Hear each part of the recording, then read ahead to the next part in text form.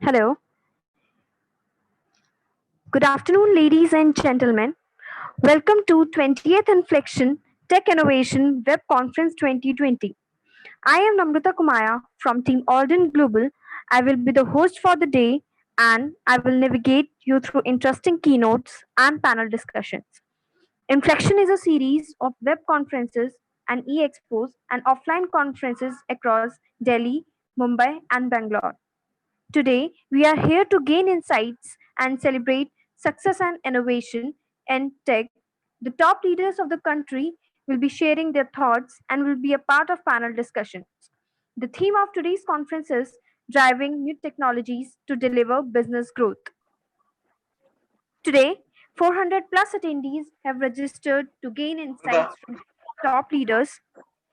Now, let's start the conference with some interesting keynote by Partha Sarati Mukhopadhyay, who is the Associate Director of Intelligent Automation from Cargill, to share his views on how RPA can be used for digital transformation.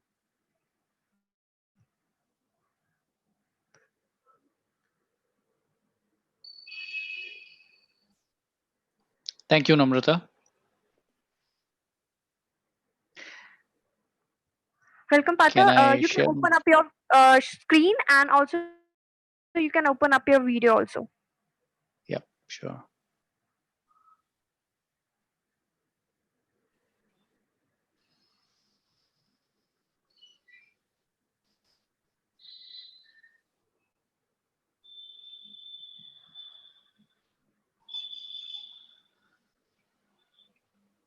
Okay, let me know when you can see my screen. Yes, we are able to see your screen. Perfect. All right. Thank you so much for inviting me, and very excited to be here and share some perspective of how robotic process automation is being used in the industry for digital transformation. What's been the journey of robotic process automation, where it is today, and what are some of the things that we expect in the coming days, right? So I'm Partha. Next 20 minutes, I will walk you through that. I am, as mentioned, I am Associate Director, Intelligent Automation. I also lead the Intelligent Automation program in Cargill for EMEA and Asia Pacific, part of Cargill Digital Labs, focused on digital technologies, how they can transform business processes, right? All right, so what am I going to cover in the next 20 minutes or so? First, I'm going to do a quick baseline setting on RPA and digital, right? Followed by a little bit on some use cases which we are seeing across the industry in terms of adoption. Then from a CIO perspective, right, what are the key barriers to scaling and what's on the CIO's agenda, right, to scale automation programs, right? RPA is one part of it, but what are CIOs looking to drive from an automation standpoint? Finally, I'll wrap up with trends and one particular use case which kind of brings everything together, right? So let me start. Right. So first of all, robotic process automation is no longer new, right? I mean, it started gaining mainstream attention about 3 years back, right?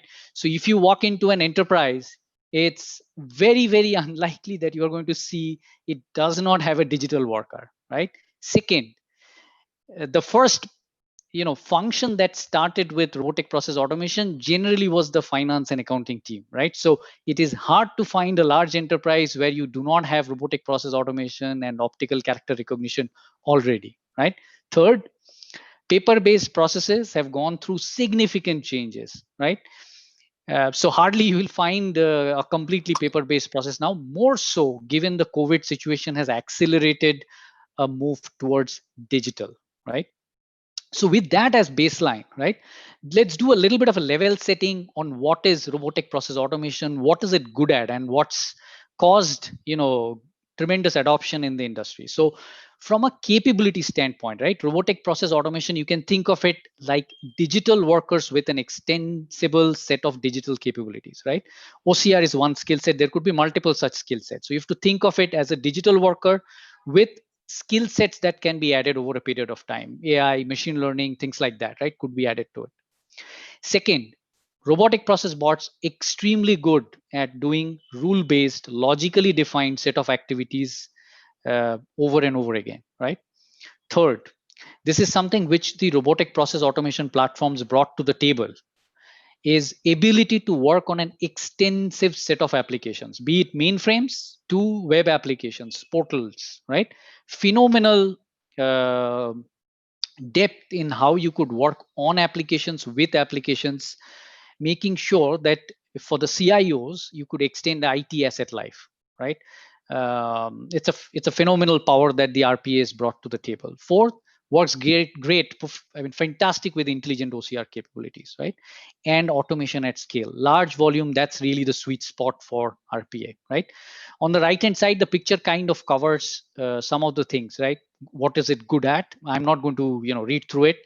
It's mainstream, so I'm assuming some level of familiarity in the audience about what RPA is. So I'm not going to delve much on it. So I'm going to get to the little bit of more interesting topics. So in short, right, in the last 3 years from 2017 to 2020, we've seen tremendous adoption, right? BFSI, healthcare, retail, CPG industries have been at the leading edge of driving that adoption. 2017, I think the RPA market was about 600 million or so. It's grown fourfold from there to 2019, and it is expected to keep growing, right? So you can see the jump that's Zenov is predicting from FY19 to 20. It's almost a fivefold increase in the enterprise RPA spend, right? Because most enterprises have adopted and they have piloted, right? I think now we are going through a phase where things are beginning to scale up, right? But scaling up has its own challenges. But what's caused this interest and this high adoption, right? Let's look at what are the drivers behind that adoption. First, implementation is quick, right? With robotic process automation, unlike previous IT implementation, which would take months and perhaps years to implement, you are looking at a 3 to 6 months implementation. Second, break even in less than a year, right? So if you have a strong business justification, you will see the project break even in less than a year, right? Fantastic value proposition for the CFOs, right? Second, ROI. If you look at a 3-year ROI, you probably will have a 200 greater than 200% ROI. Super, right? Before and after, from a process improvement, pre and post automation, you probably will see 70% improvement, right? Just awesome, right? Then this I consider as one of the biggest things, right? As an industry or as a operations shop, we are very familiar with how things work today, right? What RPA has done is that opened up a discussion on how the processes could change to look at it from a more automation friendly way, right? I call it the machine first lens, or we call it the machine first.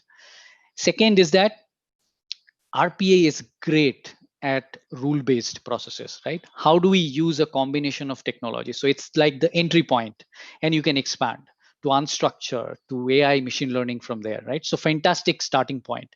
Third, I think this I cannot stress enough. The impact of doing a digital RPA project is it takes the business teams, the operations teams together with the technology teams. So fantastic influence on creating a digital and agile culture, right? So the cultural aspect of the change that RPA is driving is really really impactful, right? From a business standpoint, right?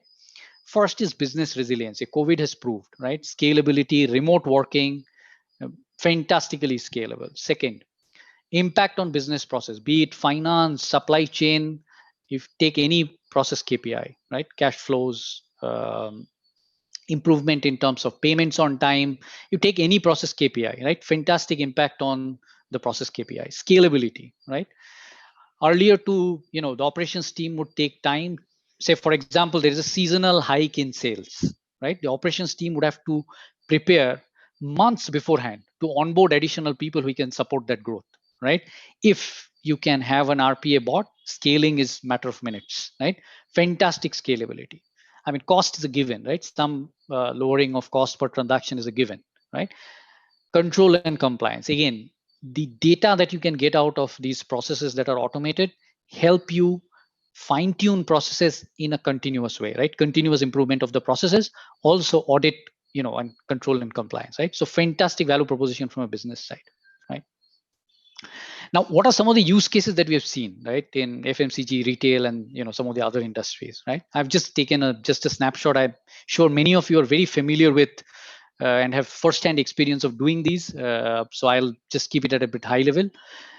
Vendor and master data management, right? Typically, CPG, manufacturing industries, you're working with lots of suppliers, lots of vendors, and year on year, these keep changing, right? Today you are working with one, next year you are working with another vendor, probably better price point, right?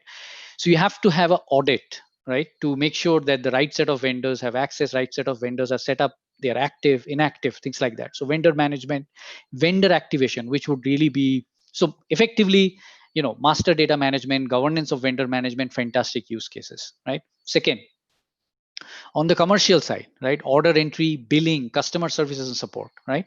RP has been fantastic both on the front office side, which is where your customer service teams, whether they handle calls, whether they handle emails, they provide service to your customers or vendors. In both sides, it's proven that it's like awesome, right? Similarly, on the inventory management, sales and operation planning, so plenty of use cases. What I'll do is that I'm going to pick one, which is the sales order one, and come back to that as a use case later, a bit later. But in short, there are plenty of use cases that are now proven in the industry. And I'm sure many of you work with consulting partners. They will tell you which are the most common industrial use cases in the industry, and what's the level of automation they have been able to get. Those benchmarks are very easily available, right? But right, with all that good stuff, having said all those good stuff, this also, I think a lot of CIOs are realizing that it is not easy to scale the automation programs, right? And I use automation in a little bit generic, not limiting to RPA, right? And I'll talk through these because I see that the CIOs are thinking through these, because these are very, very critical to scaling and productionizing uh, automation program across the globe, right? So first is the strategy aspect of it, right? Business championship is an absolute need, right? Without business championship, automation, digital transformation, process changes impossible to achieve, right? So first is the business championship. Second, which goes with the championship, is also funding and accountability to drive change, right? So important. Third is support, right? You definitely need the leadership support, while ground level support from the ops teams are extremely, extremely important to make things happen. But support from the top is critical, right? Second, when it comes to discovering what areas should you automate, right? There is this need to find strategic use cases. I think what has happened is that many of the organizations have done proof points, scaled, and it's known what it's good at, right? Question is, how do you go to the next level, picking the right strategic use cases, right? How do you pick those ones? That's at the top side, right? Top end of it. And it does not mean that you will only look at or high value use cases using RPA. It may be a combination of technologies. It may be you are driving a sales force transformation project, right? Customer engagement transformation project. And RPA could be one lever, right? There could be many levers. RPA could be one of them. But finding those strategic high value use cases where things come together to drive business impact is key. On the exact opposite end of the spectrum, but equally important, is that from your operations teams, from the ground level, you are crowdsourcing ideas, driving engagement from your business teams on the ground, collecting ideas and helping them get better with the work that they do every day. I think there cannot be a more important thing to do, right? Empowering your teams on the ground, making them feel the change, right? Helping them achieve more, right? Very, very critical.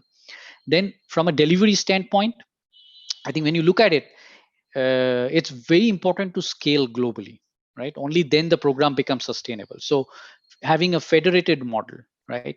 Probably a COE as a center of excellence, center of competence, but then working across the globe, setting up pods, setting up groups that work with the different business units is very important. Reusability is a key aspect, right? How do you make things reusable so that you can bring value faster, right? And finally, innovation, right? Also top of CIO agenda, right? Search for new use cases, continuous search for newer use cases where newer technologies, newer automation skill sets can be used to bring value at scale, right? Very important. And to that, I mean, I cannot stress the second point enough, that the continuous experimentation is very, very critical. Because today, when you start to look at machine learning and AI, one tool is not enough, right? You will have to use a combination of tools. In certain use cases, you will see good results with one tool versus another, right? So that experimentation has to be continuous, right? So these are some of the CIO agenda that we are seeing driving and scaling an automation program, right? What are some of the key trends, right? What are some of the key trends that we are seeing evolve in this, as you use RPA and automation to drive transformation across the company, across business processes? What are the themes that are emerging, right?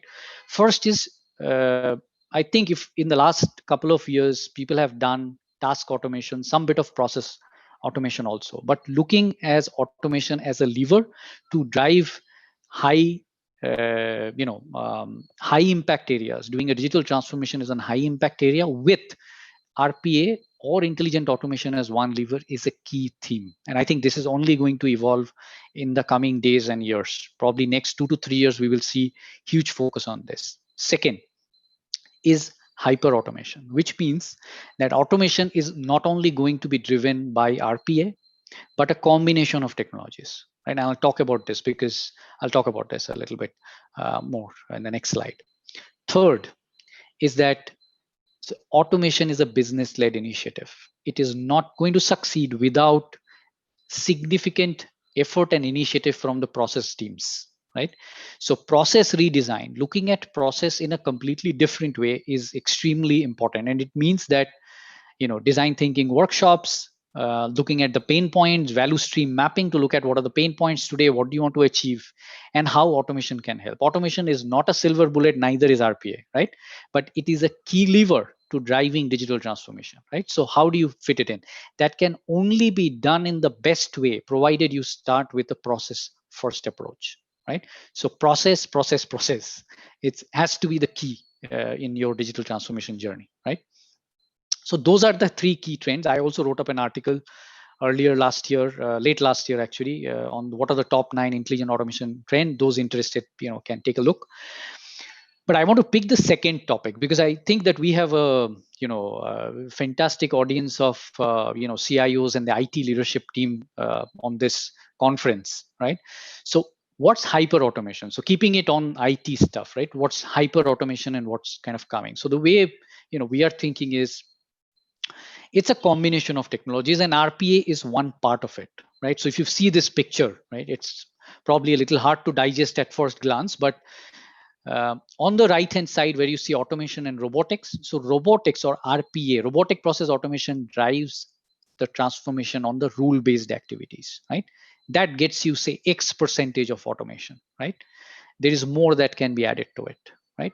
When you start thinking of unstructured data, for example, in your contract management, right, for all CPG manufacturing companies, we deal with hundreds and thousands of contracts. When you looking at contracts, right, how can you pick out certain clauses from those contracts? It needs technology that can understand contracts better, right? That's where things like summarization, clausal extraction, intelligent search comes into picture, right? That's your natural language pieces. Third, vision, right? Computer vision, invoice processing, right? While today OCR tools are pretty good, but there are still a lot of complexities. So how can you become better at computer vision, right? What components? Maybe you need significant pre-processing to improve the quality of OCR, right? So what can you drive to get better results out of your vision capabilities and OCR capabilities? Then comes the real-time, near real-time interaction, like chatbots, virtual agents, voice bots, etc. Right? And then at the top end of the spectrum really comes where you can look at a pattern of interaction or a pattern of data, and not only can you come to a conclusion using the technology as to what the user is trying to do, but also then able to act on it, right? Some of some of the industry key product vendors have come up with products. They are at some level of maturity, but then this is an evolving field. I think over the next 3 years we will see this decision making and execution coming together and taking its next steps, right? So when we start thinking of automation, it will move more from a robotic process automation focused automation to hyper automation, intelligent automation, which brings in a stack of technologies, right?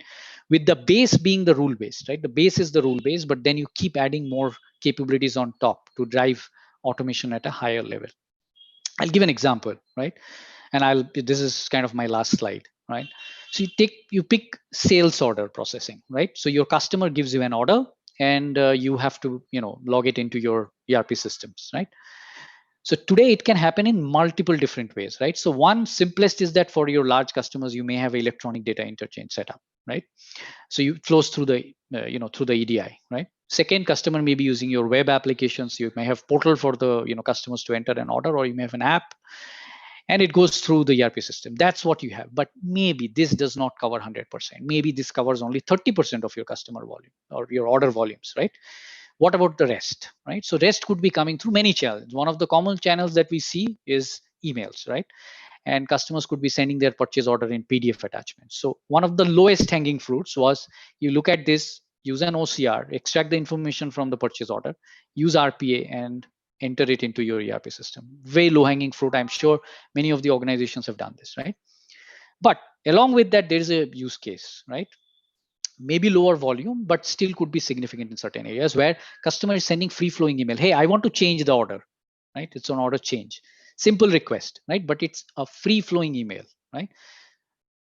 Technology was not supportive, or technology was not at a level where you could understand completely a free flowing email, but it is evolving. It's getting better and better, right? How do you make sense of what's the intent of the customer? Is he asking for a change of date? Is he asking change of item quantity? Is he asking for a cancellation of the order, right? What's the customer requesting? Pulling out the key information from that order, and then taking it, passing it on to, again, the rule based part, right? So you see the two technologies coming together. One is the natural language processing skill set or capability coming together with the RPA or robotic process automation, and completing the transaction, right? So what we'll see evolve as part of this hyper automation is that multiple technologies coming together to deliver greater extent of automation and greater extent of business results, right? And we'll see this evolve in the next several years, right? So that's an example. But I want to highlight one point, that each of these, right, has to be tagged to the business outcomes and business results, right? So your initiatives must be backed by a solid business case, right? That's very key, right? Because a lot of these, especially artificial intelligence, machine learning projects, need working closely with business, and that team effort is justified provided you have a strong business case. So I'll just emphasize that, right? Quick summary, last slide. So what I kind of covered in the last 15-20 minutes is, first is process transformation, right? Digital driving process transformation using technology. It is impacting your customer experience, how the customer sees. Like, for example, in the previous example, customers are seeing near instantaneous creation of order and confirmation, right? Perhaps it would have taken 3 days to do that, right? Very fast, equally with the changes. Second, internal employee experience is phenomenal, right? Third, process, direct impact on your process KPIs, right? Scalability, process mining. See, no process transformation is done and shut, right? It's a continuous process, and you can only do the right things provided you have the right data set. So with automation, you can capture the data points, right data points to look at, right? So it's very important.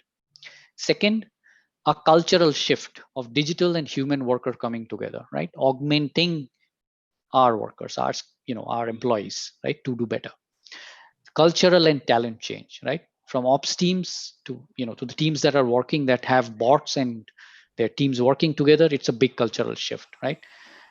Supporting that, right? Including supporting with talent, new skill sets, and so on and so forth, right? First, and from the savings and dollar savings, because I'm sure it's on the every CFO is going to ask for that. So that's there, right? We know that that's there, so that's kind of given. So in short, right, with RPA, intelligent automation, right, you basically check on your all digital transformation parameters, right? Customer first, putting the customer at the top, right? Second, driving differentiation, competitiveness, right? Data, right? Going with data. Fourth, a culture of continuous improvement and unlocking value from areas which might have been black boxes earlier, right? So phenomenal shifts, you know. Thank you so much.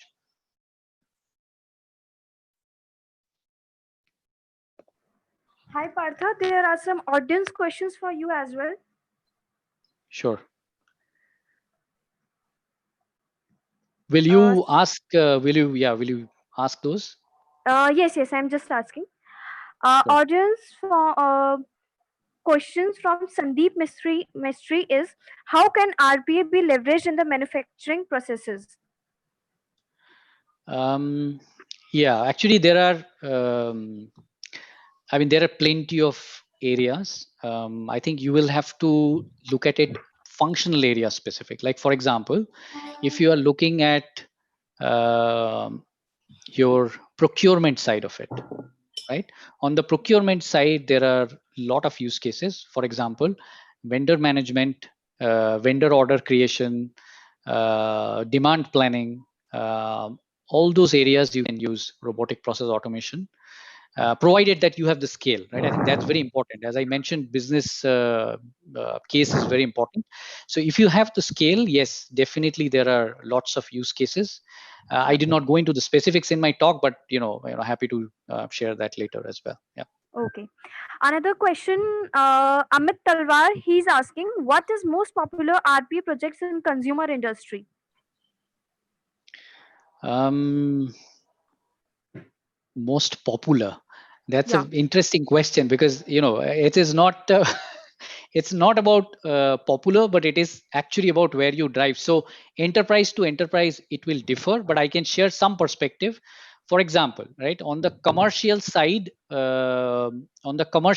right, when it comes to the customer experience part, definitely there are some areas where we are seeing lot of traction, but it is very difficult for me to broad base it and say that this is one particular use case that's getting traction.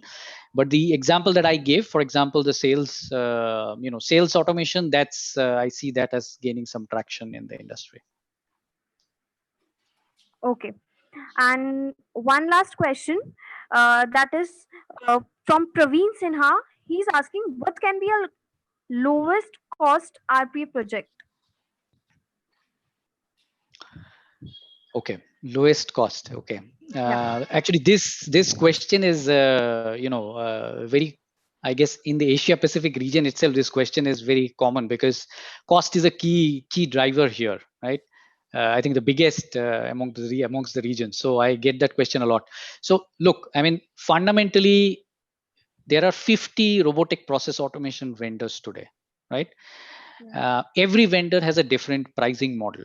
So it really depends on the scale at which you are looking at, right? For the top end vendors, the costs, enterprise grade, the costs are going to be higher, but there are many in that 50, right, which support automation, perhaps a little limited in capabilities because they are probably not as close to the best in the the Gartner rankings, but they still do a good job, right? So it depends on your enterprise's scale, but there are vendors who actually do a fairly good business case. But yes, it's a choice, right? So you'll have to decide that you want to go with the best vendors or vendors that can still support your. If you do that choice, then it will be easier for you to justify the cost.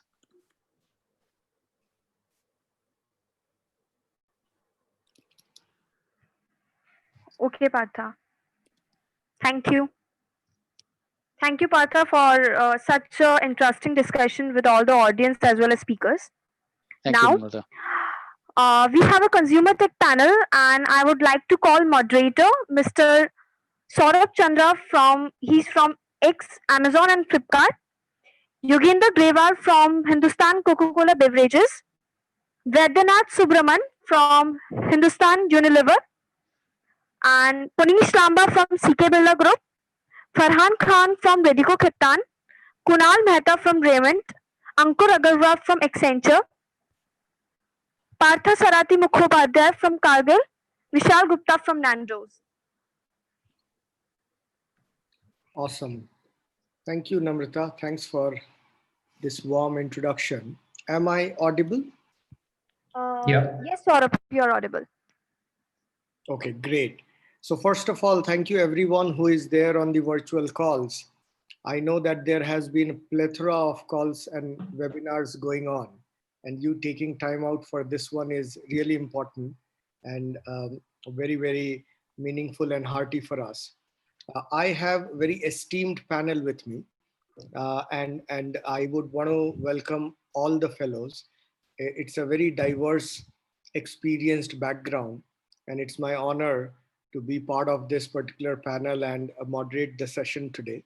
So on that note, let me just set the context as how this show would move.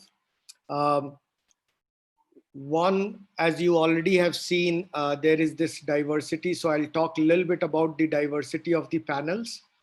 The takeaway for you is that you can keep your questions handy and therefore feel free to ask when there is Q&A. Second, we will introduce all of us briefly, and you will know more about what each of the panelists have done in their professional journey. And then the third one will be that we'll be touching upon some very important questions that are lingering in the industry. And with the change times, what more meaning it has brought to business and how every of the leader is dealing with it. So these three will be the context in terms of how we'll be progressing. And at the end, we will have some Q&A as well. So that's the plan. And without ado, let me just open up with as what the diversity portfolio means.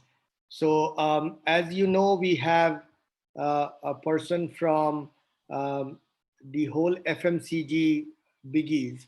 We also have diversity from uh, uh, e-commerce, IT, as well as there is a touch point on logistics. So we have representation from Unilever, Raymond's, Coca-Cola, United Breweries, one of most loved enterprises, Birla Group. We have representation from Cargill. We have from Khaitan. We have from Accenture, and we also have from Nandos India, who generally deals with various IT solutionings. So you can see the diverse richness of the background, and all are very seasoned. They have been part of the head of a country or CXO. So now you can imagine as how much of breadth of experience and dive deep of knowledge every of my friend brings onto the table. So with that note, let me open it up and let me request all my friends one by one if they can introduce themselves to all our audiences and talk a little bit about their journey as how it has been for them. So let me start with, I see Vaidyanath. So Vaidyanath, if did we lose Vaidyanath?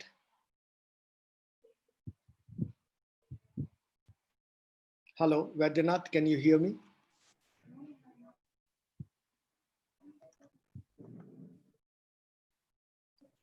Okay, I am not sure if Vaidyanath, we cannot hear you. Maybe you are on mute. Sorry. Okay. The pitfalls of working from home, being available virtual. Sorry, my network just lost a little bit of quick connect, but quick introduction about myself. I'm Vaidyanath, been with Unilever for about 13 odd years, 14 years rather. Currently, I head the technology for sales, B2B e-commerce, and route to market across the globe. I've worked across the spectrum of uh, FMCG, be it supply, planning, procurement, operations on ground, and financials, etc. At the same time, handling sales e-commerce for about 4 to 5 years now. Um, been across the globe with a year or a couple of years stint in Vietnam as well, handling LATAM, Africa, Middle East, and the other markets. So that's a quick introduction about myself. Awesome. Thank you so much, Vaidyanath. We love Yeah. Vietnam, and till now we just knew it to be a great vacation destination. We'll learn a little bit more business today from you. No problem. Absolutely. Yeah. Awesome. So moving on, and Yogender, may I request if you can just brief about yourself to the audience here? Sure, Saurabh. So I'm Yogendra Grewal. I have close to 27 years of experience, out of which 20 years in company Oriflame, where we were involved in e-commerce in Asia and services for all 61 market. Currently, I'm working with Hindustan Coca-Cola as a CTO. So we have end-to-end, whether it's a digital transformation, any solution you name it, and we have it. And I think one of my hobby is to play tennis and to simplify things. Awesome, awesome. That's amazing, and we all love Coke. We can't think life without Coke. So thank you so much. And Oriflame, I'm not sure if people know or not. It's the leading a beauty product for India. And even today, without marketing, it sells the most. So you have been part of two very ambitious brands. And thank you for taking time out today, Yogender, for joining us. Awesome. Moving on to the next friend of mine. And may I request Kunal, if you can introduce yourself.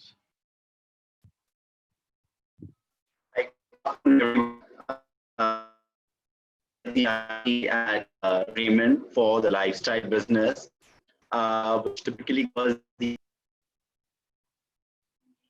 Kunal, maybe you breaking. Can you hear us?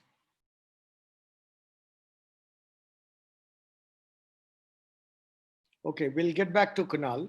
So let me request Ankur if he can shed a little bit about himself. Hi, Saurabh. Hi, everyone. Good afternoon. I'm a managing director with Accenture in India and lead Accenture's go-to-market for our technology business in India across all the industry verticals that we cater to. I've had the privilege to be in this industry for more than 20 years now, 15 years plus with Accenture and a couple of other organizations also. Working on various technology and consulting-led transformation projects for clients in India and some global clients who have had the opportunity of working outside India a fair bit, as well as with long roots in across Indian clients. Lived in New Zealand for a year. Glad to be a part of this wonderful panel and looking forward to this enriching discussion with all the senior leaders here. Awesome. Thank you so much, Ankur. And moving on, may I request Partha, if you can speak a little bit about yourself and introduce yourself? Sure. Thanks, Saurabh. Partha here. I am with Cargill for the last 2 years, but been in the IT industry for 2 decades almost.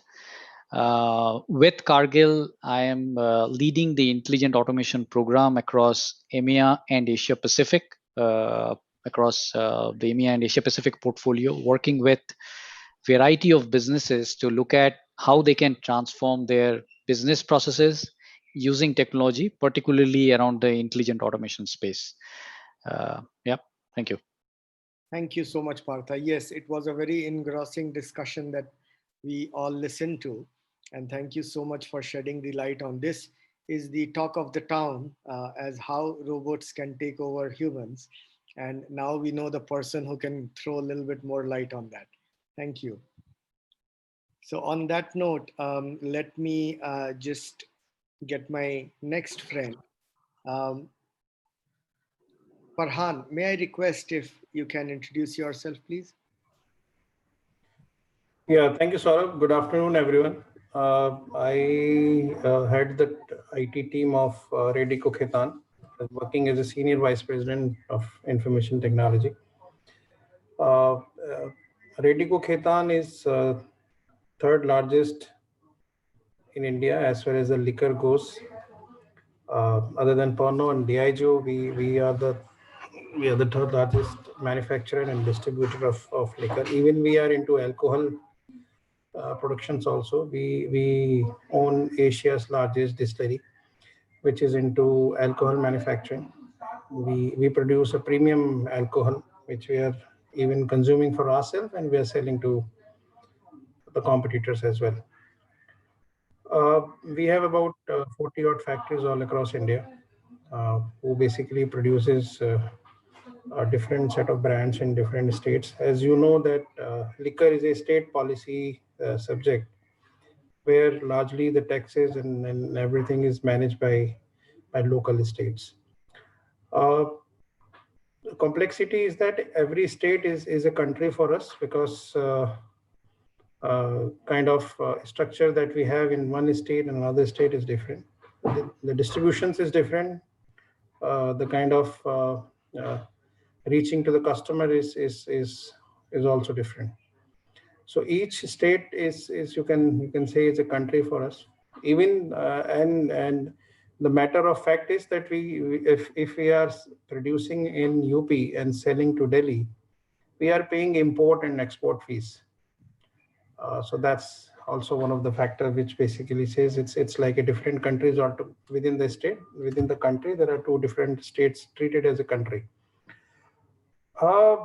As I think people was talking about, the robot now is the new normal, or the architectures infrastructure should be ready to adopt such a technology. Last year we have done some POC, and now we have adopted some robot which are working with us. Similarly, there are some states, those are also going for it. Largely state like Karnataka and Andhra Pradesh. They're looking for deploying, such robots which basically check the quantum and the distribution of alcohol across IMFL across the states.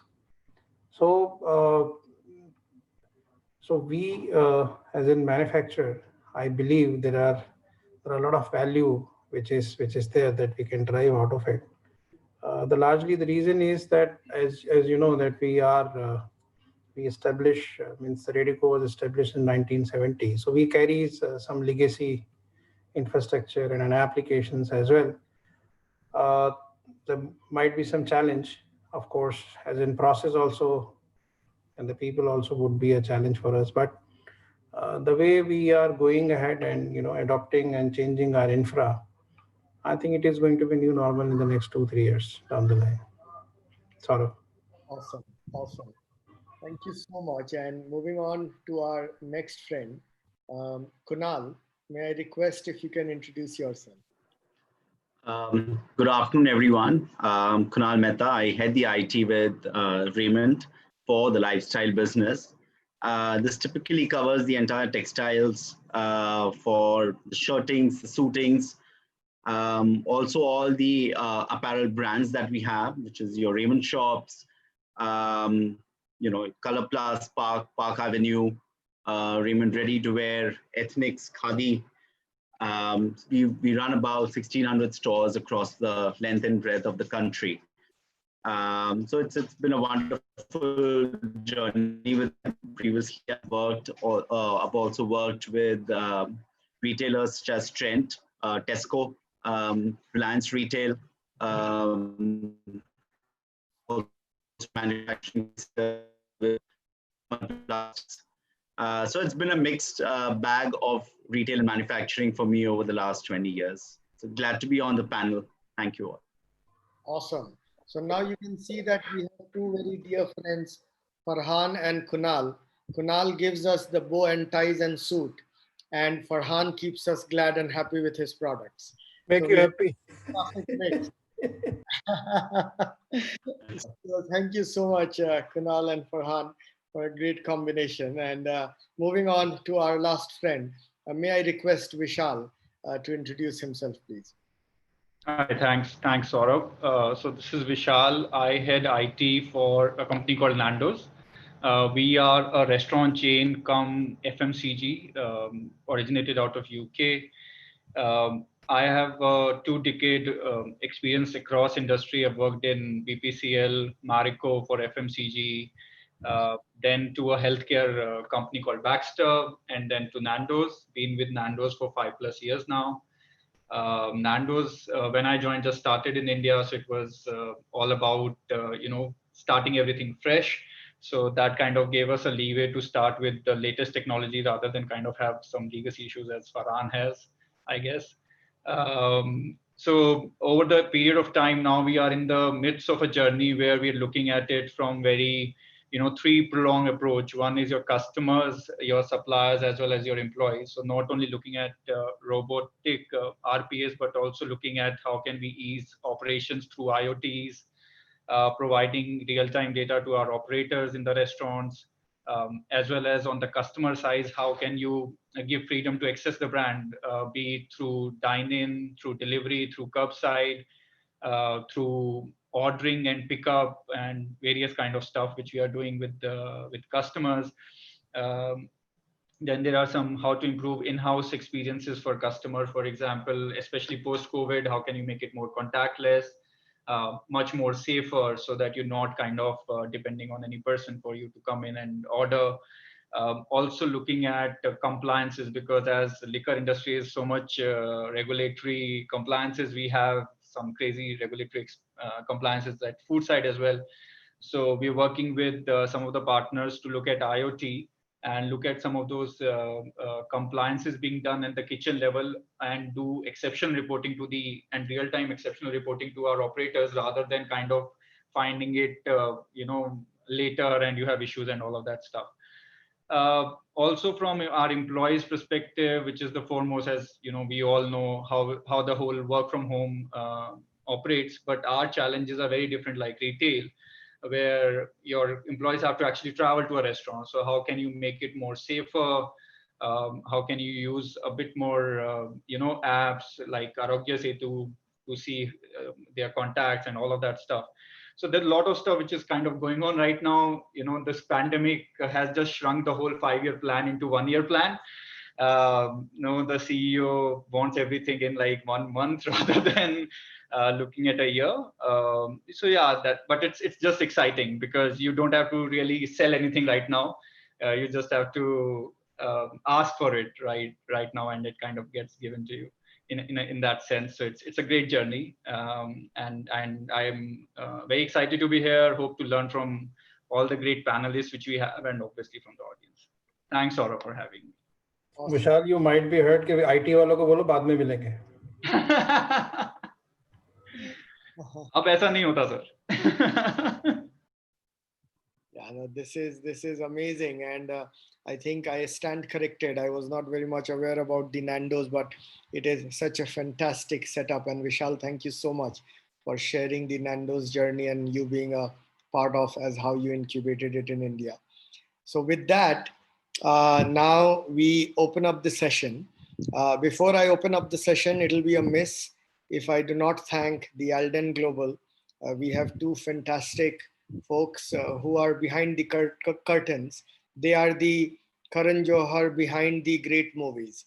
And it'll be a miss if I do not call out and thank Sandeep and Namrata, who has been a little risk taking Karan Johar's name these days. Yeah, I think we need to go back to our our traditional directors, but yeah, maybe Yash Chopra, right? So thank you, Sandeep, and thank you, Namrata, and thank you, Alden Global. Alden Global is the platform wherein we all are catching up, and it is in partnership with NASCOM. So thanks a lot for having all of us here. And very briefly, today, as you know, I'll be your host and host for the afternoon. And I come from an experience of approximately 20 odd years, worked with Oracle, CA, JP Morgan Chase, had my own company, Flipkart, Amazon, Myntra. Yes, lots many companies because I was restless. Did a little bit of gig around academics, being professor to few of IIMs, IITs, a few books, patents, research papers. Today I sit on board of few companies, have been active investor in few of important startups in A, B, C, D series. And therefore today representing all our senior readers and helping that knowledge come out, wherein all the folks who are listening get benefited out of it. So with that, let me start it off. And a very interesting question, and everybody wants to know. Let me start with at this juncture, wherein industry has taken a very different route. What is that top two things which are going in the mind of IT heads or CTOs that is priority in the organization? And maybe let me request Yogender if he can shed some light that what top two technology challenges and priority that he sees from his experience and lenses. Yeah. Thanks, Saurabh. So what, I will not mention two, but I will mention few based on my experience. If I have to redo things again, what will I do better? So I think first thing, as I said, driving simplicity is the key. And when you say driving simplicity, it is both on process and technology. Like if you do the digital transformation, any new initiative, you cannot just copy paste the old processes or old whatever requirements you have. So this is really important that we simplify, we reduce complexity. If we don't do that as a company or as a function, we will never be able to drive customer experience. And when I say customer experience, it is internal as well as external. Internal customer experience, normally people sometime avoid, or they don't focus that much, because and that is one of the key factor for making the thing successful, the project successful. And digital transformation, it should not be misunderstood. It is like replacement of the solution. So like if we used to have 90-10, 90 legacy, 10 new. Now it is 90 new technology, 10 legacy. It can vary from company to company. I think key aspect here is you should be daring enough to acknowledge something has failed. Okay, reality check is must. You need to have guts to say this is not right. I take half step back, and then you take a speed again, rather than to justify that, keep on investing time and money, and outcome will not be there. The another important thing is all these are new technologies, new innovations. So internal competence is really key. Otherwise, partners do take us for right. They learn at our cost, or not all partners. Some partners. So you have everyone everywhere. You need to just select the best one. From that. The another important factor I would like to share is the POCs. So we call value-based cases. Like I think in the previous session somebody asked a question. Like 9 out of 10 times you will hear it is at a POC level. So how how you can convert that POCs to value generation? Is it a 1 year journey, 5 months journey, or 3 years journey? And that's where you have to you should be daring enough to say that this didn't work. Let's go to the whiteboard again and try it out again. And it again depends on each organization maturity curve, where they stand. Somebody's at 10%, somebody at 60%. So one size doesn't fit all. It is based on the priority business model and what is the need of the hour. And the last thing is, it's people normally it's buzzwords nowadays. Everything must be on the cloud. Maybe right, maybe not. It could be hybrid. Again, it depends on person, the business to business partner, owners or investors, whether they have a more appetite to take risk, or they have a zero appetite, so they want to invest more. So it's a balancing act. The last thing is that the crisis part.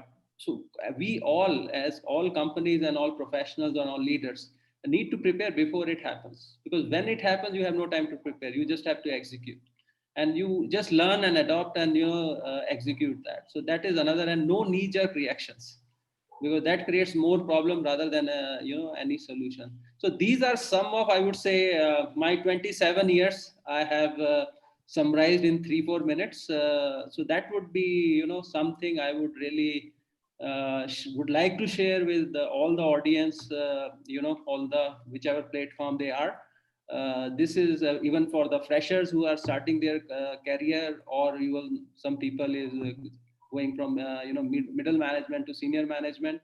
These are my learnings, and this is across markets, countries, different geographies, whether it's a CIS, Europe, whether it's e-commerce, whether it's the FMCG. I think this is applicable to all. These are some of the brutal facts, and it's a choice we have to make. Do we want to confront the brutal fact, or do we want to go with the wind? So that's all from my side.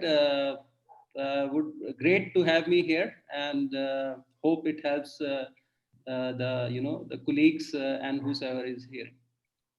Sure. Thank you, Yogender. And, I picked a word from Yogender's speech, and Farhan, I'm coming to you. And he talked a little bit about cloud. So how do you see in Radico Khaitan the cloud strategy to be? Is it important? Is it not important? Is it something that is the talk of the hour now? Is it something that is on need of urgency? Or is it something that can go slow? What's your view on this? Yeah, thank you, Saurabh. See, when the cloud came, I think few years back, we all was talking about it's a bubble or it's a new jargon which has come in IT field. But if you look at in 2020, I think it's a new normal. And the kind of pandemic situation that we are in, I believe cloud is is the only solutions that we have as of now. Uh, I can share with you one of the story which happened during the pandemic situation. As far as Redigo goes, just give you a summary of it. Other than my ERP, which is SAP, my entire application stack is in cloud. Whether it is my critical, non-critical, and there are certain applications which was not there, and we as a team, we realized that that we'll manage it somehow. And during the pandemic, and we need to access those servers, which we thought that we will manage it, and that time the entire Delhi and an office was closed. So somehow, just to get access of those application, we have to go to to get into the passes, and all these, the whole drama and happen, and then somehow we manage it. Then management also realize what Farhan is in an IT, you talk about cloud. ये कौन से बादल हैं जिनकी वो बात करता रहता है. So I believe that there is no point that we should think twice about it. We just implement it. I think most of the people, those are here by virtue of any way and means, they are using cloud because it is normal now. Because without this earlier stages, if you see, I have come from era where the IT department called is ADP. So I have seen those those time also. When we talk about, sir, we will keep these data in cloud, they say, no, don't keep my data on cloud. Somebody will come and he will steal it. You don't know what is going to be happening. Now I think those things has come up, and thanks to Steve Jobs and Android, who make people, especially the top people, realize that if you have a Gmail account, how good it is. If you change your mobile also, the data will move from one device to another device without any hesitation. Similarly, if you have Apple ID, it will help you to access your data in different devices. Now this simple thing help a CEO, MD, chairman, or a president, or senior vice president to realize that what is the Apple ID means and what is the Gmail ID means in the era of where the devices are more like a business oriented devices. So I think those small things has changed the whole paradigm of IT. And I believe that the cloud is something which I think everybody is looking for it. And I'm the one who always say that if you are going for any kind of investment, you have to look for cloud first, and then you need to see if is there any chance of on-prem. Sort of. Awesome. Great. And since we are on this topic, let me just talk about one another aspect, which is touching all the IT leaders. And Ankur, if you can share a little bit of viewpoint, resiliency. Now you have few things on cloud, you have few things on-prem, and now the debate is always about resiliency, security, uptime, reliability, availability. What's your viewpoint and what has been your experience as you would have seen it in multiple organizations? Absolutely, Saurabh. Great question, and it's been wonderful hearing both Yogendra and Farhan on their experiences with cloud and all the journey that's happening right now. Right. Um, uh, a couple of thoughts. Right. Obviously, the last few months have really stress tested the companies and their systems at an unimaginable scale. I mean, we had done a research pre-pandemic, which was across about 8,000 plus companies, wherein we had, at that time as well, we had realized that only top 10% of the companies had cracked the code on systems resilience. And they were the ones who were in a very strong position to get into the crisis. And the rest, for the rest, the gap was obviously acute. So we've identified about 6 key building blocks at Accenture for systems resilience to help clients enable a quick and reliable response to critical system vulnerabilities. Um, Obviously, the first one, cloud, the conversation that we're having right now, right? So cloud is obviously here to say we are talking about cloud first again to our clients across the board. We've announced a $3 billion investment globally to go into this business of ours. This will help navigate extreme surges or drops in demand, manage risk, deploy instant innovation, etc. But there is obviously a need to optimize cloud performance and cost, right? I mean, recent disruptions have only reinforced that the prevailing notion that cloud isn't some future aspiration. It's an urgent business mandate, but a rushed migration without a clear strategy can end up costing the business more, leaving existing legacy applications raking up consumption and costs at an alarming rate. But that said, another key building block for systems resilience is cybersecurity. Correct, which helps to secure customers, people, systems, wherever they are to counter the bad actors who seek to take advantage during a crisis. For example, a large mining company, implemented a secure, scalable access across their network to shift to remote workforce in just 3 days. But using a secure emergency remote access solution, they applied automation for setup, for configuration and monitoring, rapidly establishing a robust security architecture. Hyper automation is another key building block for systems resilience, right? Which we believe helps mitigate the impacts of system disruption, frees up human resource capacity, and streamlines IT workforce management.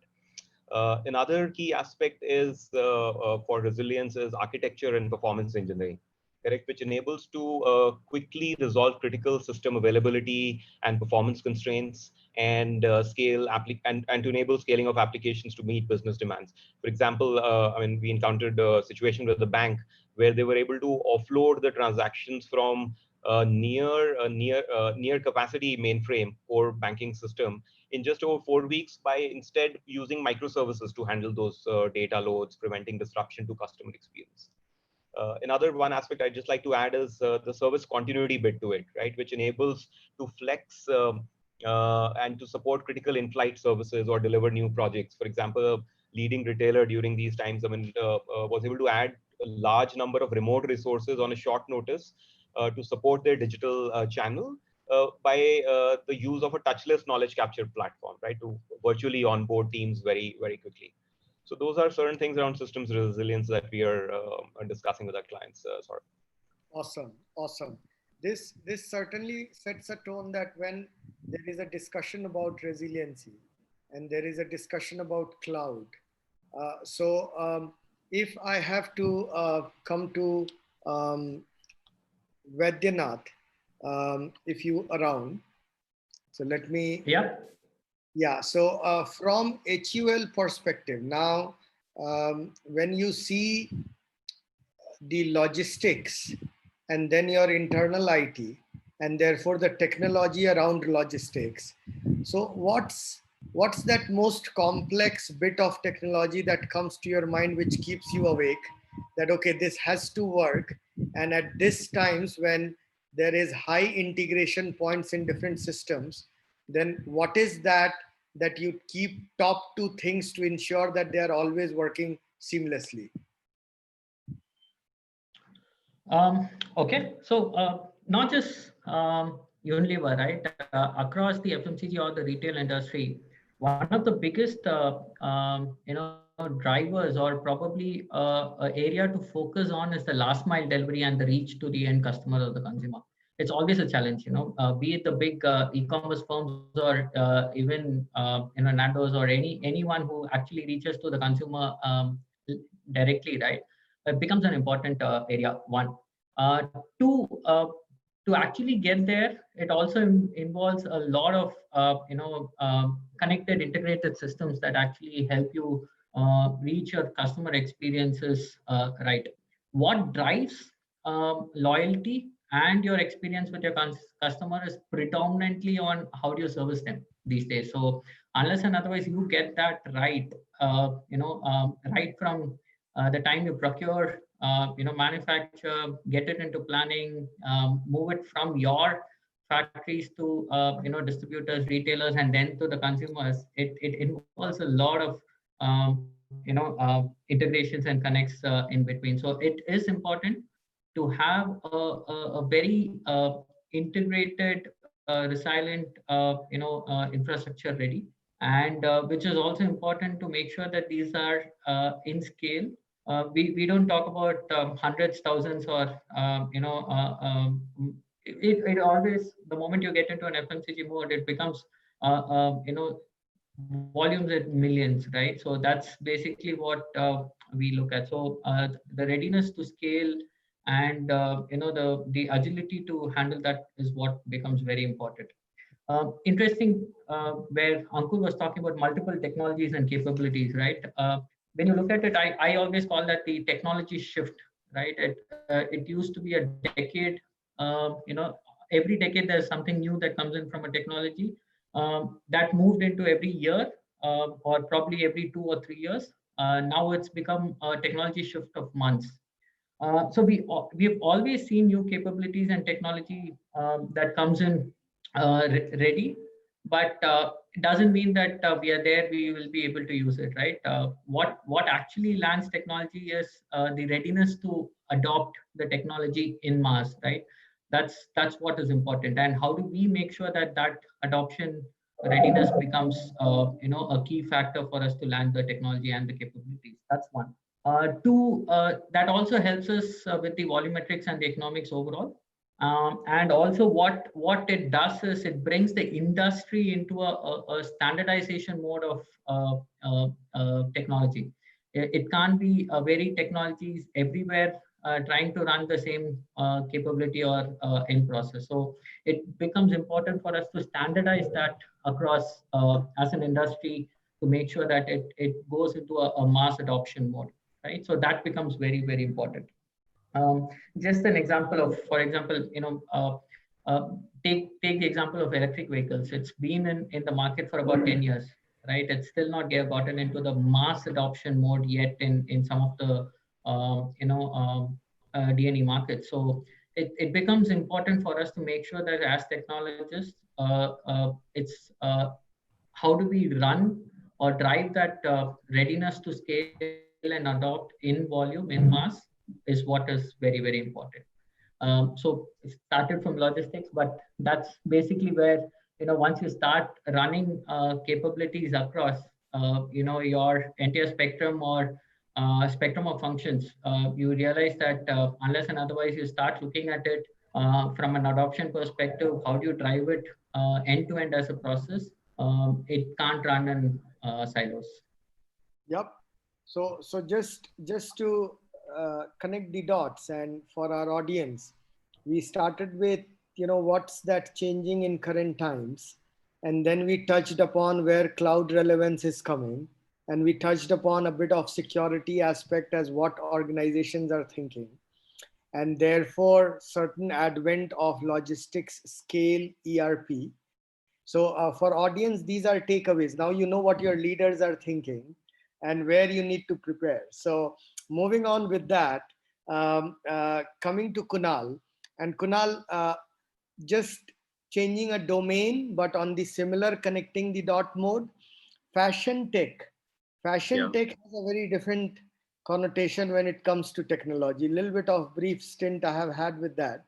But if I have to ask you, from your perspective, what you see in Raymond's and your experience, what is that one technology that comes to your mind which you are ensuring that irrespective of situation, that keeps on running and keeps on running high and good? So, a couple of things here. What we started doing from the cloud perspective about 3 to 4 years back, when we were running typical textiles manufacturing organization, we kind of started changing our strategy and started looking at a lot of cloud-based solutions for the non ERP based or the non-critical applications, more to say.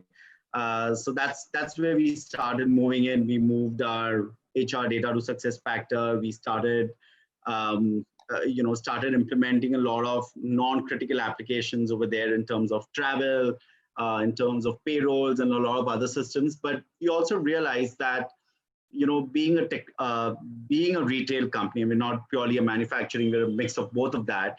It was, the customer data was turning out to be extremely important for us.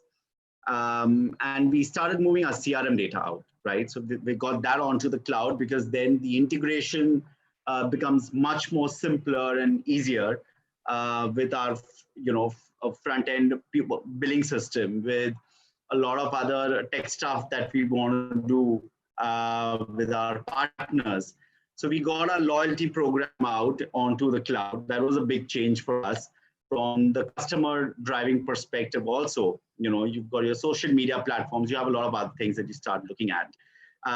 So we started moving towards the cloud first kind of a strategy over a period of time. What we've also implemented in recent times is things around 3D printing, which is turning out to be quite big, for us, where the customer walks into the store, he can actually select what kind of a monogram he wants on his, cufflink, on his scarf, ties, a lot of stuff like that, and change the entire customer experience. So that's become extremely important for us. We've done a lot of mobility work now on DIY solutions, more like design it yourself, where a customer walks in now into a store or even onto the website and designs his own products. So, we give that option in some of our Park Avenue stores, in our made-to-measure stores, where you actually get to design your own jacket and, your suit or trouser, what kind of buttons you want, what kind of a collar do you want, because the customers' trends are changing really fast, especially in the COVID times now, when the touch and feel is becoming less and less relevant, right? Safety becomes a major norm from the customer's perspective. We've introducing a lot of things around magic mirror, where you basically get to drape the fabric, on the customer and get him that feel of how the fabric will look without, touching it. So a lot of 3D related technologies have kind of come in for us. A lot of these things, even a year back, sounded quite fancy from the business perspective, because as operations, as sales, people always used to believe that until the customer doesn't touch the fabric and doesn't get a feel of it, he will not want to buy it. And 6 months, who knew something like COVID will happen, where you don't even want to shake hands anymore with anyone, right? So these technologies have become extremely relevant for us from the tech perspective. Things where the customer experience starts playing a major role. A lot of things around, RFID, a lot of things around 3D technologies, haptic technologies are also being viewed at. That's the next big wave for a lot of us, where we also want to give the customer the feel of the fabric, and that's where technologies like haptic will start playing a major role. over the next 6 months to 1 year. So those are the technologies that we're evaluating. Those are the technologies that we still look forward to. And most of the panelists rightly said that you have to go with the flow. 3 years back, 4 years back, there was a certain time in which you were trying out things. I think that timelines have reduced for the businesses, for IT, in terms of trying out POCs. But most importantly, even now, considering that you have to take the costs into consideration, that still plays a major role, especially in retail, where you're working with very thin line margins, right? You have to define what the POC is going to be like. You have to define the timelines for the POC, even if it means saying that the POC may fail. You need to define what that failure is, so that when you hit the ceiling, you know when to stop, right? And that itself could be a success at times, because you will want to be ahead of your competitors. You may want to try things out and quickly learn from it and then move on. So we do define our POCs, we do define our KRAs around that and say, this is what we're expecting out of it. Quickly learn from that, and then either work on that or get out of it. But you need to have the skin in the game along with your technology vendor to make things work. Sure. So Kunal has touched two very interesting points: a customer experience, and therefore the technologies around it. Now let me build it further. And Vishal, if I may ask you, since CX, now consumer experience, and in your world of Nando's, the employee experience, both are equally critical. Means you cannot say that one needs to be more happier than the other and things will work. So in your setup, what is that top two things you do via technology means to keep CX and SX at the best NPS? And assume if the NPS has to be 100 out of 100. What's the two things that in technological way that you are trying to put into play? Sure. So, no, as Kunal exactly mentioned, I mean, because we touch so many customers every day, it's so important. So, and as Vikram was mentioning about reducing complexity, I would just add two more to it. One is flexibility, and the other is obviously safety and security with COVID times. So with customers, there's this huge amount of debate around customer data protection. How do you use that customer data? But along with that, there's also customer need in terms of personalization, especially in a restaurant. Every customer actually wants to be known. He wants us to know their preferences, what do they order, very robust loyalty program, etc., etc.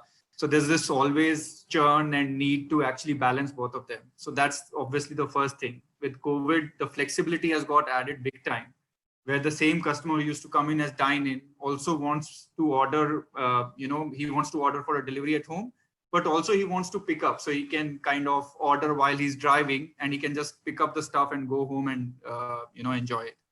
So there's this huge amount of work which we've done technologically so you can just, for example, through our app, just while driving, order. And my guys in the restaurant would only know 10 minutes or 15 minutes, depending on the time it will take for your order. They would know when to prepare it and where to. So there's a pickup point.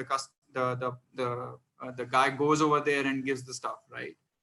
So there's this huge amount of work which is happening over there. But then also there's this whole debate around. For that, you obviously need to know the location of the customer, what he orders, when he orders, what kind of drinks he likes, when he comes with a family, what he likes, when he comes with friends, what he likes, etc., etc. So there's this huge amount of loyalty data, which we have about 200,000 plus customers. And there's this huge amount of security backup, which we do because we are also kind of covered through regulatory approvals from UK as well, which are very strict European customer data protection laws. So that's what keeps us awake. And obviously from an operation perspective, the idea is to make their life easier. And one of the things which we have done, for example, is how to automate most of their mundane tasks. So they can spend more time with customers, They don't get irritated. For example, end of the day used to be 6 hours. Now, from a reporting perspective, it's 10 minutes practically. Things like labor scheduling used to take so much time. That's like 60% automated now. We're trying to make it even more automated and more data driven. So one is obviously the time for the employees is reduced in these mundane tasks, but also the decisions are more algorithm and data driven rather than, as a restaurant manager, I think I need 20 people because of my experience in this restaurant. Then it's an algorithm which says, okay, next week, although last week you had this much sale, but next week there's a projection for rain. So your sales typically kind of go down by 10%. So the forecasting is that way, and the labor forecasting and the production or demand planning also happens that way. So while those are very basic level things, but they make a huge impact on the floor, So those two things, I guess, customer and as employees, as you said, and the safety and flexibility kind of makes a lot of difference. Awesome. It makes sense. And, since we are talking about this hops of many dimensions, and we also touched upon, technologies in logistics, in retail, in restaurant, and likewise in various other IT setup. Let me come to Partha. And Partha, you are the robotics guru here amongst all of us. Now, what has been your observation that if all these industries, and let's pick up retail as that's something which is going on a massive transformation of automation and technological change, then in that context, what is that one thing that you would have seen that has been an uptrend with respect to around RPA and robotics, primarily looking from consumer perspective? What is that one solution that is taking lots of heat and uptrend? Yeah. Sort of thanks for that question. Well, I will say that my specialization is more on the B2B side of it. Okay, so I'll make my best effort to answer that question. Right. Um, I think like Yogi mentioned, right? It's fundamentally about simplifying your processes, right? And it starts with your processes. It could be when it comes to CPG or retail industries, when it comes to, say, for example, supplying your orders, right? It could be shipping out to your multiple channels, right? You have, direct to consumers, you have your other channels, so retail stores and stuff like that, right? Some of the use cases there in the logistic and planning side of it has seen uptick during this COVID times, right? Because largely because people aren't available to support those processes, right? And there are lots of gaps in those processes today simply because of the disruption in the supply chain that COVID has caused, right? So from identifying the right supplier to shipping it to the right location, automation is seeing an uptick in those areas. Saurabh, just if I can add on to especially from a customer perspective, I'm not a robotic guru, but one of the couple of things which we are experimenting with, and especially after COVID, is auto ordering. So you touchless ordering. So you kind of go to a restaurant, there's a booth which is there. So either you can call in just by pressing a button which gets sanitized, etc., or the booth itself, you can actually order over there. And that booth actually, depending on your last choice, is actually, it doesn't show you a complete menu. It shows what's preferable for you at that point in time of the day. So those kind of things, customer complaint handling is huge happening through robotics. Because while there's personalization, but there's also a lot of complaints which are normal and can be rule-based, solution-based, and all of that. So those are the two things which I have seen, at least in my industry, from that. Awesome. No, Sorry, Saurabh, my question to Vishal. Can I ask simple question? Sure. If you allow. Please go ahead, Farhan. Vishal, what is the roadmap for the augmented reality in your industry? It's very difficult to say right now, Farhan, but there are a lot of people experimenting with it, especially now that nobody wants to kind of a waiter or a person nearby for ordering. a lot of people were experimenting, not very successful at that point in time. But I feel now with no waiter being there, it will can kind of increase, but in a very nascent stage at this point in time. Okay. I'm sure in retail, especially in fashion, I've seen some used cases over there. Yeah. I mean, we've evaluated a couple of use cases for our businesses, but it's still in the nascent stage where we need to have very clearly defined roadmap in terms of how we want to take it forward. But yes, fashion industry, especially in Europe, they've been trying to have some of these successful pilots over there with some of the larger brands, and they're seeing a lot of success over there. So hopefully, I think over the next 6 months or so, we will see some benefits coming out of that.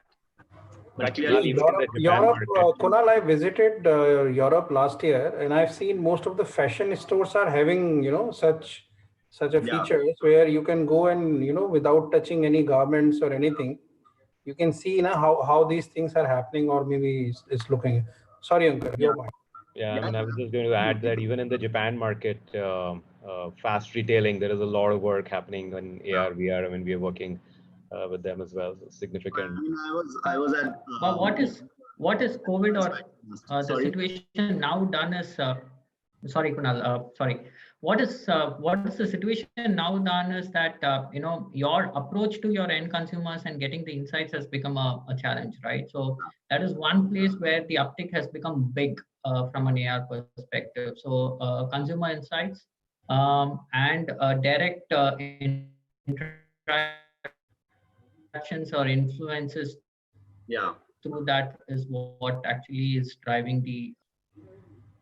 Right. I think we have hijacked the agenda of Saurabh. Sorry, Saurabh, for this. Not. But the current situation that we are in, there are certain technology which really help.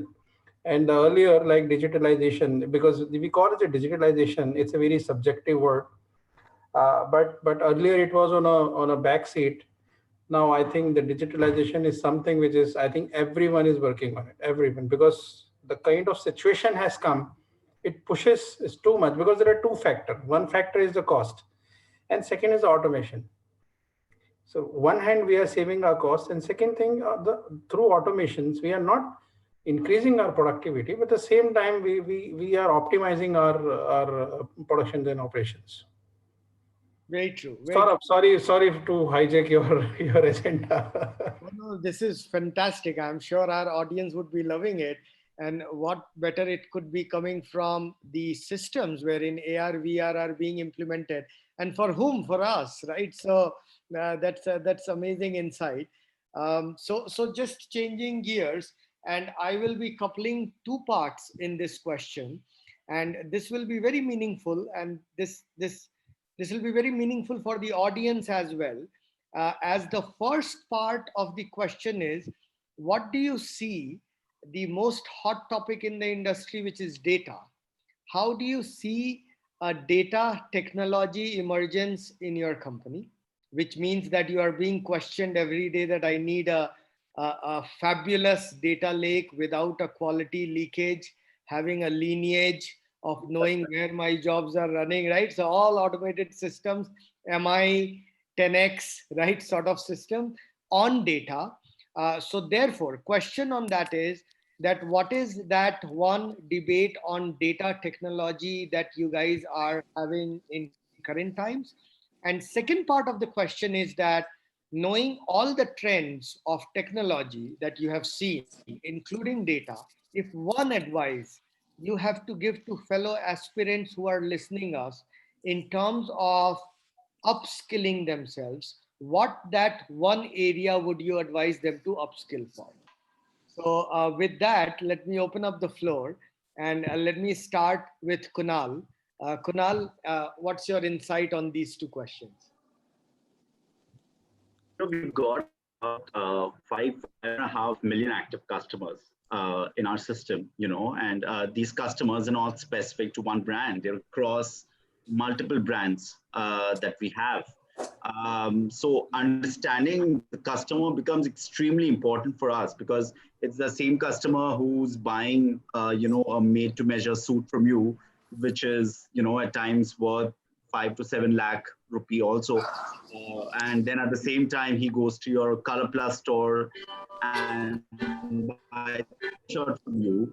And during the wedding time, he also goes to your ethnic, buys a kurta pajama from you. So understanding this customer through different channels becomes extremely important for us. And hence, that's kind of in terms of complexity.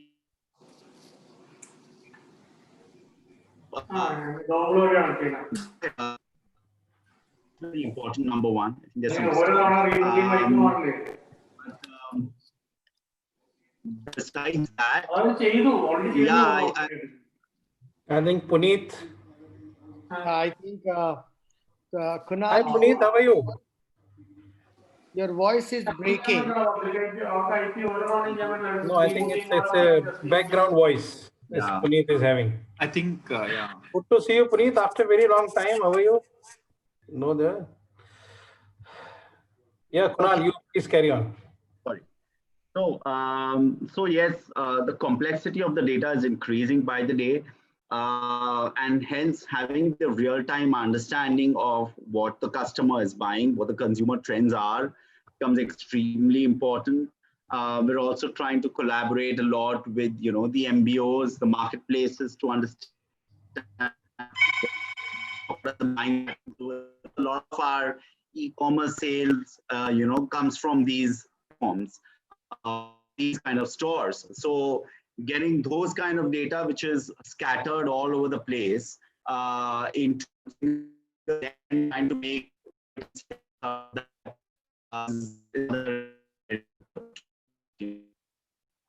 So Kunal, you are breaking a lot, and maybe I'll get back to you. We are not being able to hear you properly. Okay. So we will get back to you. Maybe in the interest of time, let me ask Farhan. Farhan, what's your view on this, and would you like to share these two parts? One, what is that one data tech debate happening? And second, what is that one advice that you would give to fellow attendees to upskill themselves? So I think it is very clear, and it is predominantly very clear. As you know that we started in India. I'm talking about in India. We started ERP journey in 99, in 98, 99, right? BAN or whatever, and then SAP came in 99. Some failed implementations, and then the successful implementation. And we have seen all these era. Now we are in 2020. That means a company who has established ERP in 2002 or 2003, or maybe by 2007 or 10, they have ample of data. For example, if you look at me, I implemented in SAP in 2003. So I am having about 17 years of data. Now, I think everyone knows about it. The data is a new oil. We all know. Now, why? The reason being that we all know that what is the importance of a data in a business, and in a new dimensions business as well.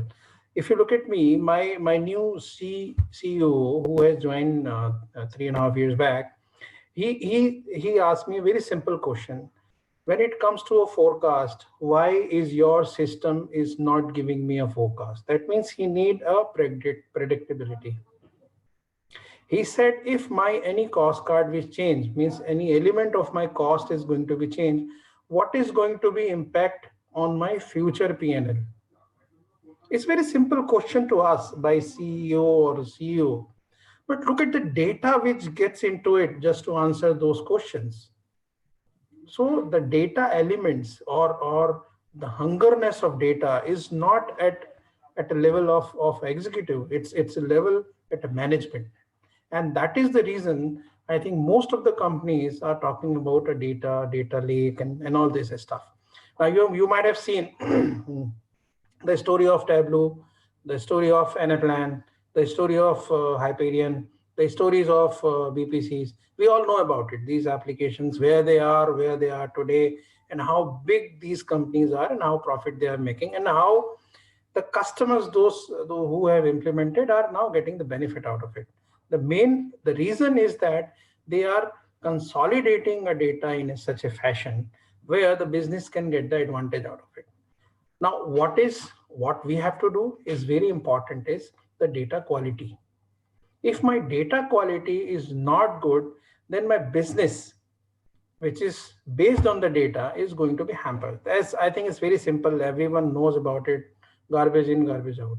So the data quality means we need to see at the ground level how people are using a system, how we can help them, because they are the main warrior who is going to help to design the best of data lake, which is going to be happen at the management level. So that's my 2 cents for you, Saurabh. I think just like to add, Saurabh, to what Farhan was mentioning. I think interestingly, as everyone was mentioning, data, everybody understands the importance, and everybody has loads and loads of data. It's about moving on that journey of having data to see what insights you can get from that data, to take meaningful actions from those insights, and then eventually driving business outcomes, right? Now, what technologies enable this journey, what business levers one needs to adopt, what organizational changes need to be done. Technology can obviously, and there are heaps and loads of technologies out there, but that data to insights to actions to outcomes is the journey that every organization needs to move and is striving towards it. Yeah, yeah. So if I may ask, and Farhan, Kunal, and Ankur, what is that one tech advice to upskill that you would give to the folks who are listening you? Farhan. I think it's very simple. I think the advice to them is to have a data strategy in place. It's very important Okay. because most of the companies, those are, as I said, we are 2003 implemented and now 17 years. There are chances because there are some legacy also that we are carrying, right? So data strategy is very important, which has to be aligned with the businesses. As I said, my CEO is asking something else, but my MD and chairman asking something else. So data strategy with respect to my business objective and missions and vision has to be in place. Got it. Excellent. Kunal, what will be that one tech upskill advice for the folks who are listening you? As Ankur rightly said, I think it's having a complete understanding of your data really is going to be the key and challenge for any organization. Having that strategy in place for the CXOs and the CEOs, most importantly, is also going to be very important. I think a lot of people are just asking for data, but a lot of people are not even sure about what they want to see, right? So that's to me that's the key, really, to define how do you want to see it, what time do you want to see it. Real time data can be made available.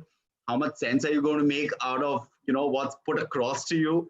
I think to me that's the biggest key. Technology is out there, and you've got partners like Accenture to help you out. We work a lot with them, but is the business ready to see the data or what they're getting and make sense out of it? To me, that's the key.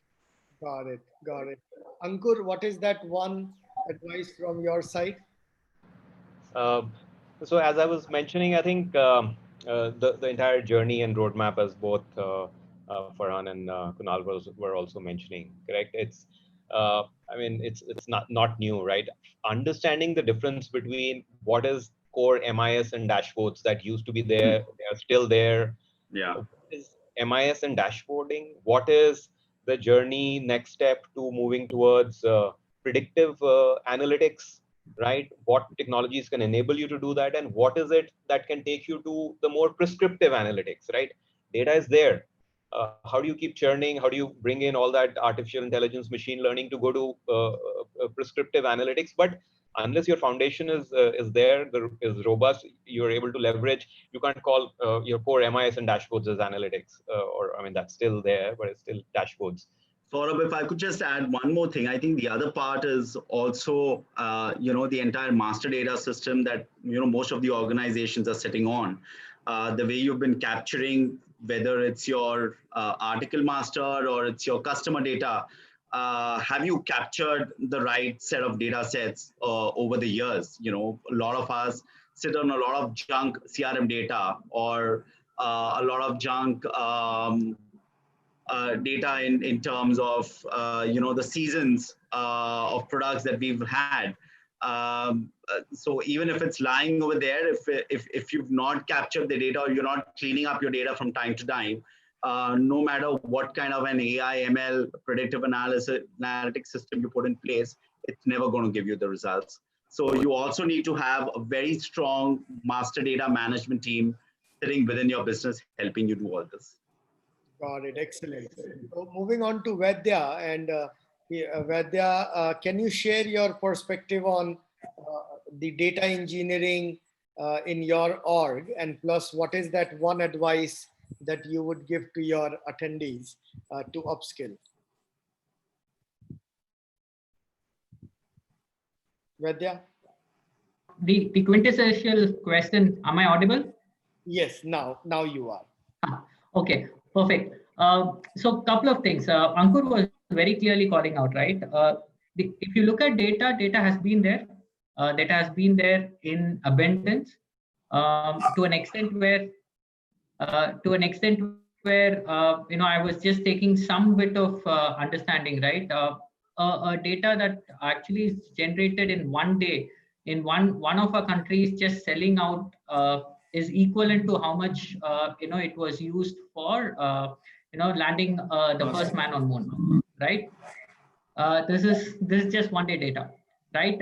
So it's important for us to move from data into insights, move from insights to action, focused actions rather, and from there predictive and prescriptive analytics. And to be frank, we have been in the predictive analytics space for close to about 4-5 years now, driving very specific predictive analytics on ground in the market. So I'm calling out numbers in billions, right? When a salesman goes to an outlet, we serve about 6 million direct outlets and 12 million indirect outlets. But when the salesman is in the outlet, you can't sell all our products, about 400, 500 products to all outlets. So telling the salesman on ground when he is there selling his product, what to sell, what will sell right, and what he needs to sell there is what is important. That we've been doing for about 5-6 years across the markets, across 35 odd markets. Now the second point there is from predictive analytics to prescriptive analytics is where we are moving to. Perfectly what Ankur is calling out, right? With the digital space heating up, and it's not just the physical reach that is important. It's physical reach is just about complementing the digital reach now, right? Every big company is looking at how to get that digital reach and the influence with the end consumers. So now with your next step, moving from a predictive analytics to a prescriptive analytics will actually mean that how do you prescribe the right kind of capability that a retailer or a consumer should probably be looking at, and influence that kind of thoughts across is what is the next step. For all this, rightly said, the base needs to be there. You need to make sure that a good amount of historical data is studied right, put into right use, and then that is what actually gives you that comfort in both predictive and the prescriptive analytics going forward. So you're right. So to a large extent, we are there in the prescriptive analytics stage in most of these areas from a sales perspective, specifically on both direct consumer e-commerce and B2B e-commerce, where we are actually looking at it now.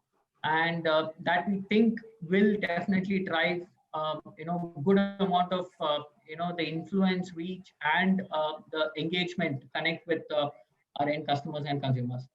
One thing that needs to be really looked at is beyond prescriptive analytics. How do you move from a mass localization into a very focused personalization for every customer and consumer is what is the next step, and how do we get there is what is important. Sure.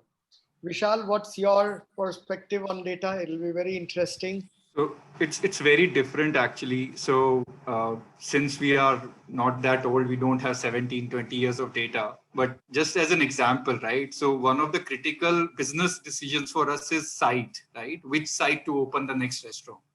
And for that, actually, you don't have any data in-house.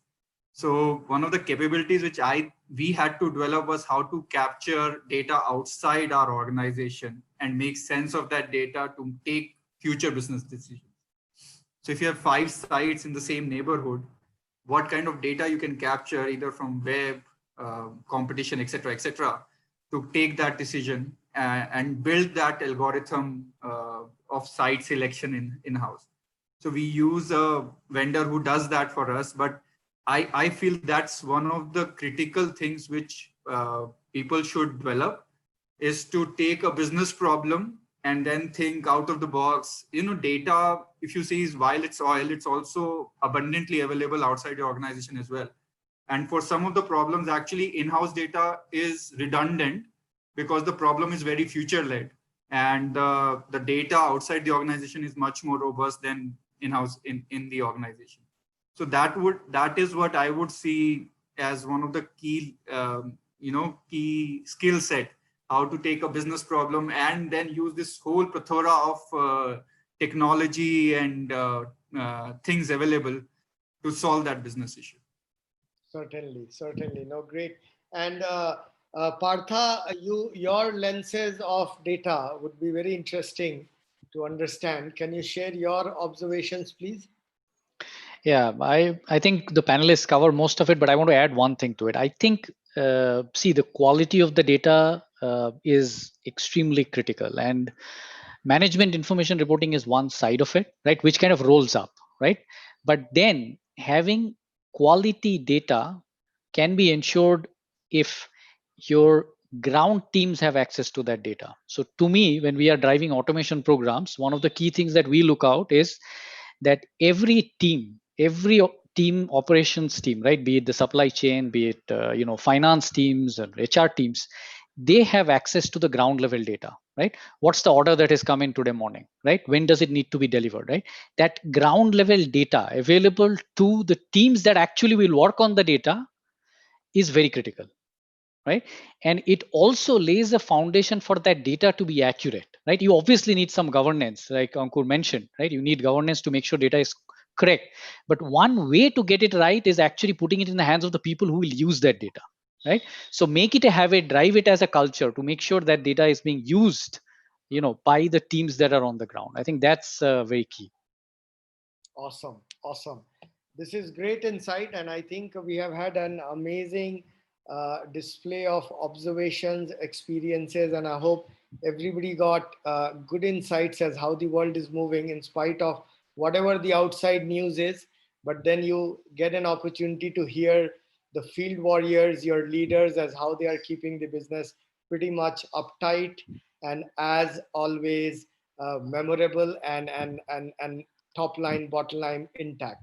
So with that, thank you so much, everyone. And I would like to open it up for a few questions. I know we are constrained of time. So Namrata, for how many questions will we have time? There are 3 questions from audience side. Okay, and what those are? Yes. Um,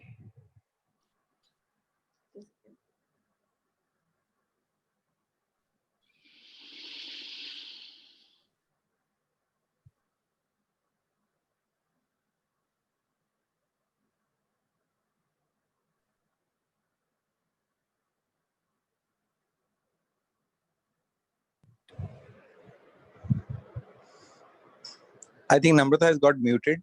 The first question is from Mohammad Irfan, and he wants to know what is the biggest problem on the shop floor that technology is solving in the pandemic situation. Okay, so biggest problem on the shop floor. Okay. Shop floor. Okay, so maybe if I may request Ankur, you would have consulted lots of retail giants. And this could be one of the things that you would have observed. Do you want to share your experience on this? So I think there are many shop floor so-called pilots or challenges that are getting addressed, right? They are and various pilots that are being done a whole lot around IoT and data capture, around control towers and dashboarding being done, or remote maintenance assistance, and RFID tracking that is being done. How do you ensure health and safety of workers in this time? How to do the rostering and scheduling? Because overall benefits that manufacturing needs to see is around equipment uptime. It needs to see around the overall production quality and flexibility in production, especially in the time of the pandemic. So these are certain areas which are being looked into and being addressed by various technology levels. Sorry, Saurabh, I think you're on mute. Aha, thank you. Thanks, Ankur. I was just asking Kunal. Kunal, do you have any real-time perspective on this from your lenses? So, what we've been implementing a lot in the recent times is one around store training staff. That's become extremely critical now for us for providing trainings to the ground staff, because a lot of physical training has gone away. That's number one. Things around store checklists, store operations. Those are the other things that have now started playing a big role. From the store operations perspective. And a lot of things around customer, like we said, there's a lot of customer interactive apps that we're working on, where we're trying to remove the physical touch and feel at the store level, and at the same time keep the customer experience intact. So these are a few areas that we're working very closely with. We've already implemented some of them, and some of them should get implemented over the next couple of months. Got it. Awesome. I see one hand raised, and this is from Punit. Punit, you want to ask something?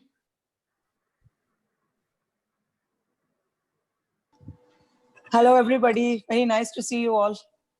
Good afternoon and welcome on board, all my fellow CIOs. I've put across two questions, which is like related to one, like, see the what we talk about data today, we do have the algorithms which play a very big role in terms of defining the data, in terms of, in case like we have to make any historical patterns or anything based on industry specific, it depends from customer or depends from industry to industry. But do we really think these algorithms, when embedded with the artificial intelligence so-called today, when we embed them as the decision making engines for our future roadmap, does really play a very big role? Has anybody done some work around it, and will be able to give some study on it? Because I've been trying to do, but as I say that 50% I've been able to get the real benefit out of it. I'm still I'm still some in silos. It's everything is in the air. I can't find any decision algorithms which can decide me what could be the future applicability, especially as far as financial services are concerned. But it may vary from industry to industry. So I just put this question. Sure. So maybe Partha, you want to take up, as are algorithms really important, or can there be a different dimension to look at the whole AI virtualization or the intelligent systems? Actually, Puneet, could you clarify your question a little bit? So sorry. Okay, sorry, you can go ahead, please. Yeah, his question is, do you think the algorithms really play a key role in these historical patterns from different industries' perspective? Do you think algorithms are important when these smart platforms are being built? Yeah, I definitely think so. I think We heard some examples from Raymond. We heard some examples from Nando's on how they're using data, right? Particularly when it comes to customer personalization, the personalizing the customer experience, right? Those are like totally based on data, right? When we look at Amazon, right, Netflix, the recommendation engine is also based on data, right? So it depends on the particular use case, right? And it will not apply on certain cases. Let's take an example, right? With COVID itself, right, the customer behavior has changed, right? Can you exactly use what it was earlier? Perhaps not, right? So disruptions can cause breaks in that historical data, but depending on that particular use case, I definitely see that it can bring huge value. But again, I think it is a generic, Puneet. My answer was still a bit generic, right? So Yeah. probably yeah, probably if I knew the use case a little more specifically, I can give you a better answer. Yeah, let me put it in this way, Puneet. If I have to share a little bit of experience, algorithms come from the concept of probability theorem. Probability theorem has certain maths embedded. Those maths are known as, there are theorems known as Bayes theorem, which says that what is the probability of B to occur if A has occurred in two variable dimension. So that is Bayes theorem, that is an algorithm. Then comes Poisson rules. Poisson rule says that if you want to predict an occurrence in a spread of time, then what is the probability of occurrence? Then comes ANOVA regression. ANOVA regression says if two variables are acting, which means, let's say your tire air in a car and your fuel is less, what is the probability your car will stop? Right? So these are algorithms, and there are many. I have list of it. There is a fantastic book, but the viewpoint that I have seen is that these algorithms are what you embed into the system for prediction. So in short, I think all my friends, Kunal, and even you, Punit, I think you knew all this. You were just trying to understand as how relevant are those in current world. So unfortunately, we cannot ditch the basics. We still have to go to the books of probability theorems. I know R.S. Agarwal of those days, who was daunting, but that was basic of probability. Now the advanced has come, and unfortunately, we have to refer those. Saurav, So, you took us back Saurabh, into class. so, Saurabh and Punita, sorry, I'll just quickly take the question with a very specific example, right? So to answer your question, without batting an eyelid, I would say yes, it definitely helps. With historical, data and patterns, building in the right algorithms does make a lot of sense, right? A simple use case that we have done from a Unilever perspective is, like I was giving an example of, when the salesman being in the market, he every outlet that he has to visit, he has to probably look at about 200 300 products that he carries, which he needs to sell in the outlet. And not all outlets buy the same set of products. Not all outlets have the capacity to buy, or the pocket to buy the products. At the same time, not all outlets are in regions where the products sell right. So what we've done is, based on historical patterns, based on the algorithms, exactly what Saurabh was calling out, to a large extent, random forest theorems, or Bayesian analytics, etc. But having said that, what we do is, we give the salesman in hand about 20 to 30 products to sell in small outlets, or probably 50 to 60 products to sell, which is focused selling in those outlets. Anything over and above that, if in case the outlets or the retailers want, more than happy to sell. But what it does is, it takes that the variability of intellect across the salesman. They are predominantly high school pass or secondary pass to a large extent, right? To make sure that you give them the right insights and inputs for them to do what they do right, which is selling, and give them a very specific action to sell what sells right, in which product, which area, which region, to a very the minutest of details, for him to actually go and sell helps. So we have seen an uptick. It has been 3-4 years. Every year on year, we have seen uptick in this. What we have done is as we grow on this journey, the probability of selling is what is actually reduced. So when you look at what you look at, probably about 30% probability of selling to start with, right?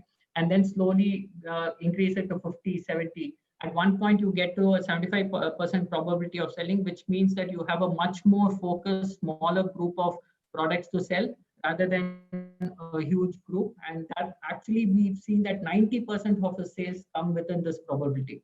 So it's a big uptick for us that we've seen, and we've been able to actually move this to the new digital world as well, from just the salesman based selling to e-commerce and B2B e-commerce as well.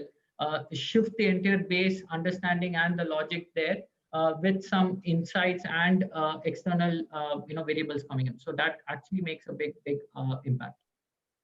Awesome. Awesome. So I think, you know what, Alden Global has lots of other interesting things lined up. And with that, I would like to thank all my fellow friends. I would like to thank all the audience attendees and the people who have asked questions. Hope there is some meaning and value out of this conversation. And maybe we will give it back to Namrata, and wish everyone all the luck. Stay healthy, stay safe. Saurabh, a big thank you for moderating this wonderful session. Yeah. Yep. Thank Thanks, you, Saurabh. everyone. Thank you, Saurabh. Thanks, Panelists everyone. as well. Really great discussion. Take care, everyone. Stay safe. Thank you. Thanks, everyone. Thank you to all the panelists for making this rich discussion. Moving on to the further, we have a lead talk, artificial intelligence lead talk with Mr. Nitendra Rajput, who is the Vice President and Head AI at Mastercard, to share his views on scaling AI, pushing the frontiers on every part of the stack. Thank you so much, Namrata. And Hi, Nitendra. I hope I am audible. Yes, you're audible. You can share up your screen as well. Perfect. Thank you so much. So let me just share my screen here and let me know when it is visible to all.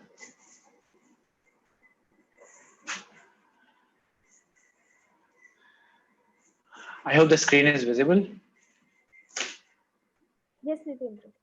Okay, perfect. So Namrata asked me to talk about scaling AI and also how it is pushing the frontiers on different parts with respect to the way we have been living here. So this is what I thought I can talk about. And I want to share some stuff with you on which you yourself would want to work on it. And hopefully you'll get excited about it and you can figure out what are the possibilities of AI going forward. And I won't do anything. And this very well relates to the painting that is there from Escher. And Escher is famous for making these paradoxes. So the painting that you see on the right, the hand is making itself, which is what I want you to do, to think yourself, and I just become a pencil through which you can think about possibilities.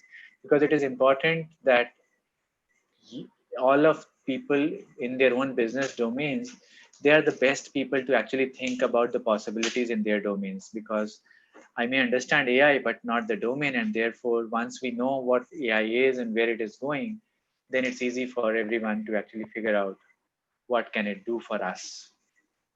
So to start with, I want to ask some questions, and I know it may not be as interactive here, but what I wanted everyone to see is to have a look at this picture and then think about what they see in this picture. I don't know if there are people who can unmute or type on chat, that'll be good enough. Otherwise, there are people on YouTube. Sorry? World map. World map, okay, perfect. So yeah, some people do say it's a world maps and so on and so forth. Even if you're not answering, at least think about it, what you think it is. And now you just focus on what you had thought, and then look at this again when I play it. Now this is in motion, and now tell me what it is. It is a dog. Yeah. Which breed is it? Lebra. Dalmatian. Yeah. See, this is what happens. I mean, there are very few points in this image, only like less than 10% points. And with these 10% points, especially it was difficult for us to figure out what it is when we looked at an image. Some people would have still figured it out. But when you start to see it in motion, still the number of dots are very few. But you are able to not only figure out that it is an animal, you are able to figure out that it is a dog. Some people will be able to figure out that it is not just a dog, but actually a Dalmatian. Some of you may actually be able to figure out that this is not my Dalmatian, but some other Dalmatian by recognizing the gait and so on. So this is what your brain is capable of. By looking at a very small percentage of data, you can actually find out the identity of a person. Or, I mean, now from a finance perspective, and I don't mean it literally, but think of this dog as your customer. When you have a static view of your customer, you may make out something, you may not be able to make out something, but when you see the customer journey over a period of a few years, which means you see the customer moving, then just by very few data points, you will be able to identify what this customer is. And once you know that this dog is Dalmatian, you actually then can figure out what is the kind of food it likes, how safe it is to be with them, what are their properties, are they friendly, not. Thousands of things that you can figure out just once you know that particular breed. So that is what our mind is capable of. And just with a very small amount of data. And why is this important, especially in the finance world? Actually, it is important in the entire industry. But in the finance world, it is important because there are many things that are required for us to make the right decisions in finance. So we have some data about a customer. How do we get that data? They fill up a KYC form. 10, 15, 20, 35, it may have 40 fields. That can't actually help you explain the entire life of a customer, right? There are only very few points that are available within KYC. Okay, maybe you are a bank, you get some transaction details about a customer, but that customer may be doing many other transactions through cash or through other banks and so on, which you won't get a view of. Again, you have only few data points rather than the entire picture, right? Similarly, when you come about past experiences, which means how the customer has behaved in the past and so on, you may be able to figure out since that customer came to you. How was his past, how was his childhood, and so on and so forth is not available as much. Again, missing data, right? Then external information. Do you actually know that this customer works for that particular company or this particular area? Is that safe job? Is it not a safe job?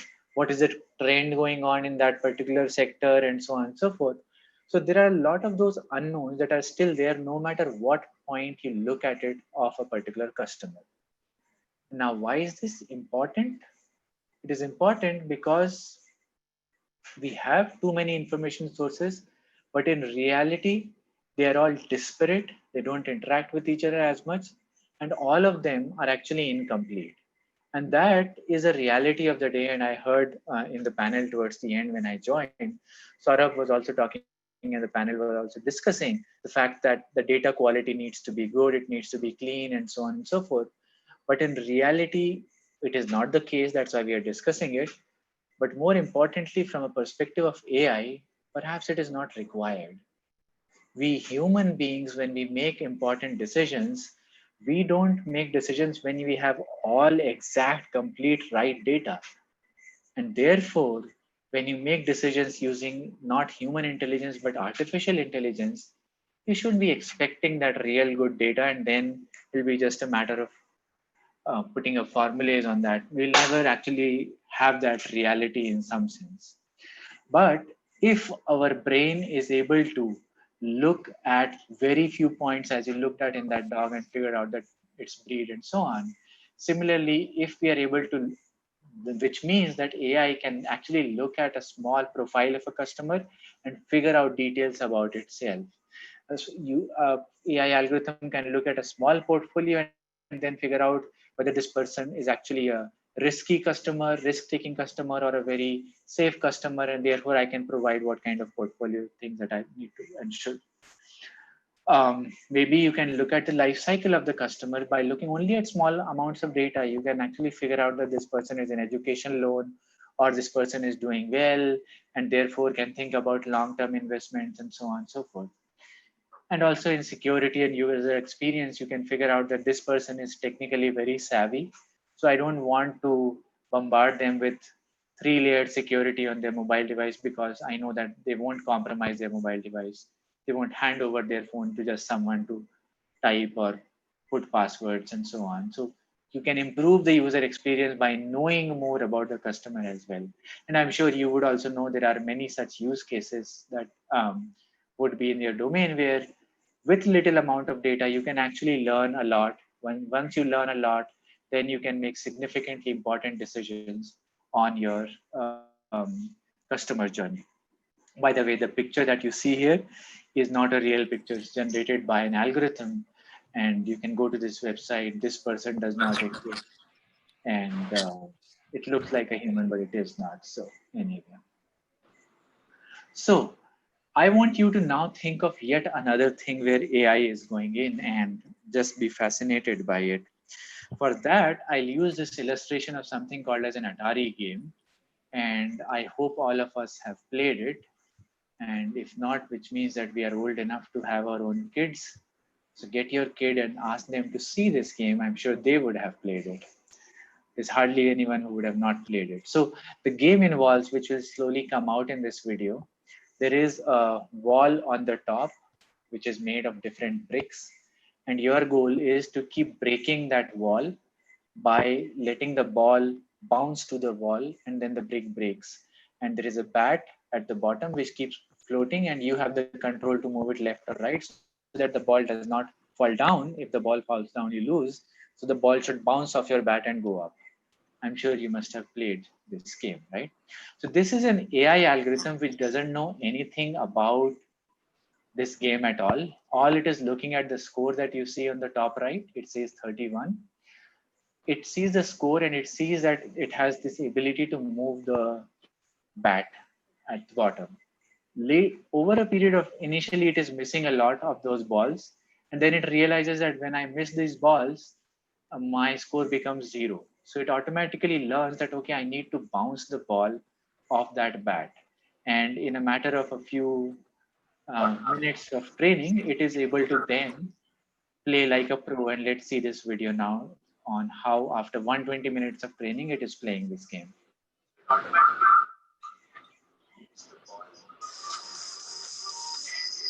Yeah. So I hear some echo here. Maybe we can go on mute if we don't need to talk. So this is what we saw. Isn't this fascinating that the algorithm could learn?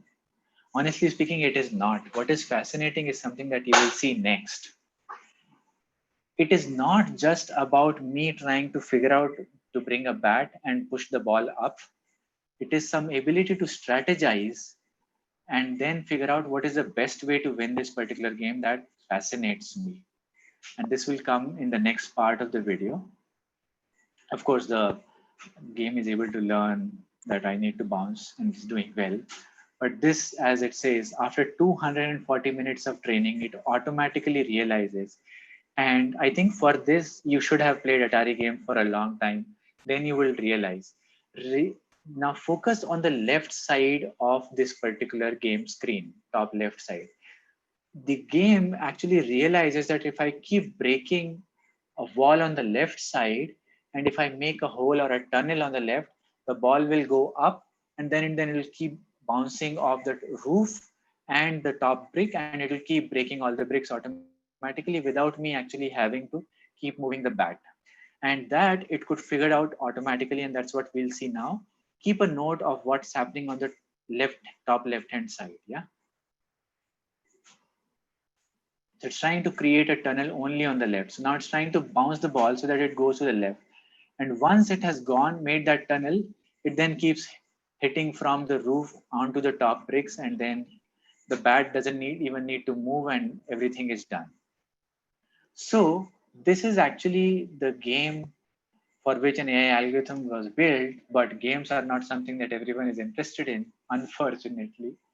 But I think this is where AI is going in. It is actually identifying strategies, decisions that we take now, which will impact long term in the future, is what AI is able to do. And again, in the last panel, there were discussions about prescriptive versus predictive analytics and so on. And we are going beyond predictive to actually strategizing. What it means that when I would want to hire a candidate now using an AI algorithm, I won't just match a job form with a resume. I would be able to figure out if I actually hire this person 5 years down the line, will this person be able to give the results that my company expects of him or not? Similar to the way that earlier I used to just figure out to get the bat near the ball so that it bounces. But now I'll be able to bring the ball to the place where it can actually create a tunnel and do things on its own. And that is where AI is actually going forward.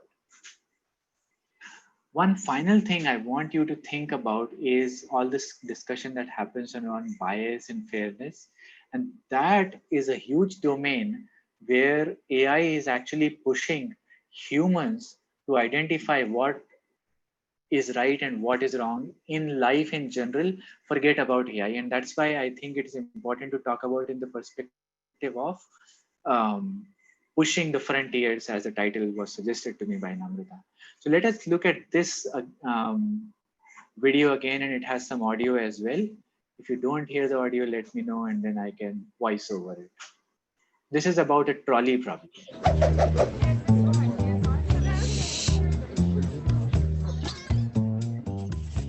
A runaway train is heading towards 5 workers on a railway line.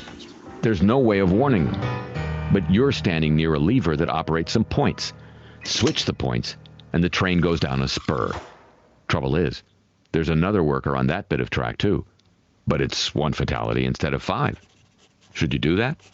Many people think the right thing to do would be to switch the points, to sacrifice 1 to save 5, since that produces the best outcome possible.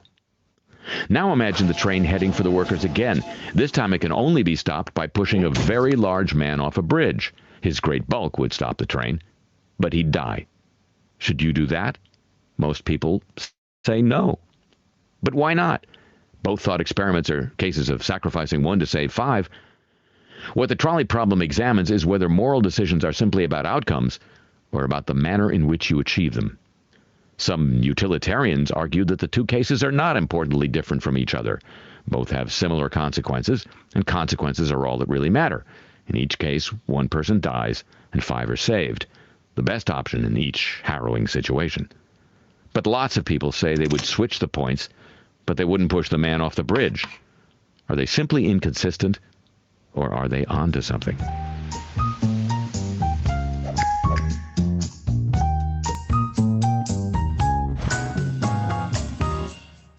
So this actually is an important point for us to look at, because, I mean, this example is a simpler one. Maybe you take an example of a doctor. Again, 4 people about to die because each one of them have some kind of a failure. One's liver is almost about to fail, one's heart, one's some other critical organ, and so on. So there are these 4 people whose organs are about to fail, and they will most likely die.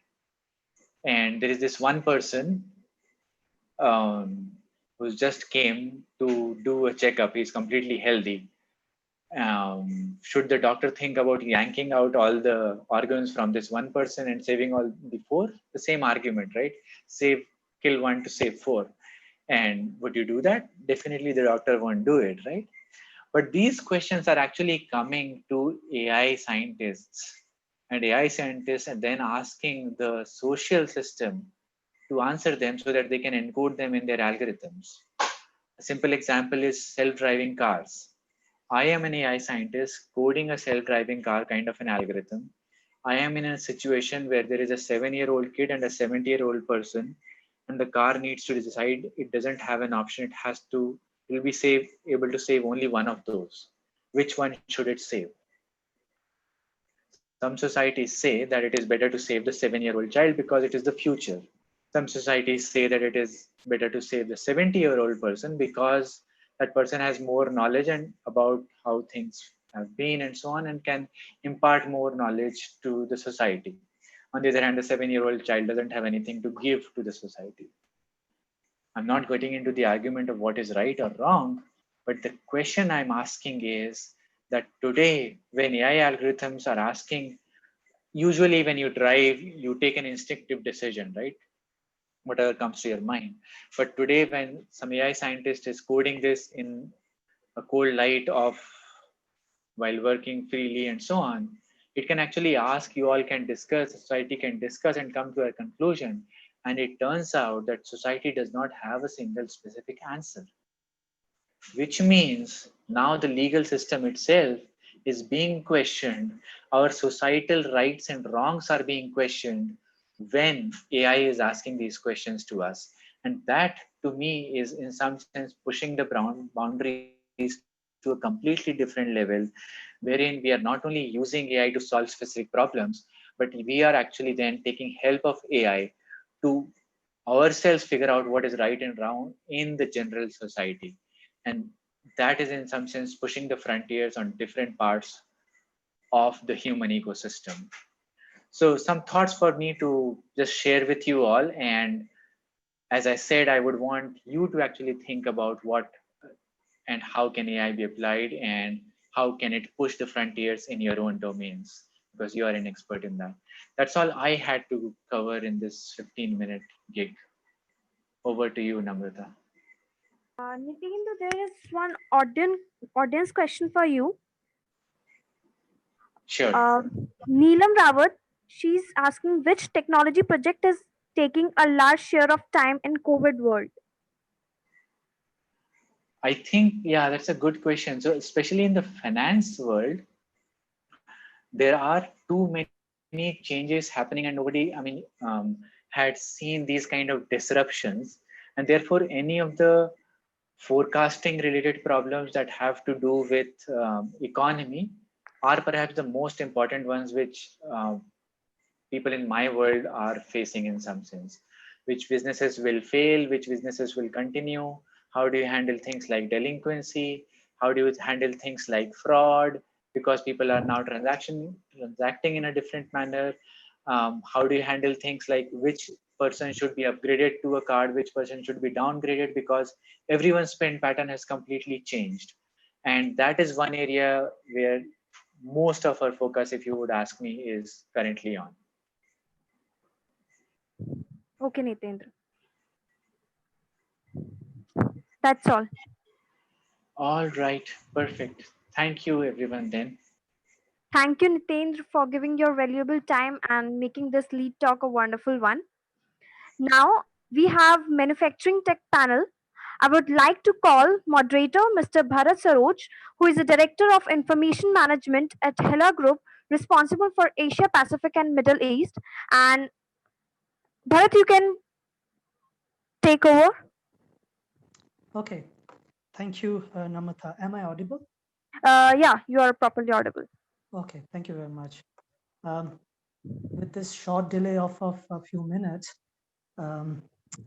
hello and good afternoon to everyone. I welcome you all to this virtual and online panel discussion during Inflection Tech Innovation and Web Conference and Awards. In next 1 hour or so, you surely we can expect an amazing panel discussion on the subject smart manufacturing and technologies around it.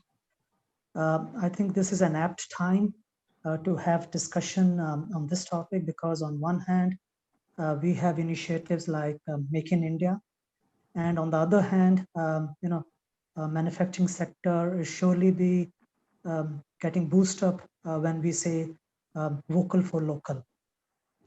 So my name is Bharat Saroj. I represent information management function for Hela in India, responsible for Asia Pacific and Middle East.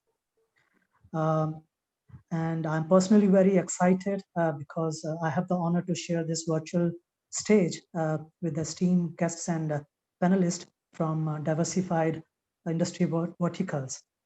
So it's gonna be quite an exciting session for everyone. Therefore, without much ado, let me introduce the panel that we have today with us.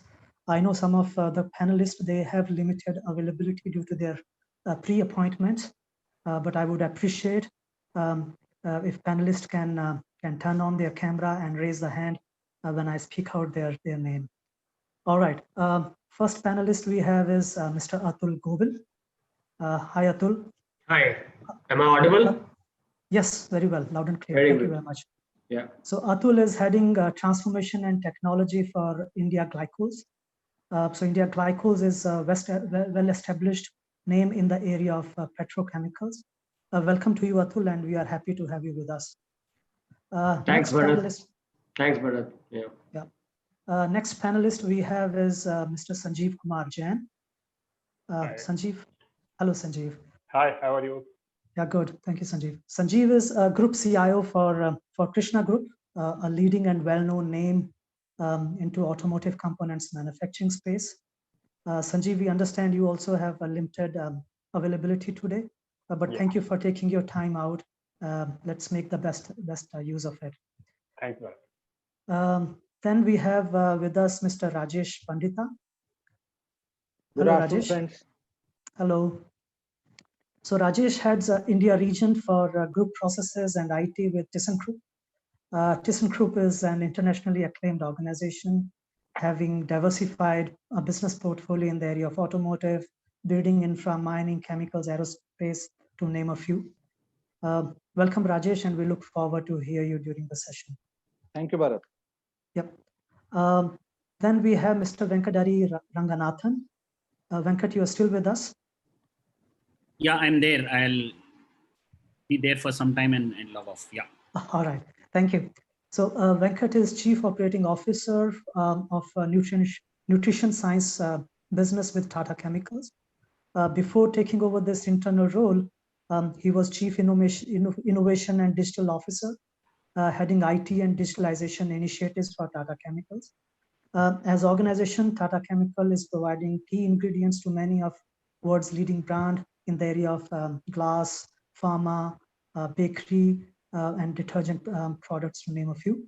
Welcome, and let's hope that you stay with us for a couple of minutes so that we can hear some of your insight on this topic. I'm not sure if Ms. Sangyogita Chakraborty is still with us. Because she sent a message that she has a very important meeting at 4 o'clock. Okay, so we go to next panelist. Last but definitely not least, we have with us Mr. Bhaskara Ranganathan. Hello, Bhaskara.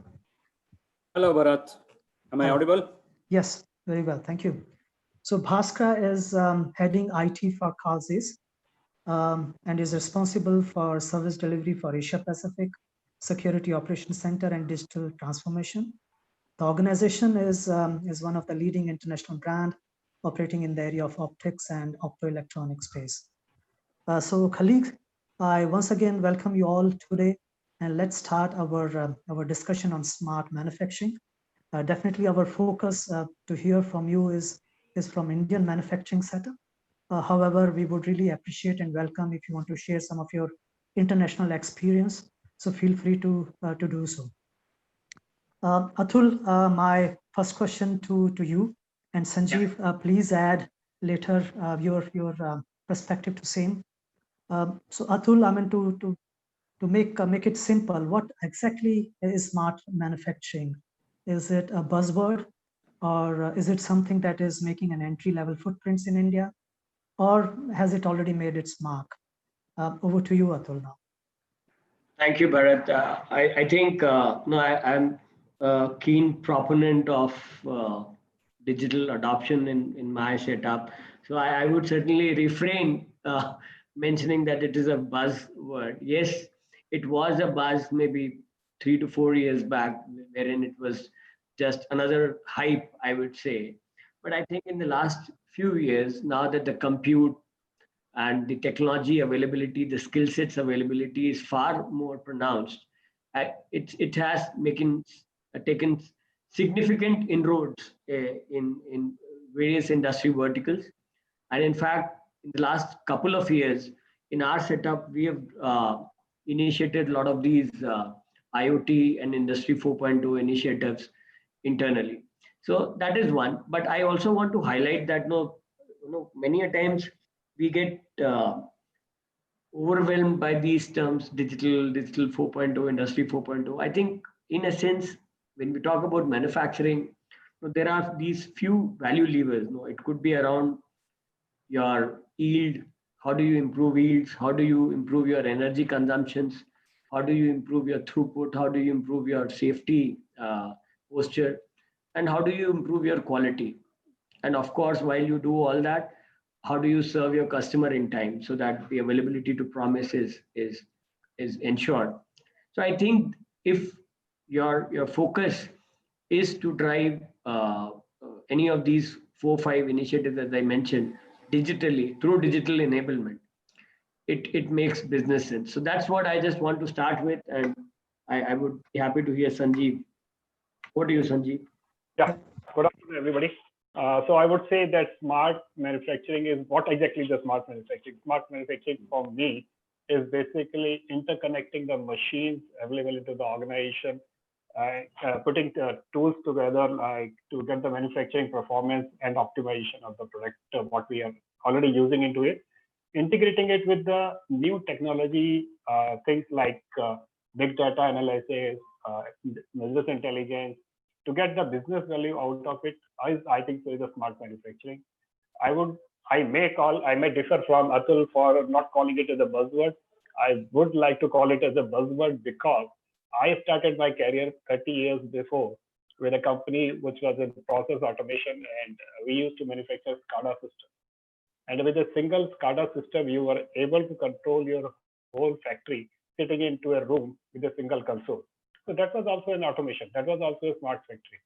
But only thing is that now, since the value of these automations is getting lower and lower by day, and the new technologies are already in place, you are able to integrate the IT and the OT to really get the value out of the data which is being generated by these machines. And now that is why we are given this new name called Industry 4.0 Smart Factory. So this is how I define the smart factory, that it's being a buzzword. No, yes. I think Bharat, I'm so sorry. I'm so happy that and Sanjeev, we've been associated for so many years, but I never knew that you worked for a SCADA setup. So let me also share something interesting. So in my formative years, I've been a control and instrumentation engineer. Great. For my initial 10 years of working, I've been a control and instrumentation engineer. And having said that, these SCADAs, these ECS systems, these PLC systems, they always had a specific mandate that you have these, you have to operate the plant within these constraining conditions or whatever conditions, and you define set points, and then those set points were achieved with due instrumentation. But I think when we talk about a smart factory, it's not just about those basic control systems, so to say. It goes well beyond. Now you have these smart sensors which can go all over the place, much beyond these basic DCS systems, which of course is required. That's very much required. And then over and above, as you rightly said, leveraging analytics to drive those KPIs, which also was possible to some extent using APCs, advanced process controls, at that point of time. But it has now gone to a very different level, and we may talk about it while I'm sorry I intervened. Bharat, over to you. No, absolutely fine, Atul. I think two different perspective. So it depends, how Indian SMEs or Indian organizations are fast enough for responding to this technological disruption. So Atul, you having a different set of experience, and Sanjeev sharing his own experience. I think that's why we are here together. I think we all learn from each other. We all share experiences, and I'm sure this is what we have to take it forward. Sure. So thank you, both of you. As technology managers, we all that such strategic initiatives bring a vast scope for new opportunities to explore, and at the same time, be cautious about the challenges or risk associated to it. So, Rajesh, this question to you, and that what are the challenges and opportunities you see when we talk about smart factory or smart manufacturing? Rajesh, over to you. Yeah, thank you, Bharat.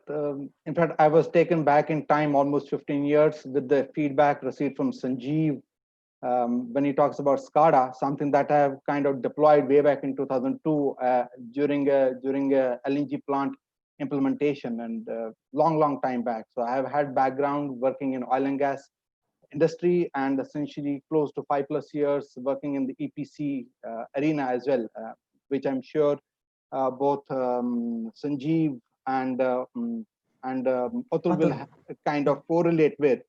And unlike both of them, I come directly from technology background. I'm an engineer in computer science. Did some additional courses and diversified much more within that domain. But then I've been working in the corporate sector, essentially most of it spent in oil and gas and EPC companies, and recently in the manufacturing area. And I'm sure you will agree that industries are the main drivers of a nation's economy and its prosperity. So their efficiency is improved, performance yields a better economy. Something that Atul talked about, the smart management system. Well, it involves digitization of every part of the manufacturing system with advanced sensors, and he referred to data control systems as well, which are known as DCS, which used to be used a long time back, still are in use now.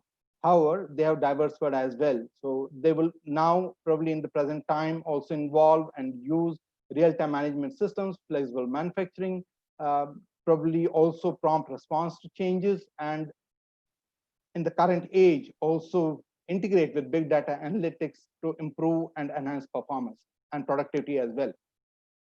I would say, as we know, manufacturing setup is a capital intensive investment, and ideally built for never ending times. When you set up a plant, you probably think that it's going to last to at least 30 to 50 years.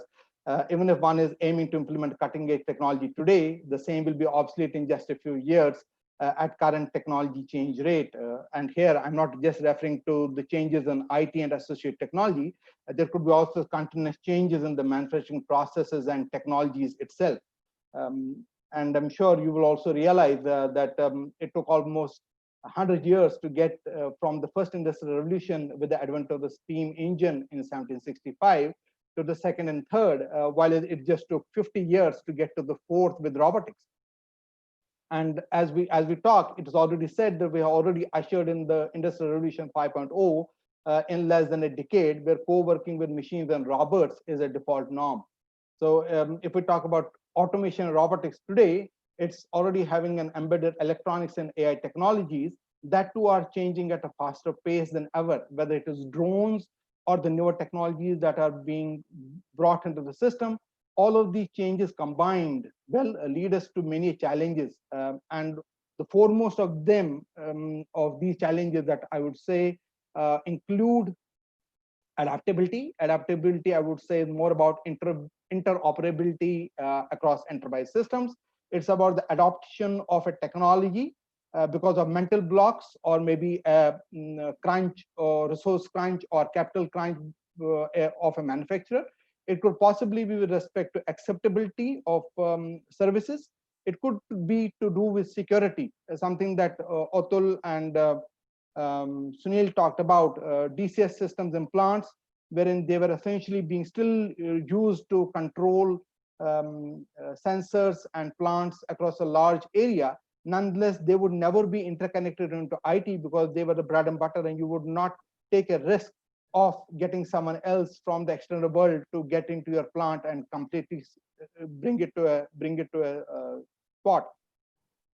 And finally, I would say there will be two more critical areas as well. One is the skill set, because I think Sunil talked about the fact that he graduated maybe 30 years back.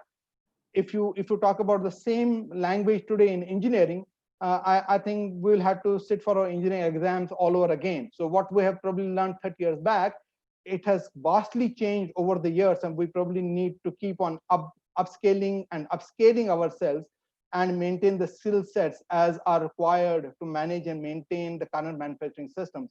And finally, I would say it's the challenge that many people face in organizations is essentially the fear of redundancy. It's always the man versus the machine. That is a continuous tussle.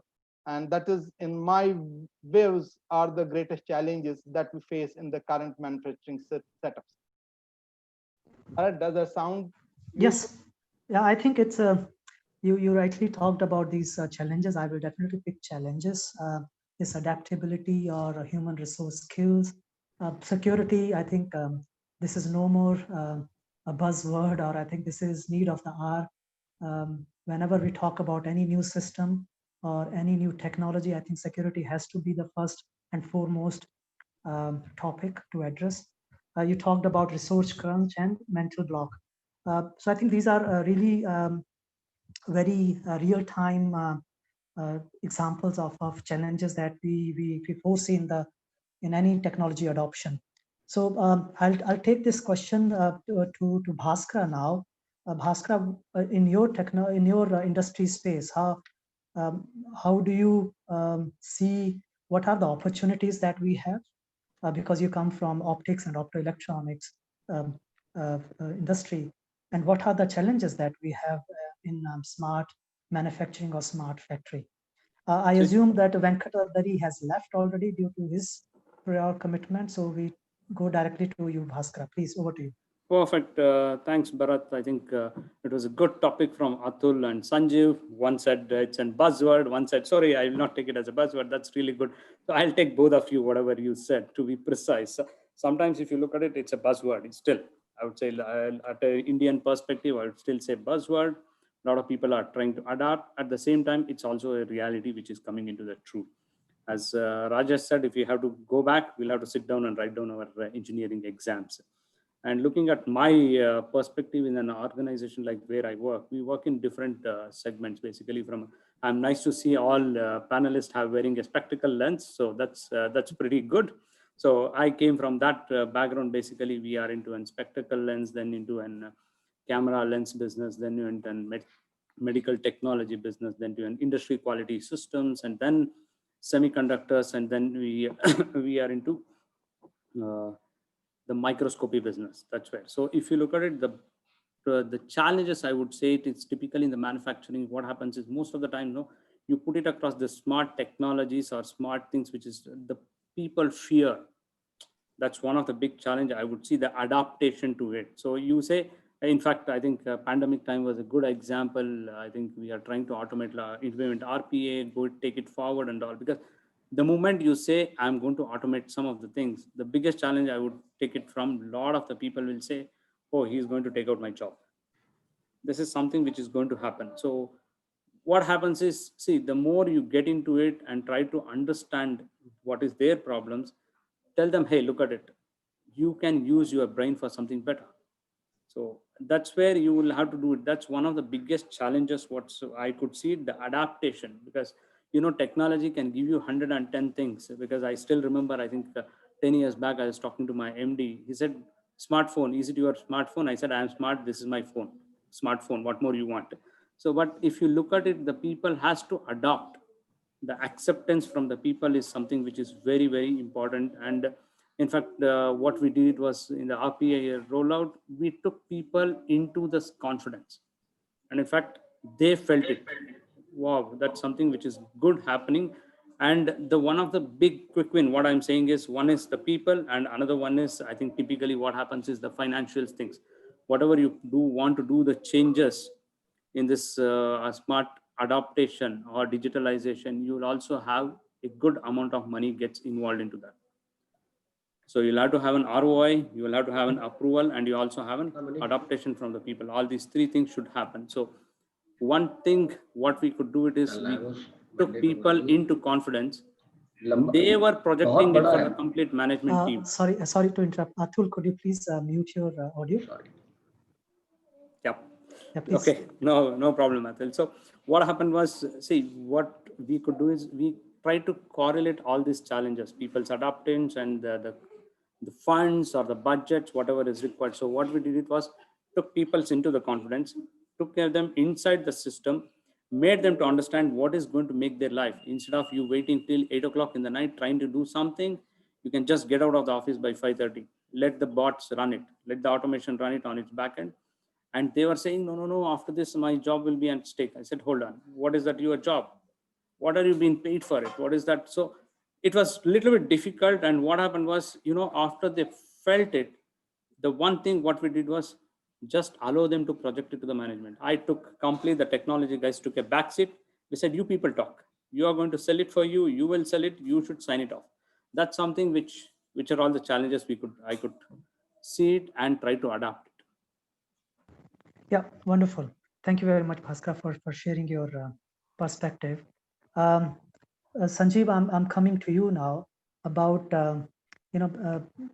these digital twins. This is quite a hot word these days, and sometimes I also get confused that what shall I call digital twin?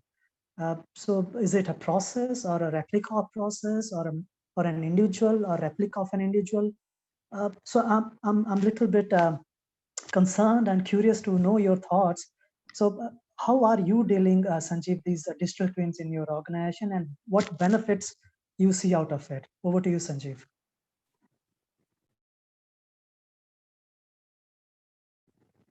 Sanjeev, I guess he left because of his limited. Atul, if you heard my question already, or shall I repeat it? No, I get your point. Am I audible? No. Yes, please. No, I think digital twin. If I were to give you a very simple perspective, is no. I mentioned advanced process control as a while back. What is advanced process control? It is basically, you have a process. Suppose you have a reaction. Okay. Now suppose you want to produce some chemical. So you will have one ingredient, you will have two ingredient 2, 3, 4, whatever. And then you create in a vessel, you create temperatures profile, pressure profile, and all that to be able to get the product out. Now imagine if you could have a similar process simulated in your system, in a computer system, wherein all these variables and more can simultaneously be modulated or tuned to be able to arrive at the most optimal yield, not just yield along with the right throughput at the lowest cost possible and in the shortest time possible. All of that, if you could do that simulation, and this is one which is the simulation part. Now in a real-time digital twin, what will happen is the process parameters which are going into a control system is also fed to this algorithm, so to say, so that at any point of time you would know, it will preempt, it will tell you that if you were to operate in such a condition, what is the likelihood of getting a good or a bad batch? What is the likelihood? And it will also prompt that no, you need to do this. So that's the level of it gets into a prescriptive zone. So one is it gives you alert that no, something is breaching the thresholds. That is one stage. The second stage possibly is about getting into a prescriptive mode wherein it tells that no, you need to the operator that no, if you were to continue, the operation continues like this, you may end up into a situation. Or it can, as I said, for a golden batch is something which is the best batch you would have created in recent times, practically possible. How do you replicate it using a system, a digital system, and also you have a plant running system which is already there. So it is actually a kind of a replica, a digital replica, but it is also fed with the current parameters, real-time parameters, so that no, you have a real-time pulse of what is happening. So that is one. But having said that, no, I think these terms sometimes, these terms, twins, digital twins, and all that sound so futuristic to the owner, because no, ultimately you have to get the owner interested first. It's not about the CIO getting very excited about these terms, and they go back and that, no, I want to do this.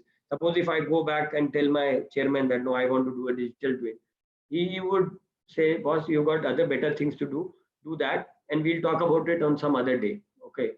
But what is extremely important is, you have to create those specific use cases within the enterprise. It could be about how do you optimize the energy spend in your enterprise. If it is energy intensive, suppose your manufacturing enterprise is energy intensive, like aluminum or other such cement, so you have to look at that. No, that is the, you have to look at your spend, overall spend, that this is my total spend, and what is the addressable spend out of this. Some spend is there, but you can't do much about it.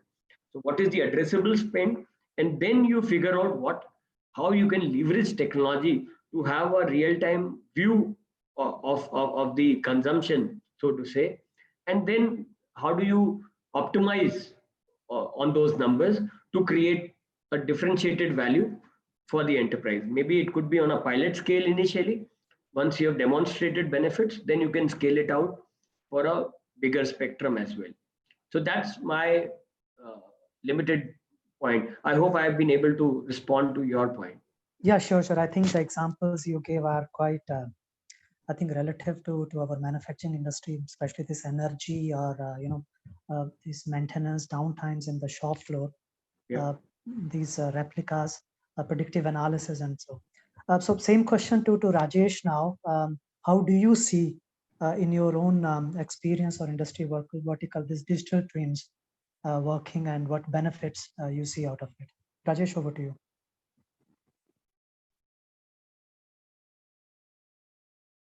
Yes, Bharat. So I would say it is used for different purposes. So in certain cases, and the way technology is developed, you could create a digital twin of a refinery, and yet without actually building a refinery, you are in a position to develop a replica of the same, which is completely in the virtual world.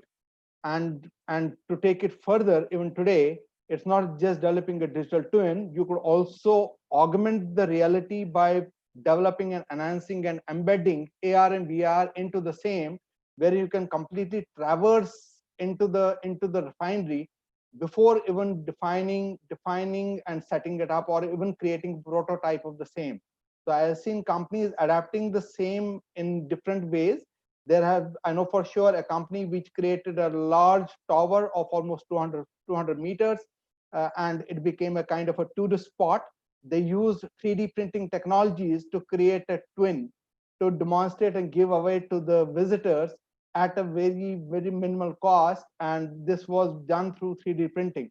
Again, it could have been done through digital technologies as well, giving them virtual I would say replicas as well, instead of physical replicas. But companies are using the same to essentially further their engagements with people, further engagements with the society, and further the engagements with their peers, with their manufacturers, or even with their partners as such.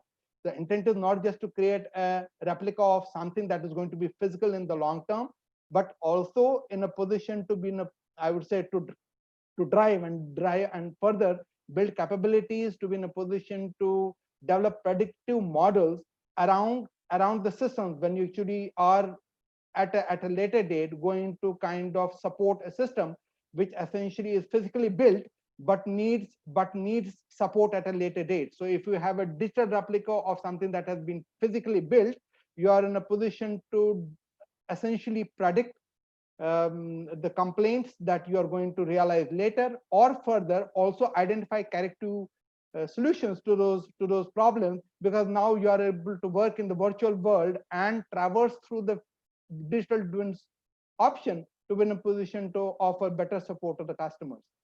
So I've seen this happen in several companies and in various manufacturing companies. I'm not too sure of the status in India as such, but I know of a happening elsewhere wherein they tried developing this and have been fairly successful. For many companies essentially which are capital intensive, you do not want to put in capital first and only to realize that you have a failed project. I've seen companies using digital twins and furthering it using 3D technologies. And as I said, roping in and embedding the AR VR facilities to be in a position to determine the, I would say, false positives or even false negatives in a system, which if fixed earlier can give a productive system once deployed and implemented. All right, thank you, Rajesh. Yeah, Bhaskara, maybe some remarks from your side on this digital twins. See, digital twins, as I think Rajesh and Atul said it specifically, sometimes, go back and you ask for digital twins, people will say, hold on, let's get the numbers and then keep moving on. Okay, then we'll see what to do. But looking at it, the overall market trend is also changing. Earlier, if you look at it, I think all of us used to go to a store, check the washing machine or check the refrigerator, touch it and do it. Now, people wanted to come to my house. I want to have it virtual reality of it, look at it. And as I said, in the manufacturing sector, what happens is if it is a small thing, you can always as well take it to the customer place, give him a demo, all those things. Imagine if it's a big machine, you can't take it and customer don't want to come. Especially on this pandemic times, I think nobody comes to your supplier side and you will have to do it. So typically I think this is something digital twins is going to play a major role, because you can check it out, see what you are going to buy it virtually completely. So I think we are looking at it. We also tried a couple of topics, which I said typically on the spectacles, which is I think a couple of years we have been working on it. Take Visual 360. Typically, you take a photo across 360 of your face, and it builds completely new avatar of your complete face. And you match your spectacle, what fits you. You know what, most of the times these spectacles, what you put it across, this leg may not fit here, these things, you will have a problem. But it will make you the complete avatar, and it gives you a complete digital twin of your face with what frame it can fit. And coming back, what we also tried in the sector is, especially in the CNC machine and all, customers don't want to come. So we started to build small digital twins for the customers to give a demo on their premise. How does it look like, how it operates, how we can work it out. That's something which can help. But looking at it, the overall digital twins is going to take a big leap going forward, because people just want to, because if you look at it typically on the virtual try on today, you are getting it most of the times. This is going to really take a big leap. Okay, yeah, good. Thank you. I think 3 different perspectives, very interesting, coming from 3 different industries. So Atul, I'll come to you now about technologies. What technologies are facilitating to boost up smart manufacturing, and are Indian SMEs ready to adopt it? Over to you, Atul. I think there are these 7 to 8 pillars of smart manufacturing, okay, which are there, smart factories, so to say. And we spoke about the usage of IoT, and then there is this cloud adoption, which is pushing. And because today you have the Azures of the world, you have the Amazons of the world, wherein you have many of these scripts which are already pre-built, and you don't have to invest in a lot of hardware to get your the smart initiative up and running. You don't have to buy these expensive servers, so which also allows you to experiment, so to say, on some of these projects. Then you have the additive manufacturing aspect, which is there. Then of course you have the aspects of AR, VR, which was talked about a while back. But if I were to tell you about our own setup, we have leveraged this Industry 4.0 and big data analytics big time. That's something which we have done. We have not tried additive manufacturing or the 3D printing, so to say, as much. But what we know for sure is that, considering this pandemic, there is a considerable hit on the spending across enterprises, unless otherwise it's a pharma specific enterprise. Though we are also into pharma, but it's a smaller segment. But I know for sure, that other organizations have suffered a big hit, which means that the propensity to spend on new age technology will also not be as high, and to take some new risk it's not come easy. But as I said, while companies sweat their assets, It could be their equipments which are on the verge of obsolescence or already obsolete. I'm not talking about these IT assets. I'm talking about the plant assets which actually drive production. The IT assets are just enabling the whole thing. They enabling the workflow or capturing the transactions. But these, so therein, I have found that some of the evolved companies have already started looking at 3D printing in a pilot scale to create some spares which can be used in these equipments to extend the useful life of the machine, because those machines, those spares are not available anymore economically from their OEMs, because the OEM might themselves have shut shop by now. And typically, the plant assets life is more than 20-25 years, and it stretches beyond till it actually it fails forever, or it's not economically repairable, so to say. So I think that's one. But as I said, IoT and the associated analytics with cybersecurity aspects and leveraging cloud computing is a no-brainer. I will explain briefly why. Like in our setup, I'm not too sure about others, but ours, we have a plant which is operational for more than now 28-29 years, which means that many of our leaders, many of the senior team members at the shop floor are either on the verge of superannuation or have superannuated already, which means that the knowledge which they had will go away along with them. And if you let go of that knowledge as it is, if you are unable to capture that knowledge, and we all know that the new generation, the digital natives, so to say, if you ask them to work on a mundane no shop floor wherein they have to do everything manually, they will run away the very next day. They will not like to work for an enterprise which is not digitally enabled, so to say, because they day in day out, even during the night, if you can get into their rooms, you will find that they are digitally equipped. Okay, so you can well imagine that if you were to give them an environment wherein you tell them that you reading, you have to take it manually, this data you have to take out manually, then you have to scribe it somewhere, and then again after scribbing it somewhere, then again you have to enter some data in some ERP. They may do it for a living for a few days or months or whatever, but it will never be of interest to them.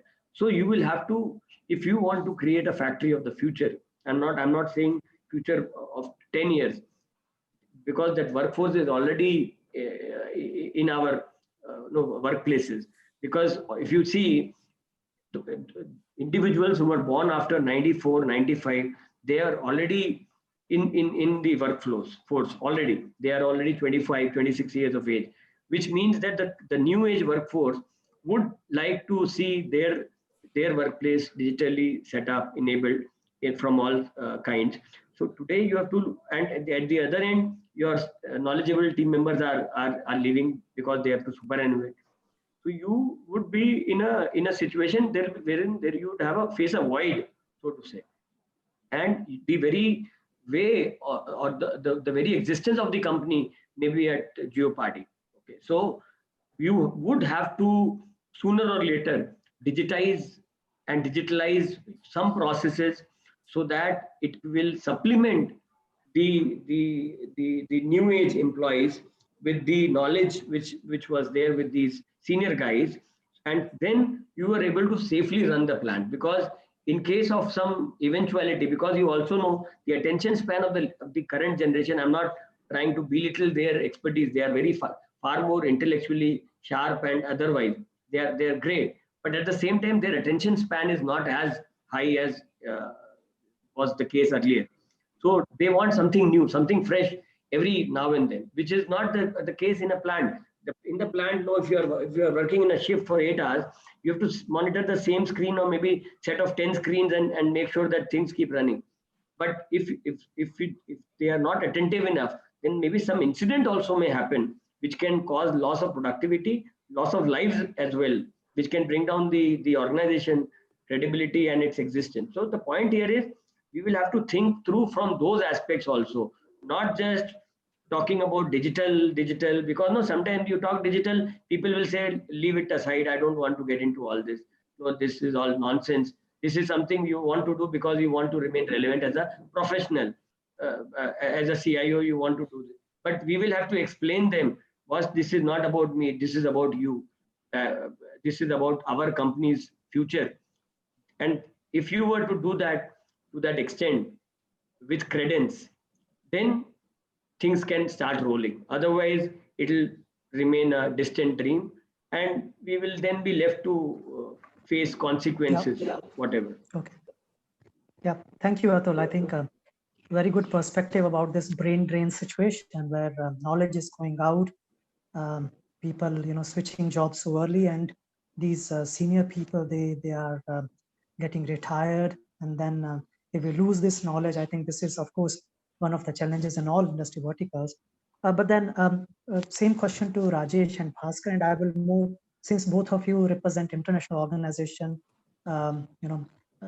technology adoption outside India is much faster than what we experience in India.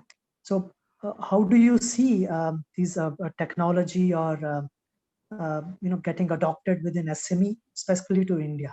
Yeah, over to you, Rajesh, and then I come to Bhaskar.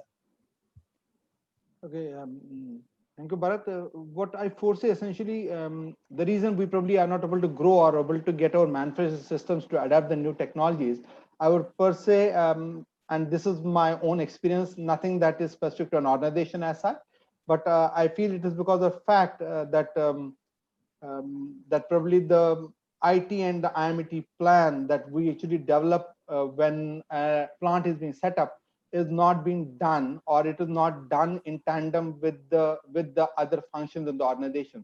So IT probably sets up their blueprint on their own in terms of technology developments, which is more focused on digitalization of routine tasks, and probably not focused on the production house per se. It's only at a later date when you realize that you want to bring in sensors here and there, and then start looking out at technologies like what we call as the 3D printing, or for that matter, what we see today as mechatronics. I would say I call it as cloud mechatronics, wherein today we have every other machine which is AI enabled or is essentially a robot, and it has the capability to serve you with host of data. And this is something that's probably missing out here, although I would say IIoT, or for that matter IoT 4.0, is helping get enough data from the systems. We probably lag behind, maybe because of adoption of technologies. It probably also means that you have to integrate the native plant systems with the corporate IT systems. There have been risks, and obviously there are risks if you have anyone breaking into your plant systems, and this has happened many a times a few years back, wherein someone has been able to remotely break into your systems and create a ruckus or create a failure of the entire plant. So having that in place, as I said, many times we put in plant systems in silos.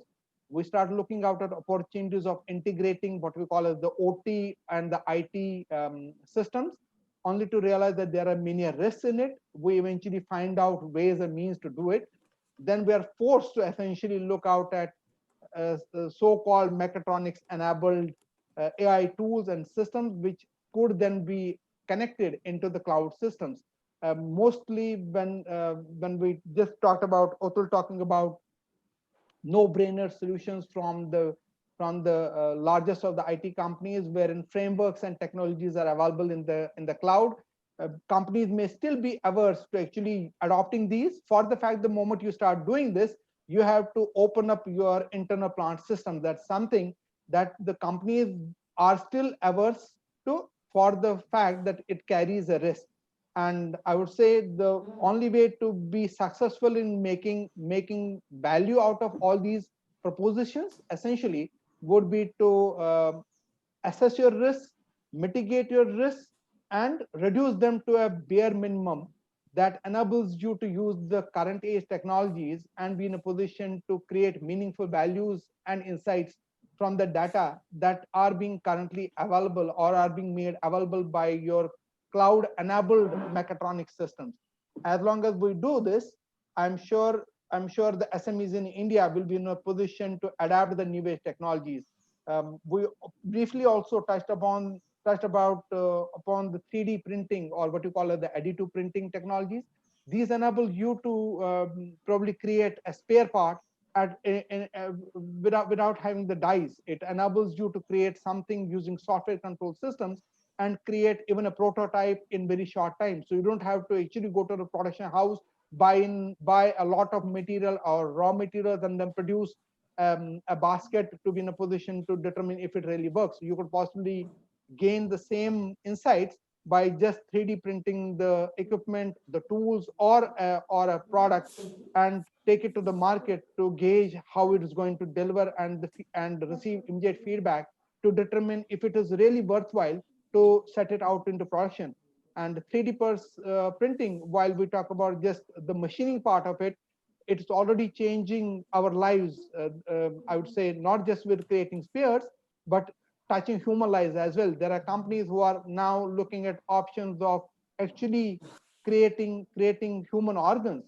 This is already being done, essentially creating, say, orthopedic tools or alternatives, which directly can be replaceable. And now they're also looking at harnessing the same technology to create digital organs, or for that matter 3D printed organs, which could be replicas and replacements for your internal organs, which today need a transplant and probably need a lot of medical intervention to make it a success. I believe that these technologies are being driven from the West, but with the current political system as we see it, and someone voicing about vocal for local, or local for vocal, whatever that is, I'm sure all of these will come to India as well at an early date. We'll have technology transfer coming in through these means, which would mean that Indian SMEs per se will be also in a position to adapt, as long as they're able to mitigate the risks within their systems, and they should be in a position to compete with the best of the best in the globe as well. Yeah, perfect. I think thank you very much. Bharat, I think so. I would just like to add to what okay, welcome back. Actually, what I actually was saying, I think this pandemic has really shown the SMEs also a route, wherein when we were talking about this new technologies to be put in place, everybody was talking about an immediate ROI of that particular product to come out. If I take the case of the organizations, we have, as an organization, using a lot of robotics into our manufacturing processes.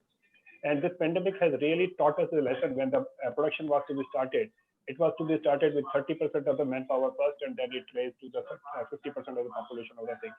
It was really difficult for the organization to start the production, because in the automobile industry, all of a sudden there was a boom that people were asking for more and more technology to come. At the same time, the workforce was 50%. I think so. That was the time we were really able to get the value of the robot which has been put into place, that we were able to get with 50% population also the production which we were talking about. Same way, I think so. We talk about the 3D printing, as I think so. Rajesh has put up and Atul has really put up. If we really see the cases of aerospace, where manufacturing a single component would have been into crores itself when the prototype has to be built up, and every alteration to the prototype was a difficult job. It used to take months together to really get that particular part of the thing. But with the 3D printing now, you don't have to give your design to your contractor to really build up the product and then come back to you. It is now with the organization itself that they put a 3D printer are able to produce at a part in a day's time or maximum 2 days time, and really the development cycle has been reduced to a tremendous level by 3D printing. And the safety norms, because certain times we were just doing fine weldings into the product. Now today with the 3D printing things, you don't have to do the welding into the parts which has been manufactured by the 3D printing. So the safety parameters and everything has really grown up with the 3D printing coming into place. And as I already said, that time for development of a product has really been reduced to a level. With all these new technologies of big data, robots, machine learning, artificial intelligence, augmented reality, all these things are really playing a role into it. I think the coming time, as they become more cheaper, the adaptability of these things into getting into the SMEs level and to the below level is going to be much faster what it is today. Because today, as in India, the labor is cheaper as compared to if you put a robot or a 3D printer or anything, because the cost of that ROI comes into sometime 5 years or so. And with the technology being changing so fast, it sometimes becomes that, okay, yeah, this obsolescence of technology will be there, and then you will be again have to change it. So that ROI, nobody not talks about. Everybody talks about the maximum ROI of 18 months to be there with any capex which you are putting in. So this is what I think. So these new technologies are really giving a benefit. Yeah, thank you. Bhaskar, maybe a few remarks from your side, and maybe if you can also touch a topic that how these government or semi-government bodies help SMEs to boost up or adopt such technology edge. Yeah, over to you, Bhaskar. See, to be precise, I think today's scenario, more than internal, the external drives are making us to adopt. If you look at it outside India, a lot of people are adopting quickly, but looking at India, the customer requirement, if you look at it, most of the time, we change ourselves because customer wants it. So that's the way customer behavior is changing. If you look at it, the data driven was more or less in an e-commerce, if you look at it some of the time, but the data driven, the artificial intelligence is coming deep into the manufacturing sector. That's where they're looking at, as Sanjeev rightly mentioned, this pandemic has taught most of the people very good lessons. To be precise, can I work with a limited workforce? Can I automate a lot of the things? That's something which is going to happen. And if you look at it on the technology adaptation, it's not so far. If you look at it from last couple of years, there's a huge chunk changing. And looking at the government bodies, in fact, they are also pushing it. Semi-government, government bodies, can you automate it? To be precise, if you look at it, a lot of the things, we are only imagining the e-invoicing, what is happening in India, which is going to happen. If you would have asked me 2 years back, hey, come on, it's not going to happen. But today, if you look at it, it's reality. So these kind of automation is also already driven by government and semi-government, and also customers are driving it. So that's where the overall adaptation is going to take it forward.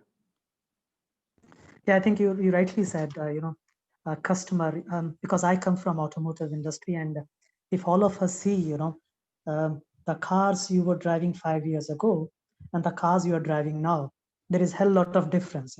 Now car is no more a driving experience, but you want a different experience inside. You want a lot of sensors inside. You want a lot of automation happening, your voice control, your temperature controls, your oil pressure, your tire pressure. So a lot of automation has already taken place. And talking about this 3D, I can also share maybe one of my experience. I think the biggest advantage I see is response to the market. Yeah, this 3D, we are into electronics also, where we build all these body controller modules or lighting modules for all major international brands. So building a body controller module usually takes a sample itself takes 9 to 12 months if you have to submit a sample to the customer. But when the design was ready, I think it took us only a few days or weeks.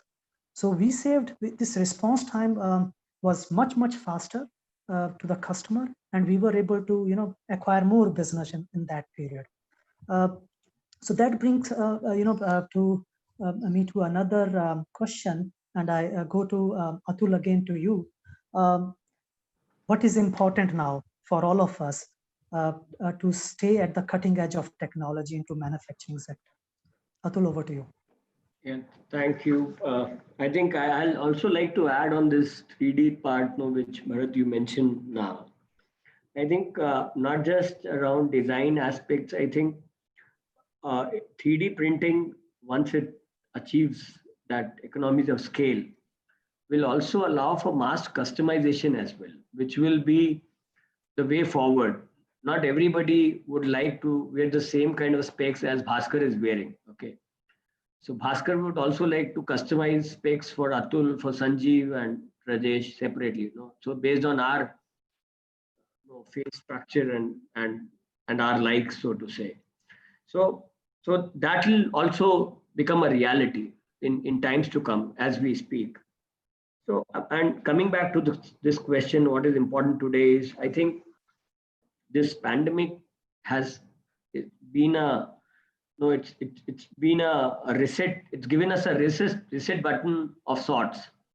So it has resetted everything, and it has kind of challenged every other notion. We used to have AGMs, we used to have those SGMs over, physically. Now everybody is happily doing it to digital means. Nobody is even asking questions. Meetings, e-meetings you are having. You are working from home conveniently. All of that, those notions which were built across decades, okay, or maybe more, have got demolished. So it is also an opportunity for us as individuals, us as companies, organizations, to look critically at which processes are relevant today, which are irrelevant today. We should not be in a tearing hurry to go back to the normal. That may not be the normal anymore. That would now become an abnormal. If you ask somebody to travel for some meeting here, there, everywhere, just for meeting 2 hours, and you spend 3 days to travel or 2 days to travel back and forth, I would call it abnormal. I would not call it going back to normal. Okay. So we will have to look at things which are the new normal. We critically evaluate each process. And when I say each process, which we can't boil the entire ocean today, okay, because we have attended this workshop or this seminar, so we go back and start looking at every single process and start digitizing it, so to say. That may not happen, and people may have a very different view about us as professionals. But at the same time, it will be important to look at those low hanging fruits, and as I say, look at things which are working, which are not working, which have become dysfunctional in the current norms. The way we are working today is the new normal. We have to adopt it as the new normal, and we have to do more of it rather than jumping to see they go back. That no, we need to do this. They like we used to do 20 years back. I think so. This is an opportunity for us, but I also want to give you a word of caution. I use the word obsolescence. Obsolescence. All of us, when we hear the word obsolescence, we think about servers getting obsolete. We hear about network switches getting obsolete, or storages getting obsolete, or an equipment getting obsolete. I can tell you, if we do not change or transform ourselves, our thought processes, I'm not saying the CIO alone, I'm talking about the organization, the leaders within the organization. If we don't think through differently, we will get obsolete as professionals in no time. It may come sooner than we wish. We, all of us, would wish that these technologies will come into mainstream after we superannuate. We all wish. We all we have this sincere wish that okay, 3D printing and this Python adoption and all that, robotic processes, mass utilization and adoption of these technologies, hopefully will come after I superannuate. This is what we wish, so that we don't have to break our head and rethink and go back to the drawing board and try to learn those things. So we always, but our wishing will not hold things. It will just be wishful, and sooner or later the leadership, the CEO or your chairmen will get exposed that some or the other company would have done something great, and in some of these industry bodies something will come out. You can't hide behind something, your own notions, and assume that everybody else will keep their eyes and ears shut. So my point here is, transform before either you are forced to change or you become obsolete. So that's my limited point. Before you try to change anything else, one needs to invest time on himself or herself first. That is my limited point. Thank you, Atul. Rajesh, same, maybe you want to add something to this, that what is important to say. Atul gave a lot of insights, very little to add, but then I would say, as he rightly said, about and talked about skill sets and expecting the technologies will not change while we are here and we continue to superannuate. But then it's obvious change is the only constant. And hence adapting the changing technologies and transformational methodologies, I would say we need to keep on enhancing our skill sets, whether it is the people at the shop floor or people at the higher up. And essentially, we also need to be aware of the fact that now people are not just working with people, they're also working with machines, they're working with robots, and they're also working with technologies that will eventually replace them. So whether it is the robotics, whether it is the AI, whether it is, I would say, AR, VR technologies, even 3D technology, 3D printing that we talked about, ultimately boils down to the fact that eventually we have to switch to a cloud-enabled mechatronics, which is essentially what I talked in my previous context as well. Plants are essentially mechatronics, a combination of machines which have embedded electronics. Today, with the advent of, I would say, robotics, with the advent of AI, with the advent of cloud technologies, whether that they further offer you capability of using data lakes, data warehouse, and whatnot. Eventually, the intent of all of these is to make our manufacturing systems worthwhile, have I would say more longevity, and eventually enhance productivity in the plant, whilst reducing risk to people, whether they are in terms of finance or health or inherent risk that exist in running any plant. So that is what my take would be in terms of adapting change, in terms of transforming manufacturing sector. All right. Thank you, Rajesh. So in the interest of time, perhaps last question from my side to Bhaskara and then Sanjeev, 2 to 3 minutes each. According to you, what is the technology roadmap for manufacturing sector in India? Or in other words, what more can still be done? Over to you, Bhaskara. I think, and then we open for questions if there are any. Namrata. Yep.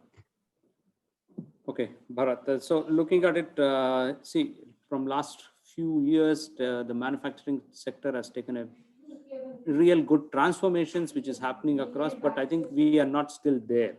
If you look at it, coming to the other countries, as I said, there are three things which is going to deliver, which is going to talk is, one is growth. What is the technology which will help us growth? And the second thing is, what is that which is going to help us in the productivity? So can I improve my productivity? Can I do the job which is the same number of jobs at the half the time? And what is my customer expectation? These are all the things which is going to drive it going forward. See, I think if you look at it earlier, nobody thought of working in a business center, right? So we work, co-work was not an option. I think if you look at it 10, 12 years back. So today, the way of working has changed, especially I think now most of us are working from home and connecting, and things are working still now. So looking at this particular perspective, there's a huge gap which is still there. So maybe I think looking at the roadmap, what I could see is, see today there are a lot of places where you have a robotics integrations. Can a human also intervene between a robot? I think Sanjeev also put it across, can a human and the robot work seamlessly together? That's something which is going to be in your roadmap. And if you look at it, and can I scale up and scale down my plant? Is it one of the options? Today, if you look at it in a manufacturing sector, if you want to shift, that's one of the biggest headache for all CIOs, CFOs, MD. They'll say, oh, come on, we have invested a huge amount of money and I can't shift. And looking at the government decisions and all, things will happen. Today, if you look at an IT sector, okay, I'm here, I can just take a co-working space and work. Can I have something like a mobile plant where I can just move it quickly wherever I want? And can I scale it down and scale it up? That's something which is going to come it after your smart factories. What is that which you are doing it? To be precise, now in the COVID times, I don't have so much to manufacture. Can I still reduce my work, whatever my resources may not be the human resources? Can I reduce it and do the same amount of work? That's something which is going to happen. Today, if you look at it, all your power, lot of things, you still have to run that to run your manufacturing plant. There is now no option for scaling it up or scaling it down. You still have to run it. So most of the times you have invested, you will say, I'll be here for 10 years, 12 years. It's going to be there for a long time. And the overall, if you look at it, the supply chain is also taking a huge change. That's going to play a very good role in the roadmap. The complete supply chain digitalization, which is going to happen. And as I mentioned, more and more personalized product, the smart products. Instead of you have got smart factory, which is going to give you the smart products. Because I said the customization. Today in the factories, we do a mass manufacturing. Can we do mass customization? So typically that's something which is going to come across in the near future. Good, thank you, Bhaskar. Yep. Sanjeev, over to you. Yeah, so I think what Bhaskar has said is a really relevant part of it. As I told Vifas also, that this pandemic has really taught us the lesson. And going forward, I think so the companies which are going to be set up new are going to be the new lighthouses for the technology adoption into the part that they should be the smart factories of the future. And we really, there might be a chance that we are, as we do that, we are using our cloud service as a pay per use model sort of thing. We might be looking into the machines which are being installed into the organization on a pay per part per use model sort of thing. I think so they think they will change coming into the coming future. As Bhaskar really said that, okay, during this pandemic, there was no production and the people really have to put in the power and the machines have to be operated because you cannot leave the machines unoperated because the moment it is being lying idle, the moment you start, it might not even start. So that was a big challenge for a lot of people that they have to take special permissions from the authorities to put plant maintenance guys into the plants to run certain critical machines to at least overhaul them and then keep on running so that at least the moment plants are back in shape, they should be able to run. So I think so if the smart factories are in place, you are able to monitor the plants or you are able to run or shut down the machines from the remote. That is going to be a real benefit of the smart factories, with what we talk about. These technological changes are going to give us a real benefit out of it. And with the adoption of more and more on the artificial intelligence and machine learning, along with the IoTs in place, we should be able to really cater to this industry in a big way. And as IT and OT converges, the real things will come up, because as of now, the IT and OT are working on silos, but that convergence has started working into it and started giving the benefits. As I have seen into my own organization, that with the convergence of IT and OT, we were able to really come up from this pandemic, that with 50% of the population also, we were able to ramp up our productions and give the our OEMs the production what they were looking for. So that is what I feel a new technology is going to give the benefit to the whole lot of people. All right. Yeah. Thank you very much, Sanjeev, for sharing your perspective. With this, we come to an end from questions from my side. Namrata, if there are questions from the viewers or our audience. Yes, Bharat, there is some question. Shikha Sharma from audience, he's asking what is the biggest pain area of the factories and what projects you are taking on priority? So who wants to take this question? What pain areas and what was the second part of it? What is the biggest pain area of the factories and what projects you are taking on priority? Okay, maybe I'll give this to Atul. I think I would rather rephrase the question. I will not like to consider it as a pain area, because nobody would like to live with a pain. Okay, but I think it's more about what are the opportunities, which are incremental opportunities which are there. Who wants to live with a pain? Okay, everybody wants. If there is a pain, they would like to get it sorted. They will not wait for some technology to evolve for some pain to elevate, unless it's something like a COVID, wherein we all are eagerly waiting for a vaccine or of sorts. But coming to the question, I think we will have to, as I said, we will have to look at the low hanging fruits. And what could be that? One is, as I said, you have to look at your spend. Okay, your spend, that what are the, is raw material the most significant spend? Is losses, or when I say losses is what? Losses is that you fed in such quantity, X quantity of material, and Y quantity of material should have come out. But instead of Y, you got Y minus 10% or 20%. So that is a loss, so to say. So if losses is a concern, then you start looking at how do you monitor losses? At what stage of the process is the loss more pronounced? What do How do we plug it? Is it design loss or is it beyond that? So that could be another one. Then is looking at specific power, specific steam, specific utility consumption, which is like, one is the absolute consumption. Say if I say for running the plant, I have to consume 1 megawatt of power every day. Example. But that doesn't make any sense. Whether you consume 1 megawatt or 2 megawatt, it doesn't make sense unless you link it up with the production output. That 1 megawatt for so much quantity of product. Then only you will be. Otherwise, even 1 megawatt is a happy situation. 2 megawatt is a happy situation. In fact, if I say rather than one, I have consumed 5 megawatt. But if I have been able to produce 6 times over, then it is a happy situation. So you have to look at specific energy or power or utility consumption with your. So you have to first define what are the areas which are of concern to business, and then adopt a strategy along with those business domain heads, that how do we address it, how do we enable it through technology. You just can't go and no, this is the technology I have, no, I have learned from this panel that this technology, and you go there and I want to apply. No, it will not work. You will have to come tell them. First of all, when you start engaging with such discussions, you will also have to read something about that process, so that you don't start taking notes. Because if you start taking notes while they discuss, they will find you as an odd man out.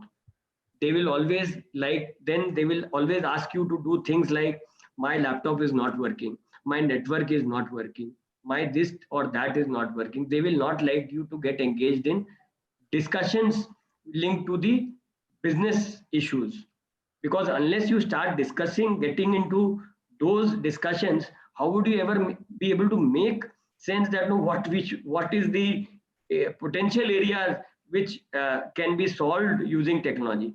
So one has to create that mindset, one has to create that credence within the team, that they start involving you to that extent, and then you come out with these opportunities that no, this is possible using this is possible using this. So as I said, it could, depending upon the problem statement or within the enterprise or the key areas of concern, you can then come out with a technology solution around it.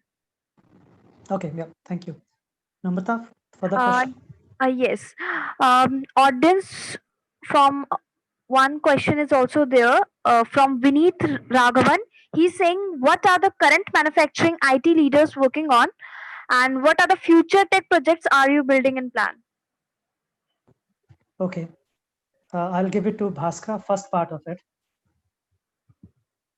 Okay, I think if you look at it, the working on the different projects, as I mentioned, you can't specifically mention for each individual manufacturing sector. It depends case to case. As I think Atul rightly mentioned, it is not pains, challenges. It depends which. If you look at it in our perspective in manufacturing, in a different business groups, typically somewhere we are putting it across. Can I put it across in an virtual reality or an augmented reality to my customers? That's where which we are actually working. But one of the biggest challenge there, you will need to have a lot of data for your augmented reality or a virtual reality. That's not pretty simple. And how can we automate the processes? As Atul said, that's one of the challenges which we can do it. We have to go in depth into the organization, understand and put across the automation processes seamlessly. There are a lot of, there are some processes, you knowing it or not knowingly, you will have it, people doing it monotonous. They'll keep on doing it. They'll be very happy doing it. These are all the processes which is on our top priority, which we are looking at. Automate it. Use people for a smart work.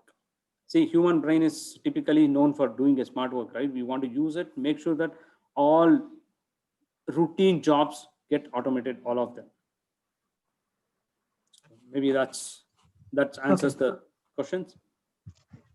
Namrata, further question? No, Bharat, there is no further question. Then definitely I'll give the same question to Sanjeev, and then we conclude our discussion. Okay. Sanjeev, I think so. What Atul and Bhaskar has really put into the things that I think so. What I think is that mindset change has to be brought into the organization by the IT team itself, because IT as of now is being just looked into as a support department whose job is to just keep the lights on. We have to really get into the business, understand, sitting with them, how we can really help them automate their things. We have to really create an atmosphere where the guy doesn't feel that this particular process is going to take away his job. We have to make him feel that this process is going to give you this particular benefit. And by this doing this process, which is being manual, if you do it automated, you will be able to save this much time and you will be able to devote your own time to other activities. As we talked about big data analytics, we talk about, as Atul talked about the rejection part of it. Most of the time, people doesn't even know what is the total rejection coming out of it. Until unless you start giving them the online feed that, okay, this is the rejection happening. And the moment it starts, the rejection happens, if you're able to contain it at that particular moment of time itself, I think we'll be able to really give the benefit to the business. If a temperature of a particular furnace is getting low, and because of that the rejection is increasing, and if you are to give an alert immediately by an add-on to be lighted up that, okay, the temperature of that machine has gone down, that there are chances of the rejection to happen. Nobody would not like that this thing should not happen, because nobody at the end of the day doesn't want that the rejection should come, because it's getting into the plant head kitty itself. So I think if we really educate the people more and more on the technology and become a partner with them, I think so things will change. Sitting into the IT rooms and just doing only job will really not help. I think so. That is what I feel, that IT really has to be an enabler, not to be a supportive one. Wonderful. Thank you, Sanjeev, for sharing your perspective. So concluding remarks from my side, I think it was quite a learning session for me. I think we touched all aspects of smart manufacturing or smart factory, from its definition or buzzword or what it is, to the high-end technology we are talking about, RPA, machine learning, AI, cobots. So wonderful experience talking to you, gentlemen. And I hope you and other participants had the same experience as I did. So I personally thank you all, and thank you, Arden, for giving me the opportunity to moderate the session and having a dialogue with our panelists. Thank you very much. Bharat, I just had one small point, okay, for the interest of the participants and also our fellow panelists. That one thing out of experience I want to share, that while we talk about these technologies, we'll also have to see whether in our internal technology teams we are able to carve out one or two individuals, three individuals, depending upon the size of the team which you currently carry. Are you able to carve out some of the team members to drive some of those innovations internally? Because innovation cannot be subcontracted. You can't say to your MD that this is the technology, but I have zero clue about what it can do or what it can potentially do for us. But this X company knows about it much. They will explain. No owner will invest money on somebody else's confidence. We will have to demonstrate confidence that why this technology with our learnings, show them some, बोलते हैं ना हिंदी में झलकी, you show some curtain raiser small things that this is what it can do to create interest and confidence. Yes, if we were to adopt this technology, it will be sustainable, it will be manageable with our resources internally also. It is not somebody from Mars will support us or somebody will do that doesn't give too much confidence. So you have to carve out some team to be able to digest these new age technologies to that effect, and then roll out as possible. That's it. Yeah. Thank you so much, Bharat. Great. Yeah, thank you very much. Over to you, Namrata. Thank you to all the Thank you, co-panelists Rajesh. as well. So nice of you. I thought you left already, Rajesh, so that's why I No, didn't I'm realize back you. for some time. Yeah, no problem. Okay, then thank you, Rajesh, to you also. Wonderful Thank you, talking Bharat. to everyone. Thanks, everyone. So nice of you. Back to you, Namrata. Thank you, Bhaskar and Sanjay. Thank you. Thank you to all the panelists for having a great discussion. Here comes the another lead talk by Mr. Inderjeet Singh, who is the CIO from Vara, to share his views on how can blockchain technology revolutionize your business. Over to you, Inderjeet. Thanks, Namrata, and thanks the complete organizers for having me here. Namrata, can I have the screen sharing? Yes, yes. You can share over there. It's visible now? Yes, yes. It is visible. Right. So, good afternoon once again. And today, what we are going to be talking about is on the technology perspective, uh, which, everybody has been talking at a buzzword, and some people, trying to implement the same thing in their organization.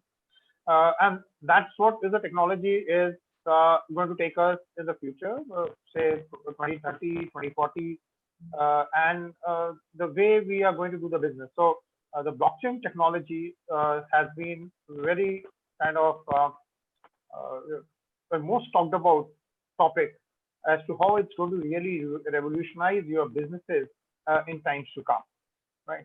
And when we talk of the various disruptive technologies as per the Gartner, and those technologies which are going to be path-breaking, and that's what we are being, seeing, and even in the last panel where I was listening to that, the technologies which are everybody's talking of in manufacturing, and even the OT networks and everywhere. So some of the technologies which are today important are your IoT, that's the sensor, and which we all talk of, and of course the big data goes along with it, the amount of data which gets created. Then is your AI and the machine learning, because of all the unstructured data, the structured data, which is there, is going to be processed, clean and put in the format, giving you your predictive analytics, your prescriptive analytics, and all those kind of things. And the main key point in the whole technology space is the blockchain, right?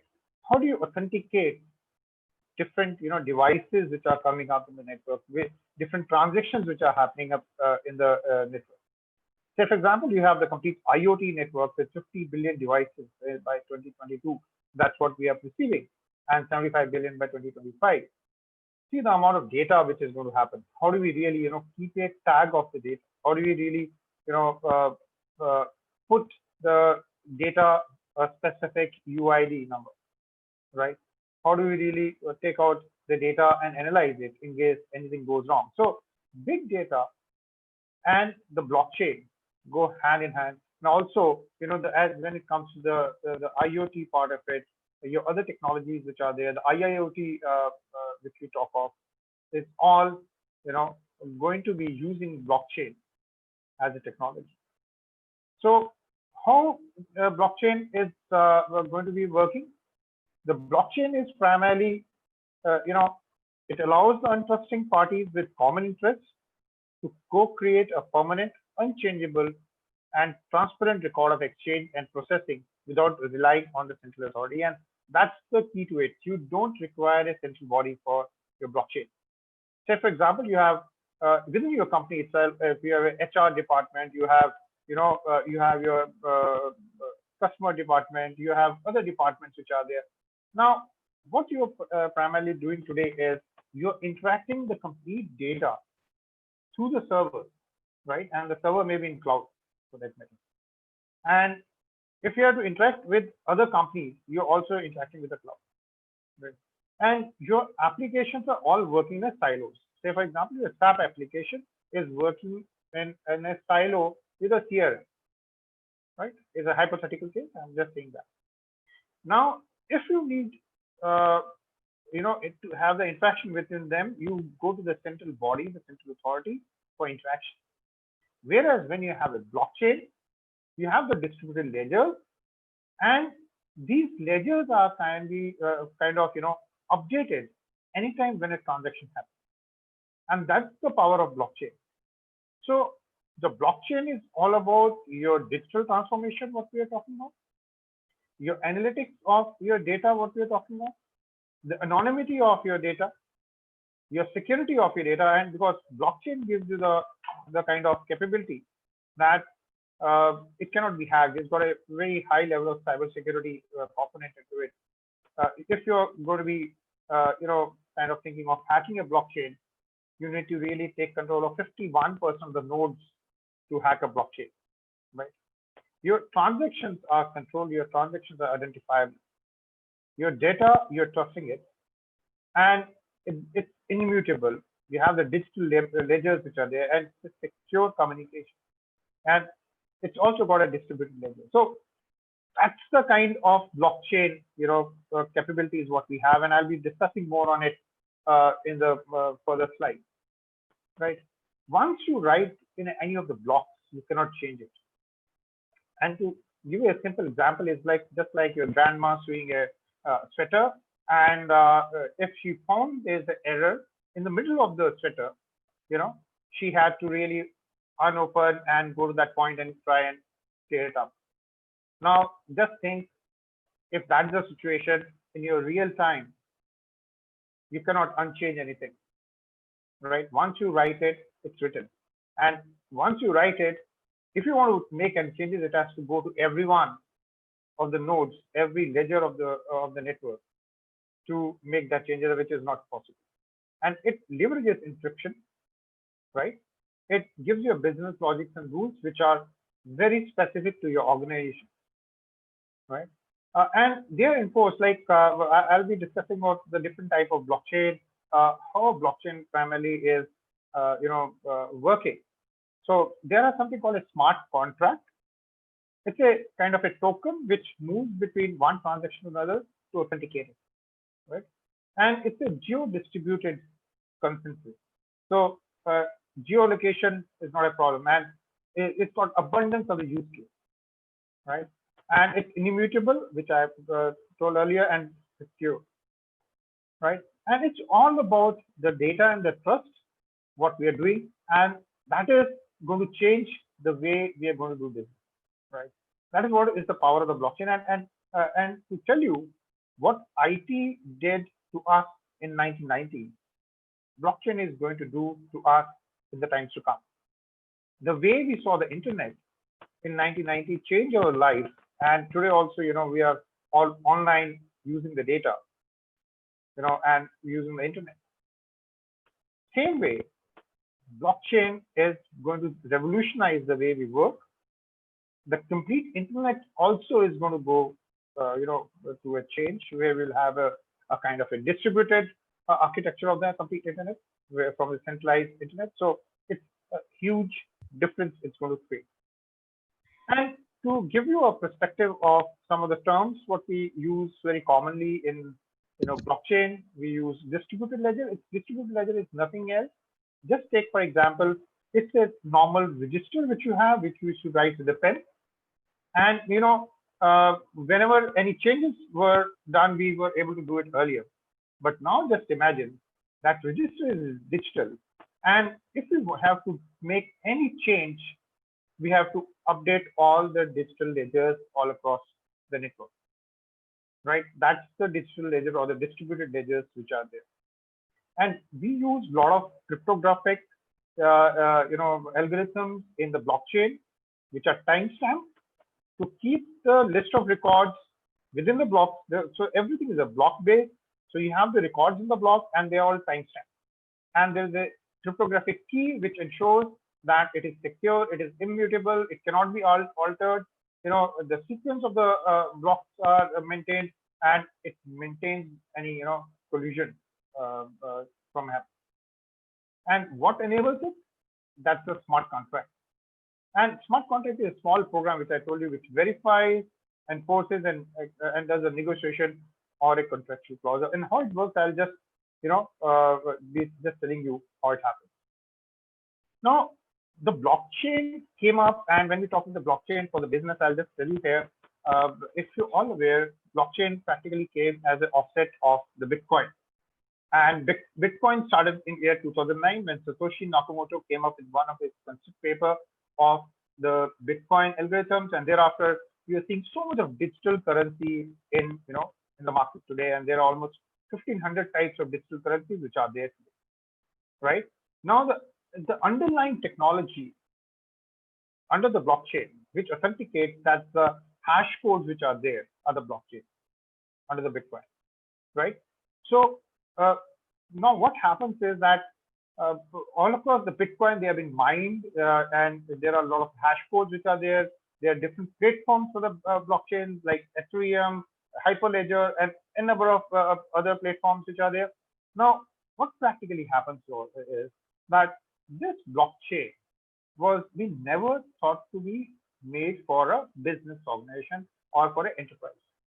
Because if you look at from the architecture of the Bitcoin, that was universal architecture, and today also you have different mining centers, different data centers which are mining the Bitcoin, and you're creating the blockchain, and that's how it's really happening. Okay, and the nodes are all across. So there are, say for example, there are 15,000 nodes for the Bitcoin which are mining today, and all those blockchains are working.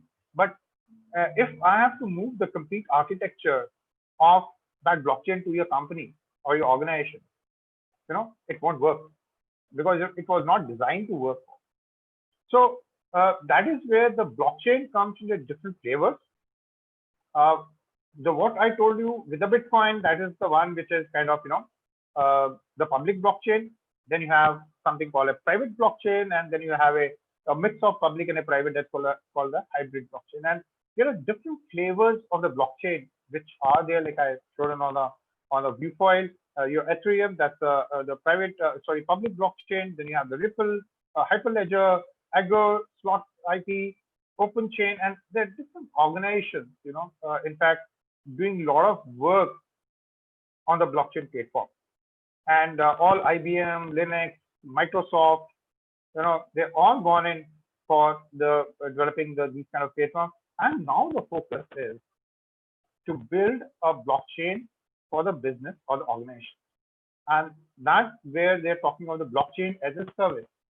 That means you may have different applications, whether you have a SAP application, your CRM application, your HR application, your operations application, your project management application, whatever you may have. Presently, when they work in silos, using the blockchain as a service, as a platform, you can bring them together and work in the organization, and you can create kind of nodes within your organization to work. And that's what I was trying to tell you, that it was not built for the enterprise, and because the ledgers are being designed for the public network, and they lack the performance, confidentiality, governance capability needed for the commercial. But then we talk about the private blockchain, which is more so for the enterprise. Then is a smart contract. Again, the smart contracts were not designed to leverage the existing enterprise tools in the skill set, but now we are going ahead with that kind of thing. And of course, the integration, working as a blockchain as a service, and putting all your softwares together under the one basket, right? And some of the pain points for the industries which are there, it's hard to understand this technology, and everybody's too focused about the technology, and it requires more time to in fact understand it, put it into the actual business use. And one thing which is we are finding is that it's hard to find the business benefit right now. It's a buzzword with someone. Practically, I just told you, like it's authenticating, it's telling you the way to do the business, but then there's a different level of understanding between corporates. They're not sure what needs to be done with the blockchain, right? And that's how practically happens. And but there's a kind of a offshoot to it. If you understand what you know, what you want to do with the blockchain, you'll definitely try and implement it, and that's how it really works. And there are lots of token sale which is happening. You would also come to know that every startup which is there, they come up with the ICO, and they start filling up the security tokens. They start filling up other kind of tokens which are there, and all across for funding for the different businesses. So it's created a negative sentiment at some point in time as to how you're going to be using the token, right? And that's where it's gone in for more negative than the positive part of it. And it's definitely going towards the positive path. That's what I see in times to come. I'm definitely seeing a lot of traction in the organizations, in the business world, when it comes to the imbibing the blockchain technology as a whole. And this is where is the present set. What you have is you have the intermediaries, you have the manual verification methods which you're implementing today, whether it's the manufacturing, whether it's the services, right, which are slow and costly. But with the blockchain, you definitely can reduce costs, you can save on time, you can save on the kind of money what you're investing in a long run, and it will lower the risk with the using the blockchain, right? And this is the kind of a centralized versus decentralized, where you're able to, in a kind of a centralized environment, there are human errors and fraud, there are intermediaries, there are frequent delays which are there, and there are a lot of losses to the stakeholders which come up. Whereas if you have a blockchain, right, you have a shared ledger that is tamper-proof, and once anything you record into it, you cannot change that. It cannot be deleted. It cannot be altered. And how it has been done? All the ledgers they have a consensus mechanism where they all agree to the changes, agree to the every input which is there, the hash code. That is why it takes some time whenever you do a transaction, and that's another point where your number of transactions per second in some of the blockchain platforms were very less. In earlier times, it's just 7 or 10 transactions per second, as compared to your Visa cards where you are able to do 2 lakh transactions per second, right? And but the advantage is it reduces a lot of paperwork, and it speeds up the transactions, and it also increases the efficiency of anything what you're doing, right? So this is where your data is stored in ledger. So if you look at this view file, I'll just show you. These are the kind of ledgers where you're storing the data, and all the records of every transaction have been kept, and everyone in the network knows about this transaction. That's the beauty of it. It's so transparent, and it's all an identical copy. So there is no case of cheating which can happen, right? And it's all secure. It's tamper-proof, so immutable. So lots of things, lots of advantages which are there, and every time anything happens, it's through consensus, and the information cannot be altered and deleted without knowledge of the whole network. And some of the roadblocks to the enterprise adoption, which I was trying to say, and lots of blockchain, platforms are coming up with a better, kind of transactions per second. They have come up with the 200 transactions per second. Also, there's a DeFi platform which is pretty fast, but this is kind of as a average which I had worked it out, and as a throughput, it's around 7 to 20 transactions per second wasn't enough. Latency, 10 minutes for updating the complete network or the nodes, it was too slow. And well, the other part which is that 50% is laughable for a database, so that's increased, and there are a lot of changes which we are seeing. And the traditional blockchain was not being used, but the changes which are happening today, the hyperledger is a much more advanced version of that. And one more thing which has come up, the chain link, which is for the DeFi, that the distributed finance blockchain, that is pretty fast, and that's what people are trying to work on. This I've already covered, I think. So not all blockchains are same. That's what I was just telling you, that earlier it was on the public blockchain where you have the bitcoins, you have the Ethereum, you have the other kind of networks which are there, and it is all distributed across the globe. And if you wanted to implement this kind of architecture for your organization, it would have never worked. But definitely, what we have is a permissioned blockchain.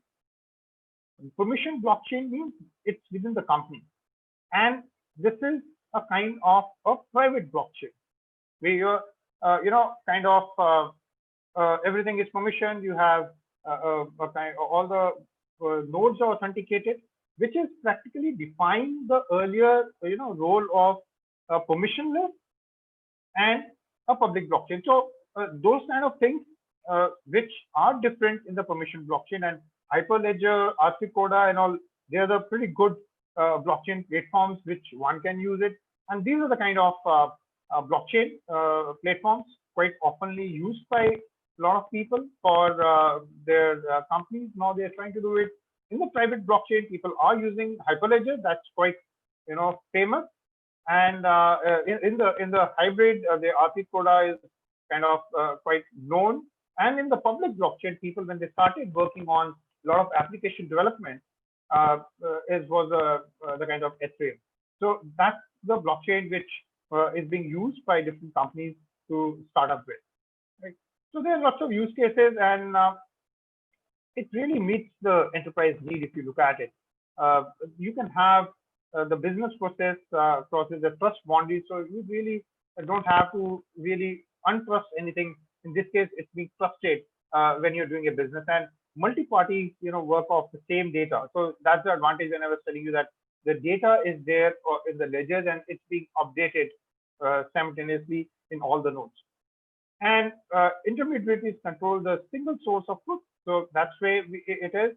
And it really works out good for any company to avoid the manual processing, right? So lots of things get automated.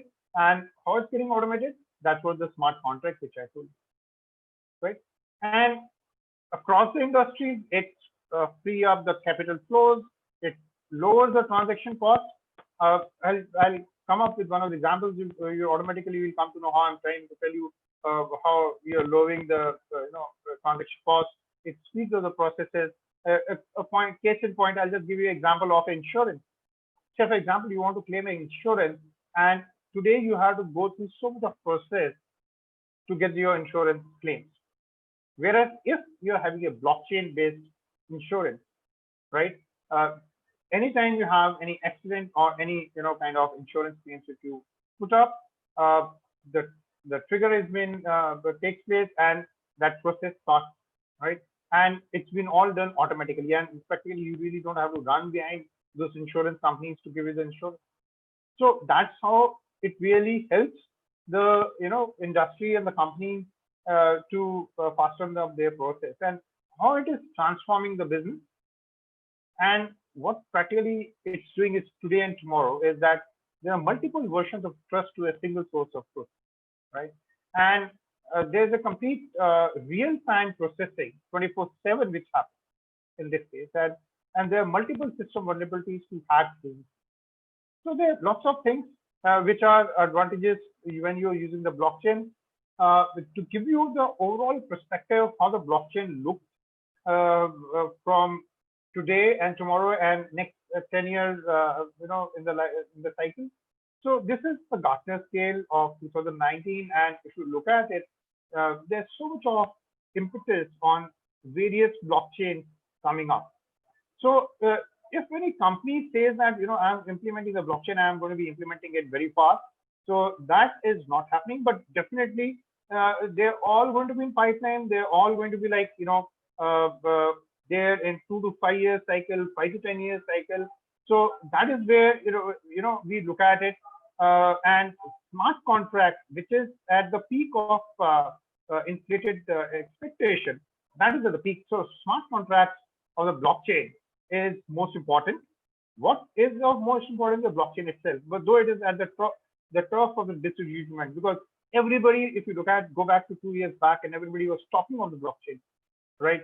And the way I told you, they didn't know what's the implementation of the blockchain, whether it will really give them the right benefit, because the right blockchain also is so important for you to understand, right? The other distribution was the ICOs, and there are a lot of scams which happened because of the ICOs, and people took money for development and they vanished. Lots of cases all across, which happened, and this was the real point of concern of the ICOs, taking a backseat, and thereafter it actually hampered the blockchain development also. And but what I want to bring out that these things which you see in the dark blue circles, right? These are the kind of blockchains which we are going to see the complete implementation in 5 to 10 years. So it's not just overnight. If anybody is saying that I'm implementing a blockchain, I'm done with it, I think take it with a pinch of salt. Definitely, there are lots of things which require to be done as regards the blockchain and implementation and stabilizing the blockchain as a whole, right? And this is after a lot of study. So it's not a kind of graph which has been just created by 5-7 people. It's been done after due diligence world across, taking different industries, cross industry, large industries, Fortune 500 companies, and all this stuff. And this is where I was trying to talk the turf of disillusionment. We are there in 2020 to 2022, where we saw there's almost a huge amount of the business ideas we saw in the year 2020. We thought that we'll be able to implement a lot of blockchain, and that's not happening right now, right? And if you look at the disillusionment it is going through, and this is going to be there for next couple of years till 2022, 23, and then it's really going to pick up. Okay, but the good part of the blockchain is we expecting almost $3.1 trillion industry at the end of 2030. That's what I was trying to say. Your internet is going to change.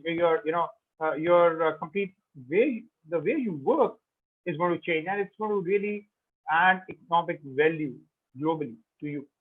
So that's where the blockchain is practically happening. And presently, what we are trying to talk is only the public-private hybrid consortia blockchain.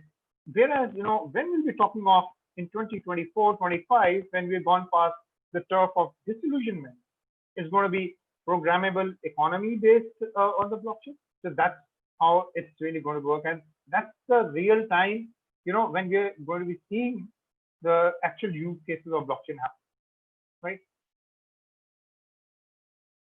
And this is how in terms of the numbers, the blockchain is that there's only 10% of enterprises will achieve any radical transformation with the use of blockchain technology. And by 2022, at least one innovative business built on blockchain technology will be worth 10 billion. It's going to pick up in times to come. And by 2026, that's the time when we are, gone past that turf of disillusionment. It will grow to almost 360 billion. That's really a huge number. And finally reach up to 3.1 trillion by 2030. And just see the amount of, blockchain what we are going to be seeing by 2030, right? So you really need to understand as to what blockchain you require, right? And the private blockchain, when we say, is very important for your solving your efficiency and the fraud problems in the company. You can practically use it. And if you look at the public blockchain again, which we discussed, these are the kind of public blockchain which are already there, and it is equivalent to the internet of 1990s. Whereas the other part of the blockchain is the federated blockchain, your private blockchain, and the hybrid blockchain. It is the intranet of 1990s. That's how you can really differentiate between internet and intranet in those parlance.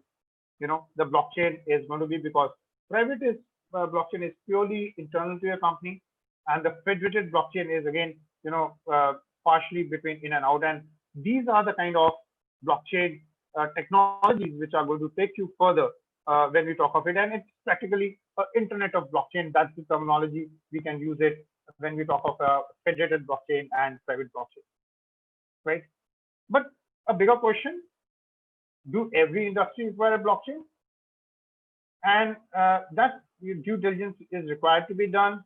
And what kind of blockchain which you need practically needed, whether it's a permissionless public blockchain or a permissioned public blockchain.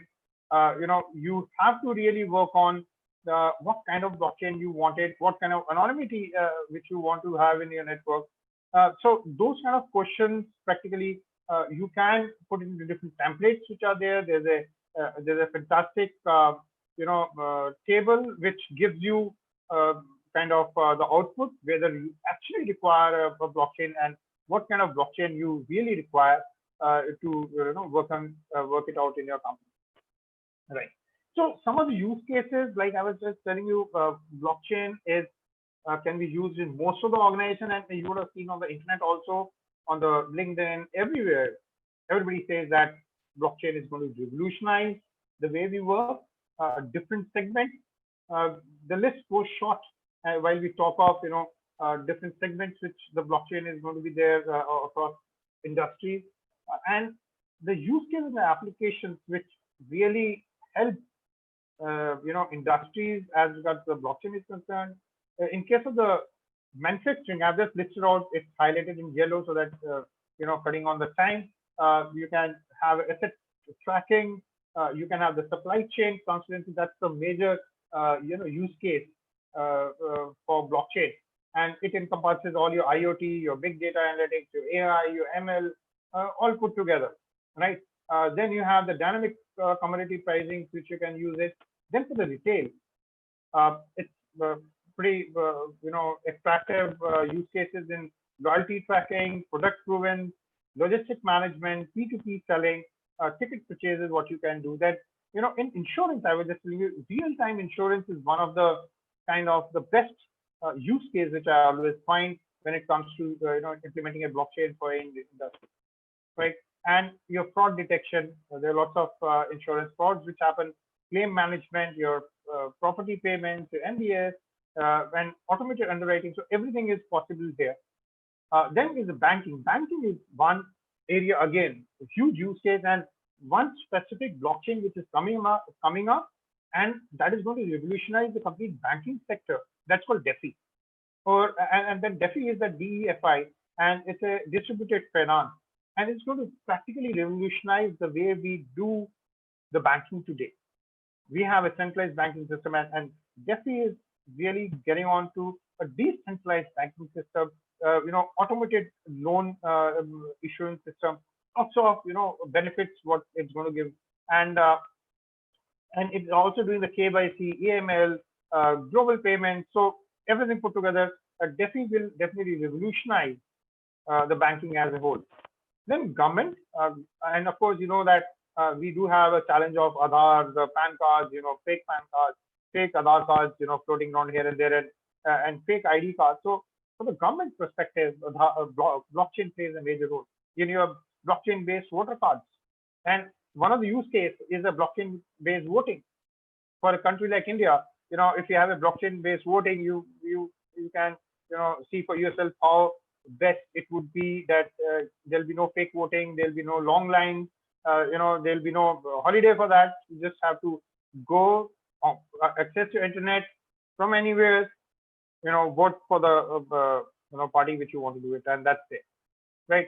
And then there's the copyright problems and benefit distribution. So those are the kind of advantages which are there. And of course, the health with the sector which is picking up today is the kind of compliance, your record sharing, your personalized medicine. So in effect, blockchain applications are helping anyone in the asset transfer proven, your cross-organizational workflows, and high assurance audits, which you're able to do. So one example which I'll give you before I will close. I think I took more time than what I was supposed to. So this is a supply chain management example, and a safe example that the producer has to send all the produce which is there world across. And in the present day system, it goes bad. It's a big problem, and half the produce which actually when it reaches the end user, it would have not been in the form which it was supposed to be at the time of produce. So in this case, what happens? A producer, say for example, the milk produce, he does that, sends for the food processor, and he sealed it, and these are all IoT devices. Where now take yourself back to the first slide where I showed you the IoT, the big data, AI, ML, all those things which were there, the sensors, and all this data when it is being implemented while we are using the blockchain, it is authenticating all the transactions. So here you have the smart contract which gets activated, and you have the smart contract which says that the temperature has to be maintained at less than 10 degrees and the humidity of 65%. If this is not maintained, the smart contract will trigger, right? This is at the time of the produce. So what happens? At the carrier one, it does it. The temperature is being maintained at 9%, 64, 9 degree and 64%. And thereafter, the warehouse also it's been able to do it. Carrier two, it's able to do it. Now, when it happens at the carrier two, the temperature is 66%. 66 degree, sorry, 11 degrees and 66% is the humidity. So now here the smart contract will practically, trigger off. And this is where the contract is violated. And carrier two is liable to pay the penalty as the temperature of the package before it's being delivered, right, has been, violated above the prescribed limit. So this is how you really check. And now you just see if you are using it for the medicine, for the cancer medicine. Most of the time when the cancer medicine reaches the end user, nobody knows whether the temperatures are being maintained or not, right? This is only one use case which I'm putting. And they're all having the RFID tags, which are the IoT enabled, and they are giving all the big data and the data which is there, which is being processed, going back, and all the data is going through the nodes. The blockchain is doing the smart contract. That's how really, we're working on the supply chain management. And this is one of the wonderful examples which is there. So to wind up finally, the blockchain primarily saves time for the transactions from days to near Hello. and it removes the cost. Hello. And yeah, please. Yeah, hi Indrajit. Actually, we are running out of time. I've already told I'm winding up. Okay, okay. So this is my last slide. I already told that. Okay. Yeah. So it reduces the risk and it's from the tempering and okay, I've finished. Thank you. Yeah. Yeah, thanks. Any questions, anyone, please? There is only one question from Muralidhar Rao. He is asking, what are the current blockchain projects you are working on? I'm working on a blockchain as a service. So I've developed my own blockchain as a service on Hyperledger, and it's a complete platform for offering, and anybody can develop any application on that and use it for themselves. Okay. Okay. Thank you, Indrajit, for such a great discussion. And now, thank you very much. Yeah. And now we have our last panel for the day, that is BFSI panel. I would like to call moderator Mr. Anand Sharma from Ashirvad Finance, Rohit Kalam from Aditya Birla Finance, Dominic Vijay Kumar from Art Housing Finance, Puneet Kaur Kohli from Manapuram Finance, and Mr. Ravinder Bhardwaj from Apollo Munich Insurance.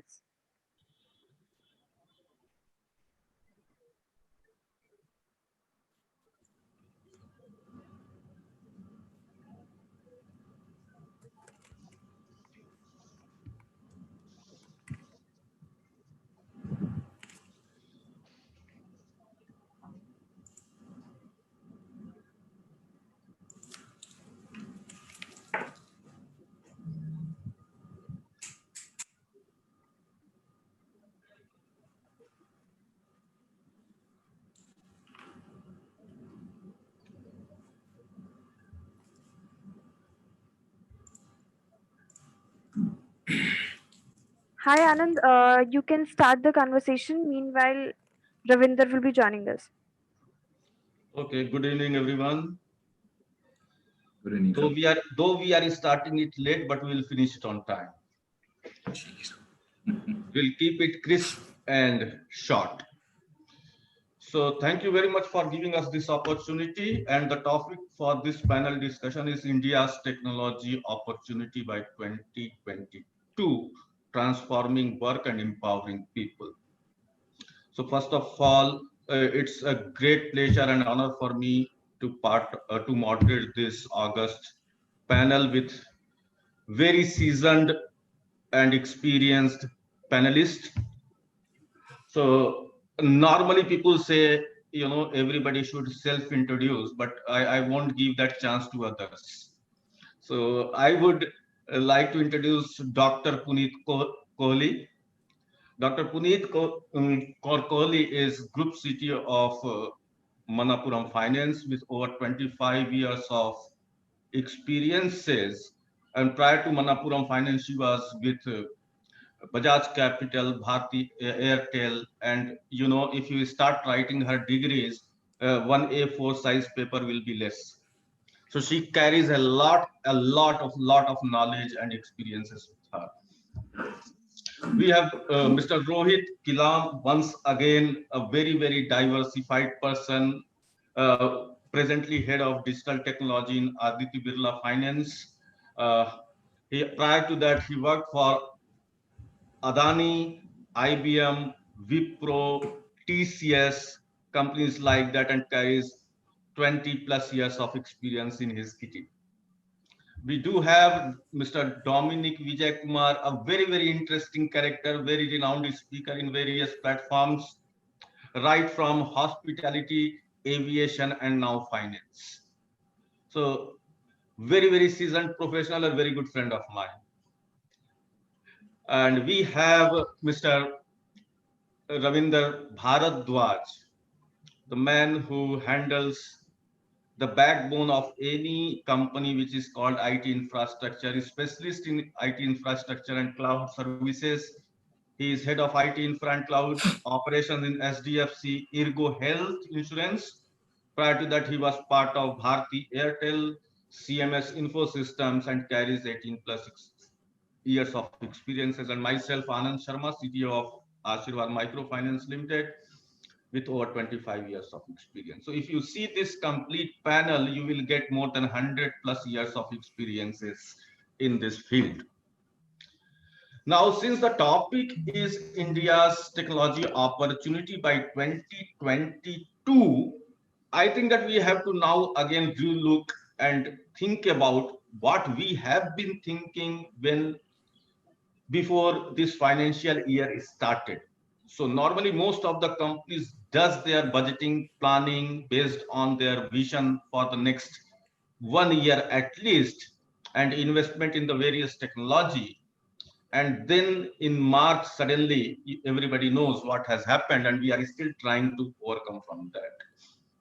So first of all, I would like to, ask Dr. Puneet to give her thought process.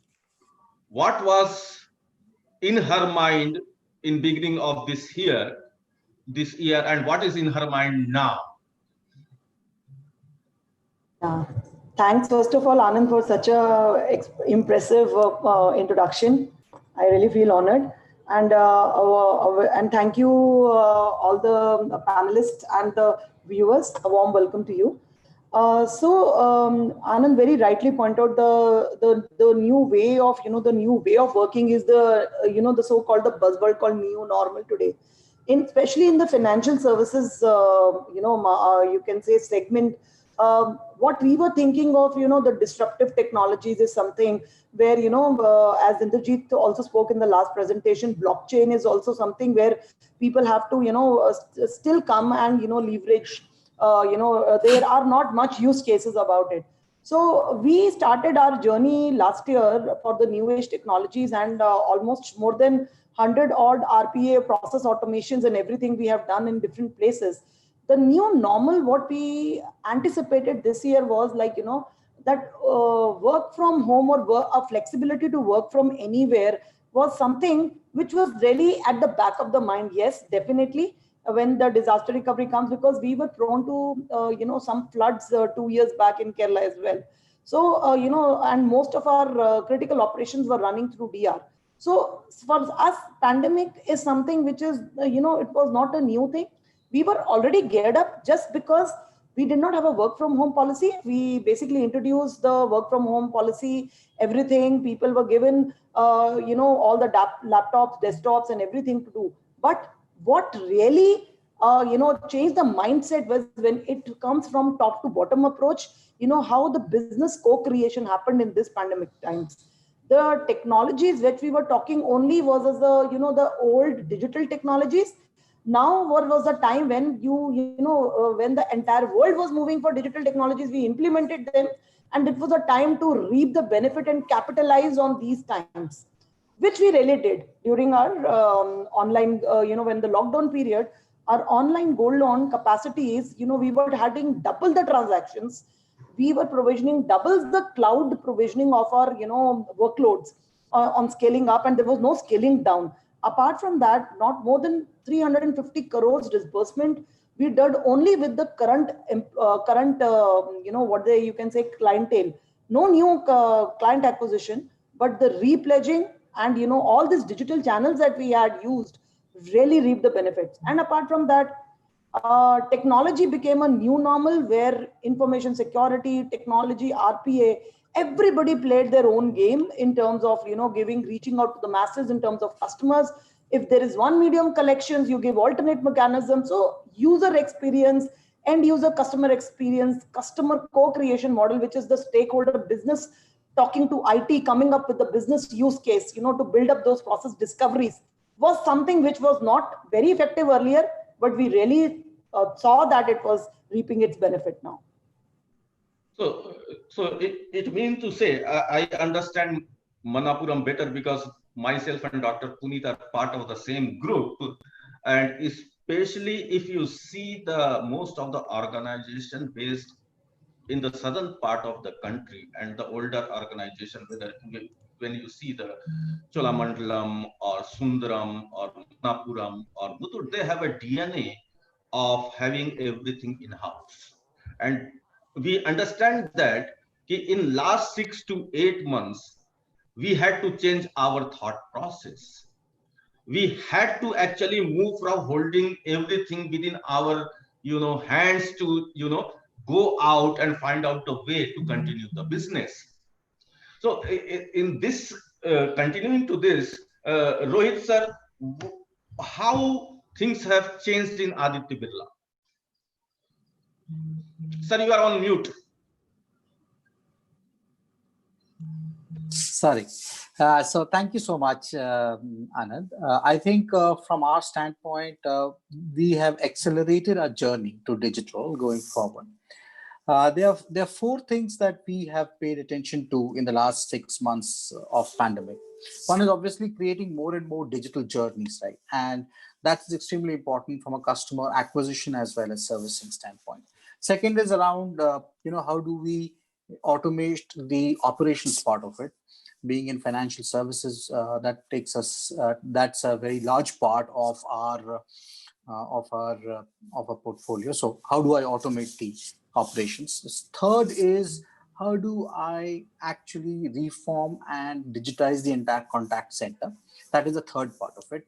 And believe me, working on the contact center in these times actually meant that we were at some point of time turning, changing the tires while the car was almost moving, right? So it was at that level of speed and at that level of flexibility from that standpoint. And the last function is, the core tech that needed to be looked at, and how do we build the core tech to enable this. And this was slightly on the longer side, so more on the cloud and the stuff around that. So these are the 4 areas that we looked at. From our standpoint, I think from a technology standpoint, if I have to talk about sudden inflow of technologies which have come in, we've looked at video KYC, we have looked at a lot of vision APIs in the ML space. You looked at conversational UIs which have come into last 6 months. You looked at a lot of channels which have come through WhatsApp that we've started. In fact, we actually created a heat map of all the services that we are offering our customers, and we digitized 97% of them in the last 6 months. That's the speed that we kind of moved at going forward. Yeah, that's so that's kind of summarizing the last 6 months in a very quick, fast pacing journey that we've had. So actually, there are 2 points coming out from these 2 experts' comments. One, there is a significant mindset change of doing the business. Second is, I think that there are certain project or certain technology adaptation has become taken on a fast track to counter or to avoid the physical meets and give the customers more power. Now coming back to our friend Ravindra. Since Ravindra is handling infrastructure and handling the cloud operations, Ravindra, have you seen that the cloud consumption or cloud utilization getting increased in the past 6 months? Yeah, hi Anand, thank you. Very good evening to all the panelists. Yeah, Anand, actually, cloud consumption, if you say companies like insurance and banking and other companies are already in a journey of cloud. So some companies have already adopted this cloud, and some companies are actually on a way to for the adoption of cloud and migrating their applications to the cloud. But definitely, this pandemic from last 6 months, the strategies has been changed. Now, what we are thinking to put more and more infrastructure at data center side, we are now thinking to put uh, more and more load on cloud side. Whatever the new applications are coming, we are thinking to launch those applications on cloud only. Whatever we have legacy applications which are currently running in data centers, we are creating a roadmap to get these applications migrate to cloud. Definitely, cloud has their own benefits, and data centers, which is owned by us, has their own benefits. Although going forward, it will be a hybrid kind of scenario, not a completely a cloud scenario because of some limitations for applications. Although there were limitations from a security point of view, organization, especially the financial sector and banking sector, were afraid of migrating customer data on cloud. Those things are now getting mitigated by government initiatives also, plus the security initiatives taken by cloud platforms like the country-specific cloud platforms, country-specific data centers. So these things are getting out of mind now from this financial institute, or not only financial institute, from all the organizations. So more and more adoption will come in future. I must say that one thing is this application part which are customer oriented, which are getting migrated to cloud. But second thing is for employees also, the employee setup which got disturbed in COVID, like they have to work from home. Many companies don't have that kind of infrastructure like VPN and VDI, so they struggled, although some met these considerations that they have to make people work from home through VPN or ad hoc VDI solutions. So more and more solutions are coming on cloud also for VDI and all. We are looking for those solutions also because those solutions are cost effective, because we need to give machines to the users. They can adopt for cloud based desktops like Azure or AWS are offering right now, so that they can use their assets also to log in into company applications or infrastructure. So plus the app based model, we are earlier we have few applications which are thick client applications which has to be installed on PCs only. Now we have suggested and we are planning to migrate those applications to URL based applications, because when we are moving to AWS platform or Azure platform, these application has to be as on URL path or browser path. So we are also considering migrating those applications to new stack, so that anybody can access those applications from any PC or browser with security considerations and all. Thanks, Ravinder. Now coming to Dominic. See, Dominic is part of a housing finance sector where it was going bad even before the pandemic hits. Right, it was going in a bad shape for past couple of years, and by the time it was taking a shape, and then this happens. So, Dominic, your experience, the time when there was a slump then it was suddenly picking up, and suddenly again, because of pandemic, every supply chain system has broken down. So how actually you coping up with this daily strategic changes by management, making the necessary changes in the software system, and trying to fulfill their requirements? Good evening, everyone. So there are two things to it. One is, I'm audible? Yeah, very much. Okay. There are two things to it. One is pre-COVID, that is during when there was a slump where complete industry was going through a bad phase, especially the housing finance companies.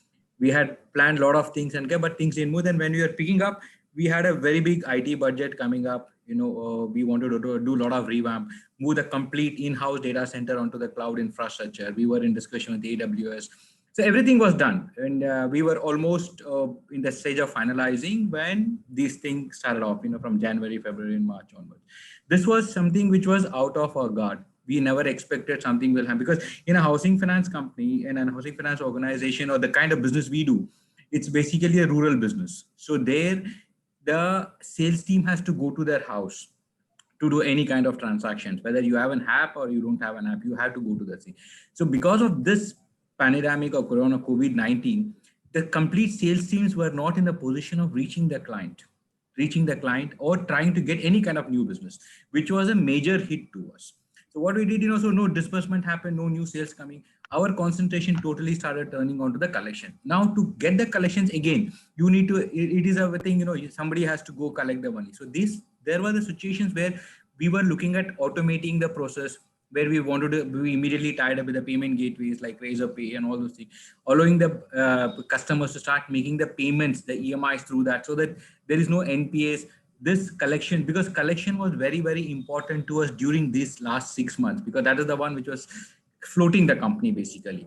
Because when there is no business, the collection is the only one which makes you the thing, and the internal commitments, then the operational requirements. So we tried automating the collection process in a better way by getting the payment gateways enabled, asking the customer itself make the payment online, tying up with Airtel, Vodafone, where they have this collection center so that these people can go on post when the lockdown was eased. We are doing that.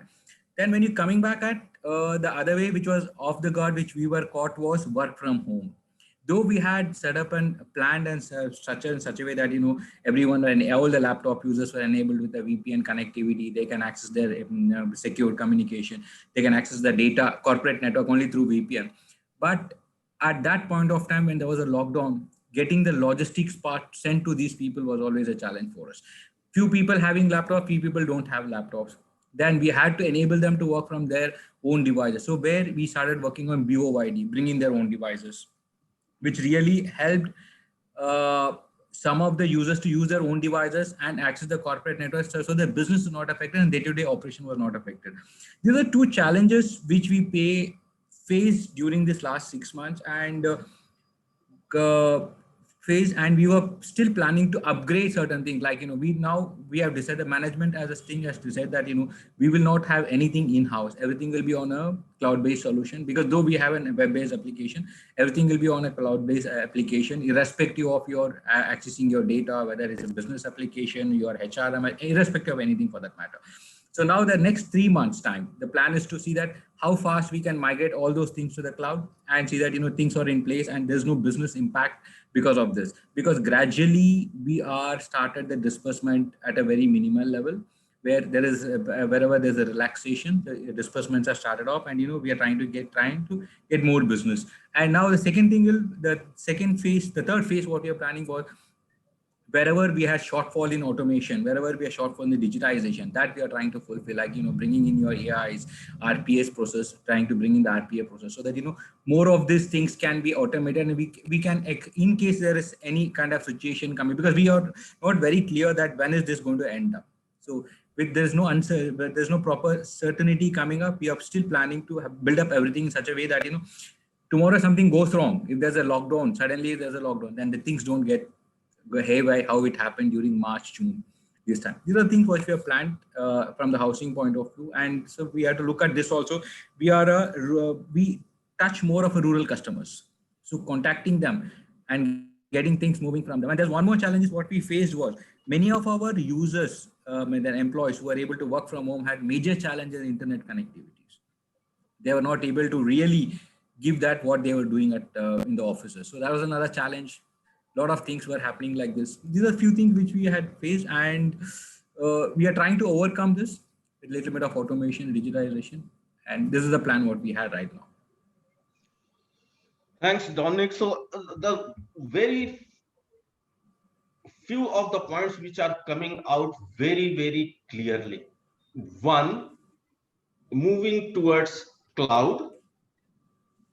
Second, which is coming out, the more and more uses of payment gateways, various payment gateways. The third thing which is coming out, empowering the customer as much as possible. And the fourth is coming is virtual desktops or laptops to work from home. Because in the last 6 months, what we have learned that we don't need the fancy offices to work. So this is one way I think that the management would be looking forward to reduce the operating cost and make you work little more. Correct. Now, as far as Ashirwad microfinance is concerned, microfinance is completely, the customer touch base. Without that, you cannot do anything. And this is the segment where only 10 to 15% of the customer are having smartphones. So you can very well understand the challenges which every microfinance had to or are facing even today. Now, there are many process automation with lot of checks and balances which were meant to force our field officers to follow certain processes had to be loosened up. Otherwise, they won't be able to do business. If they are going to a place which comes under the containment area, they cannot go.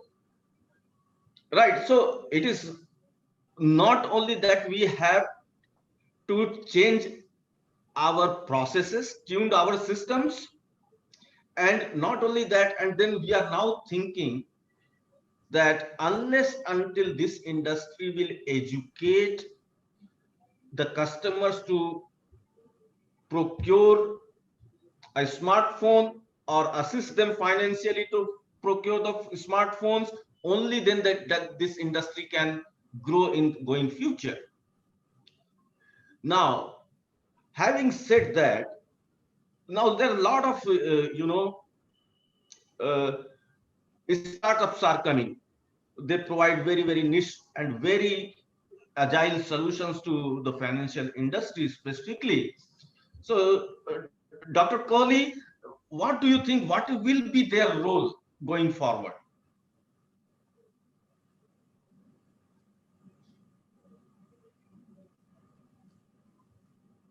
Puneet, ma'am?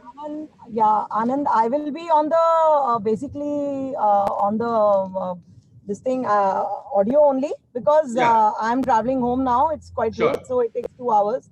Sorry for that. Okay, so the new normal what we're talking about today. So you already know that COVID-19 has has evolved as the the CIOs and the IT departments right at the center of an organization. They have a rebound strategy. If you see that in a way that priorities are changing, 40% of technologies are having the management which is giving a pressure in terms of cost reduction as one of the top priorities in 2020, right? And still 60% I can say the CIOs or across the the best practices, if you go from Gartners or Foresters of the world, they say they are engaged in implementing digital collaboration tools in 2020 and 21 up to 2022. And that is what is would be where exactly the major budget allocation will be done. So technology for working from home or business continuity are already in place. It now needs to be aligned with the COVID specific business priorities. What are the business priorities? We have to support business processes to become remote and, less dependent on travel or in-person visits. That is definitely as an understanding and need of the arm, where people have to get ready, or the entire ecosystem has to get ready.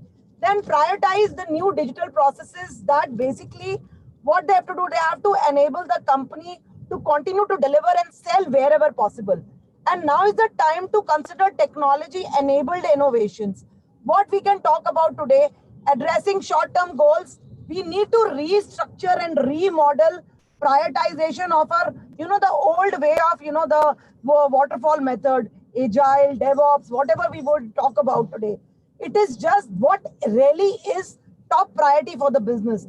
That is where the major focus on addressing the surge will be. The demand will be in terms of, in terms of IT, where one person was already doing some data warehousing or was something. The time has come that multitasking, succession planning within the IT is the need of the hour. Wherein in our industry, in Manapuram also, we do that like every 2 years or 3 years. We take it a point if a person is coming from technology background. We normally take it that if he's a software developer, if he's interested in infrastructure, we do that. We give him enough of ecosystem to do RPA. In terms of what we are doing is, because in this part of the world, we don't get good skill sets. So we work on build, transform, and operate model. We join hands with fintech, and they come up with the best practices and tell our teams to do process discoveries. We work with the business and, basically implement everything, and our IPR remains in-house. So least dependency on outsourcing. That is the need of the hour. And then also we don't have to panic on these critical projects. What is the focus on developing long-term IT capabilities is more of an insourcing, less of outsourcing. That is what has come up as my last 6 months of evolution in this pandemic times. Thanks, Punishji. Rohitji, what do you see the role of emerging startups? You are on mute. I love to be in silence. But I will not let you do that. So Anandji, what happens is there are the trade-offs that we're looking at. I'll quickly put the two trade-offs that are required here. One is explore versus exploit trade-off, right? Explore as many fintechs and technologies that you have versus what you currently have. According to your business context, according to your business case, you create a trade-off between explore versus exploit. First. Second, from a fintech standpoint, the other trade-off that you need to look at extensively is accessibility versus security, right? That's also extremely important. I can give you examples of a lot of fintechs. We are all regulated entities, right? All of us are, and we are audited by the regulators, by external auditors, by internal auditors, so on and so forth.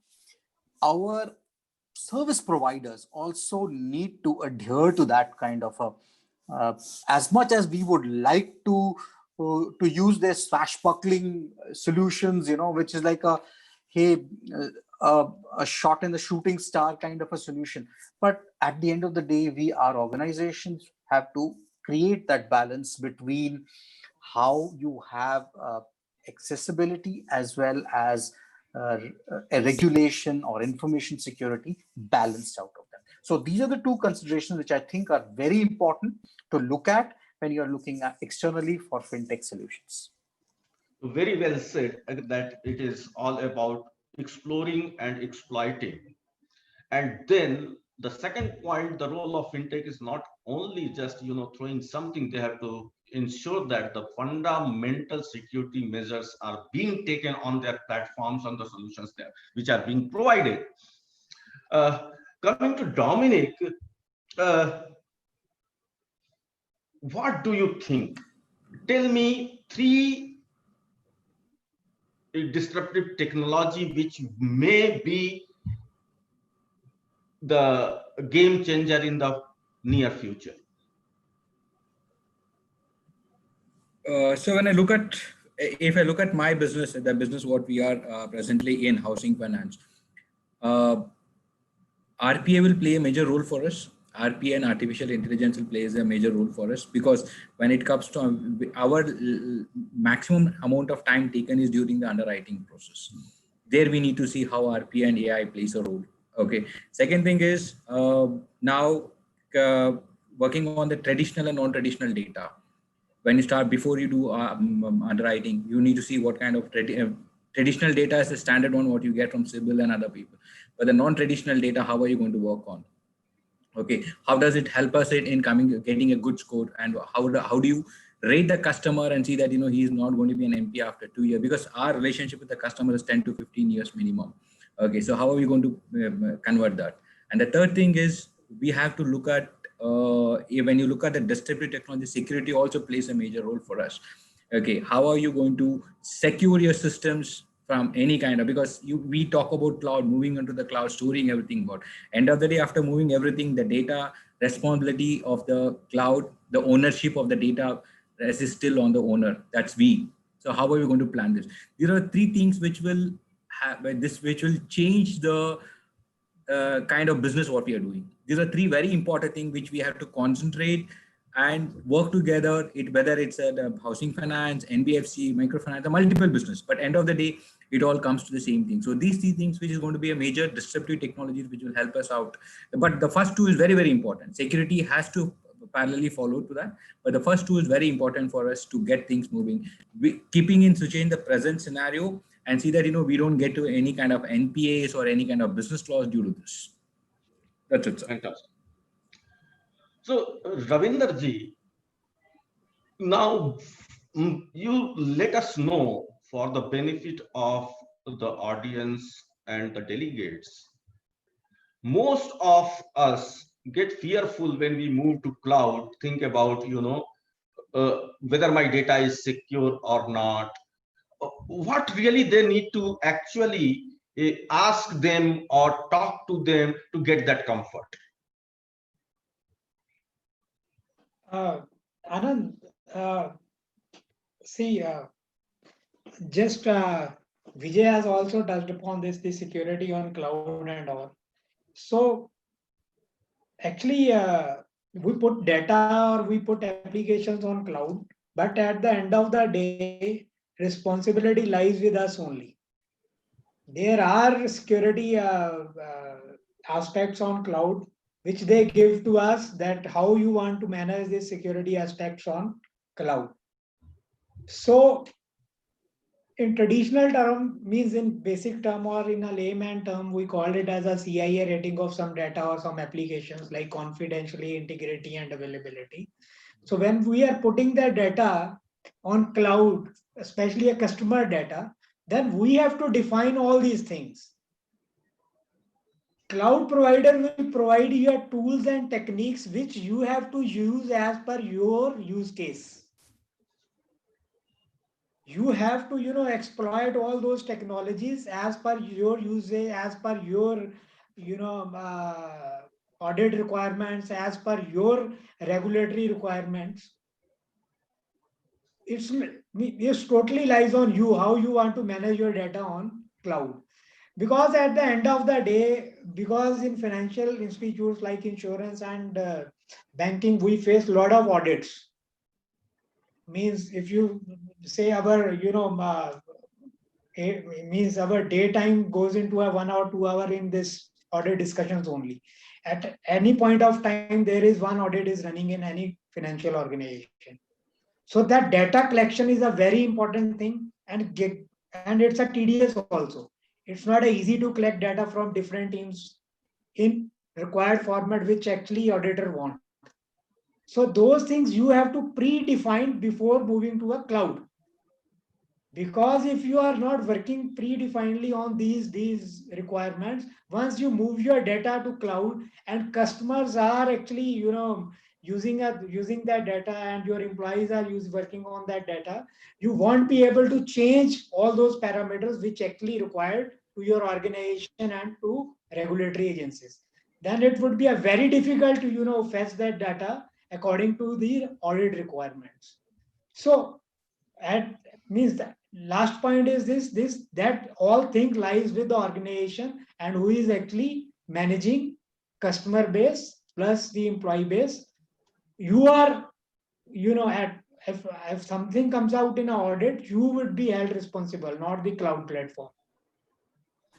Okay, so Correct. very Just a minute. That's a very valid point, Ravinder. That is why whenever we move to cloud, we have to have a separate cloud and data information policy specifically for cloud.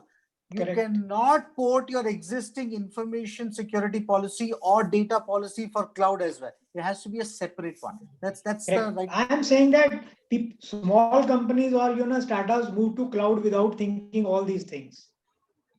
Okay. They move to cloud, but they won't be able. After that, they won't be able to crack their data according to customer needs or auditors need. This framework has to be defined prior to move to this cloud. So in short, if we really see the word cloud, it starts with CLOUD, right? Stands for compliance. L represent for legality terms. Correct. O represents for your outsourcing policies. Correct. You represent understanding of the architecture, and D represent how you want to deploy it. This analogy is new to me also. I think you have to have this. So if we know these 5 things and we have clarity on these 5, Correct. we can easily move to the cloud. No, it's a good abbreviation to this cloud. Now, for me, I really impressed by if today we are talking about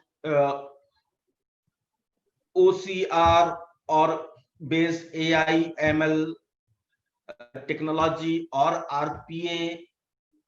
I think that it is all because of these emerging startups. They came in, they started, and then we get into that. They are doing a great job. The only thing being in a country where we have 22 official languages and 60% of our population, they can communicate in a certain language. They cannot read or they cannot write. Correct. So these startups needs to start thinking to build these capabilities in the Indian language, at least 6 to 7, which are majorly used. That is point number 1. Point number 2, the technology which can understand the regional languages. You cannot, when we are talking about remote working, digitization, empowering customer, empowering people, we have to actually hit this hard where your technology can understand and parse the regional language and take the appropriate data out of it. And when we will achieve it, only then we can achieve the 100% digital India dream or whatever. This is what I personally feel. So since we have a constraint of time, I think that we are very, very clear. The clear is the role of information security professionals and the organization who are providing these services, the role of digital solution providers, the role of payment gateways, the role of cloud service providers, the role of virtual desktop and laptop or workstation providers, and the role of these startups to work on regional languages. I think that this is going to be the thing which will drive our business for next couple of years. Correct. Right. So Namrata, we are ready to take questions.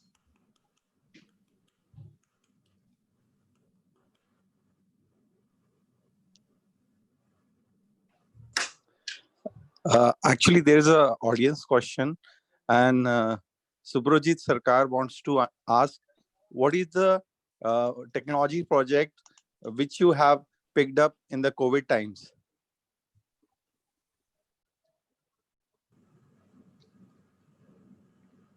Rohit, would you like to answer this?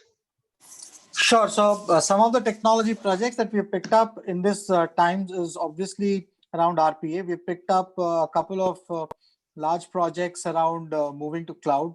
We have also looked at Vision ML to look at. So there's machine learning algorithms for credit worthiness check of the customers.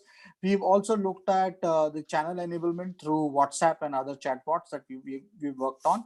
These are novel projects that we have enabled across our business portfolios. So, Mr. Sarkar, if you look at, I'm answering to Mr. Sarkar that if you look at to the industry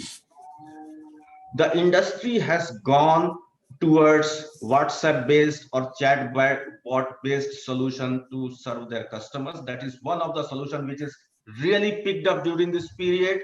The second thing, the company has realized that, moving to the cloud is the solution if you really need to have a very strong BCP in your organization. BCP means business continuity plan, where your employees can work from anywhere. The third part, as everybody is talking about, the more or more people have gone to the integrated their financial apps to the various payment gateways or aggregators. They have gone for RPAs, AI, and ML. So these are the projects for last 6 months. It's really picked up. And one thing I want to add one thing. Dominic has also touched upon that. The call center, the contact centers actually. For financial institutes, whether it's insurance or banking, contact center is a very critical piece. Although it's critical for telecom also. Traditionally, and now before 6 months, it was working in some office premises only. But in this 6 months, we have migrated those contact centers and make those contact center employees to work from home. That was a big thing actually. It's not a small thing from technology perspective also, plus from employees which are working in those organizations also.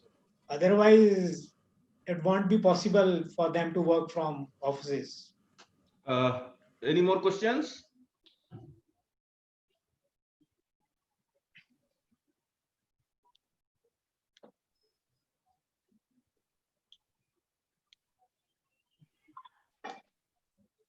Yeah, there is one more question.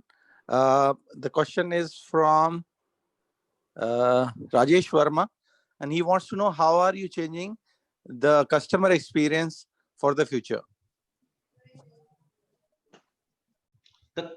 I think that in the last question itself, it has been clearly, I think that it was given that the more interactive bots, the WhatsApp-based communications, WhatsApp-based now, the way you are integrating they need not to go to any place to deposit their money and all those things. They can get their services using through their smartphones. So these are the things which is actually happening in the market.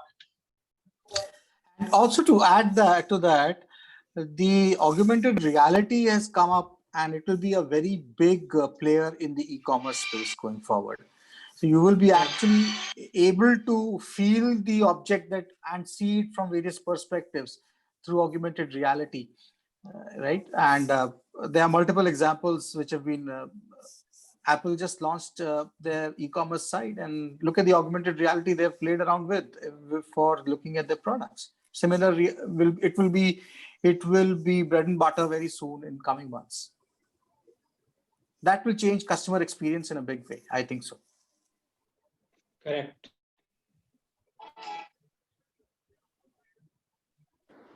Thank you. So, thank you, Rohit. Thank you, Dominic. Thank you, sir. Thanks a lot. Thank you, Dr. Puneet. Thank you. Thanks a lot. Thanks. Thank you very much, gentlemen. Thank you very much. Thanks a lot. Thank you. So we are just signing off, Namrata. Hello. Yeah, we are And planning. award ceremony is also there. You can remain logged. Okay. Thank you to all the panelists out there for making such a rich discussion. And now, ladies and gentlemen, the most awaited moment has come to an end, a precious moment to celebrate success and innovation. Inflection Awards are the India's most prestigious awards in technology, supply chain, logistics, and procurement, endorsed by NASSCOM. Now, we will have some categories for the awards. The first category for the Digital Transformation Leader of the Year, Ecom, goes to Neeraj Bhople from Seniority. Hello, everyone. Congrats, Neeraj. Thank you. Thank you very much. Thank you very much, Alden Group, for the award. It's an honor for to be rewarded for some of the work that we have been doing for the past 1 year and before. Yeah, thank you. Thank you very much. Hello, everyone. Congrats, Neeraj. Thank you. Thank you very much. Thank you very much, Alden Group, for the award. It's an honor for to be rewarded for some of the work that we have been doing for the past 1 year and before. Yeah, thank you. Thank you very much. Hello, everyone. Congrats, Neeraj. Thank you. Thank you very much. Thank you very much, Alden Group, for the award. It's an honor for to be rewarded for some of the work that we have been doing for the past 1 year and before. Yeah, thank you. Thank you very much. Hello, everyone. Congrats, Neeraj. Thank you. Thank you very much. Thank you very much, Alden Group, for the award. It's an honor for to be rewarded for some of the work that we have been doing for the past 1 year and before. Yeah, thank you. Thank you very much. Hello, everyone. Congrats, Neeraj. Thank you. Thank you very much. Thank you very much, Alden Group, for the award. It's an honor for to be rewarded for some of the work that we have been doing for the past 1 year and before. Yeah, thank you. Thank you very much. Hello, everyone. Congrats, Neeraj. Thank you. Thank you very much. Namrata, I think there's some video running at or some other analyst is running a video parallelly. For the past 1 year and before. Yeah, thank you. Thank you very much. Hello, everyone. Congrats, Neeraj. Thank you. Thank you very much. Namrata, I think there's some video running at or some other analyst is running a video parallelly. For the past 1 year and before. Yeah, thank you. Thank you very much. Hello, everyone. Congrats, Neeraj. Thank you. Thank you very much. Namrata, I think there's some video running at or some other analyst is running a video parallelly. For the past 1 year and before. Yeah, thank you. Thank you very much. Hello, everyone. Congrats, Neeraj. Thank you. Thank you very much. Namrata, I think there's some video running at or some other analyst is running a video parallelly. For the past 1 year and before. Yeah, thank you. Thank you very much. Hello, everyone. Congrats, Neeraj. Thank you. Thank you very much. Namrata, I think there's some video running at or some other analyst is running a video parallelly. For the past 1 year and before.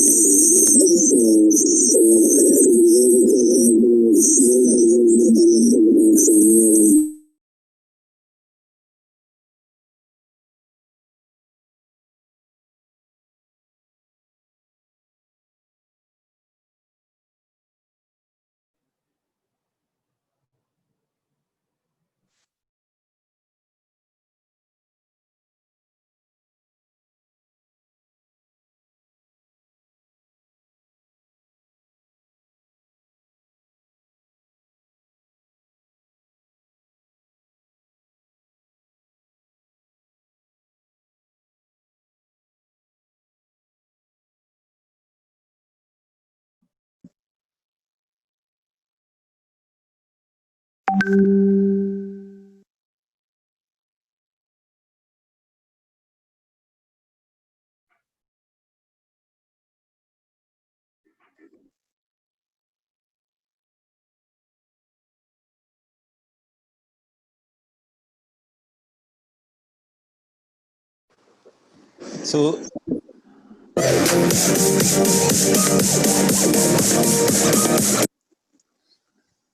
the second award goes to Tracking and Mobility of the Year Solution, Ports and Maritime, NICDC Logistic Data Services. Congratulations to the NICDC Logistic Data team.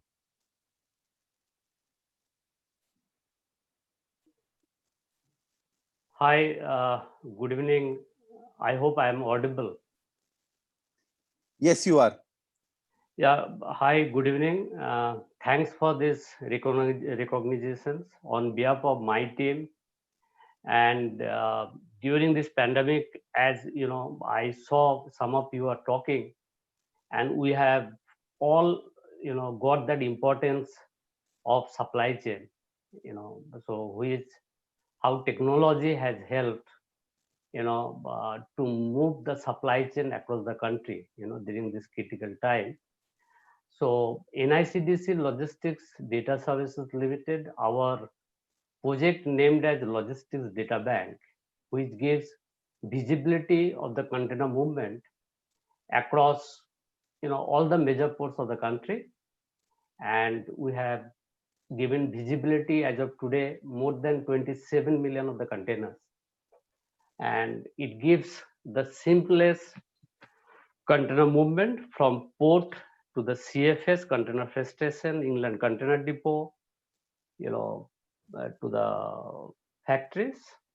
And that is how the EXIM supply chain is effectively managed by exporter and importer. So in turn, their customers also get the satisfactions and enhance their supply chain. So thank you all, for recognizing our efforts, and thanks to the organizers for giving this award to us. Thank you all. Stay safe and stay healthy. A big congratulations again, Surajit, to you and your team. Great show. Yeah.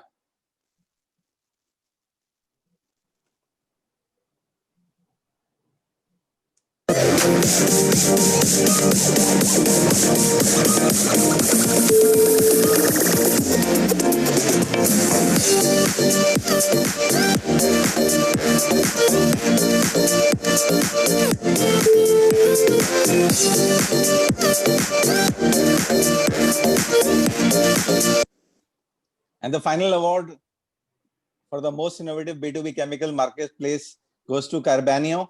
A big congratulations, Rafi, to you and your team. I think a lot of hard work, and this has been juried by the top leaders of the country. So brings a lot of prestige along with it. Thank you, Aaron team, for recognizing our value and giving this opportunity to be nominated as the most innovative marketplace for Carbanio. Thank you very much. And I think this pandemic is giving a lot of opportunity for new companies. So for this to take care of health and for the research and innovation, Carbon is supporting for chemical industry and pharmaceuticals wherever the chemicals is needed. So we are supporting all for the scientific community and the businesses to get these chemicals with their doorstep. Thank you once again for giving this opportunity.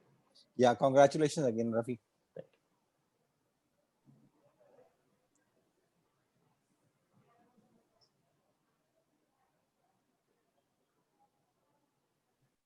So with this, we come to an award of the end of the Inflection Awards, the prestigious awards. And thank you to hundreds of attendees who have been watching this live on our website throughout this day. And I'm sure you would have got a lot of insights about the latest technology trend, disruptive technologies by the people who are actually implementing it, and what you should do, what you should not do, what kind of projects they are doing. how can you deliver business growth. I think a lot of insights and learning by great CIOs, CTOs, and the technology leaders of the country across companies. Big thank you to all, and look forward to see you next month in Inflection Project Management Innovation in 15th October and Manufacturing Supply Chain Innovation on 22nd October. Thanks a lot, and thanks to everyone for being here. Thanks a lot.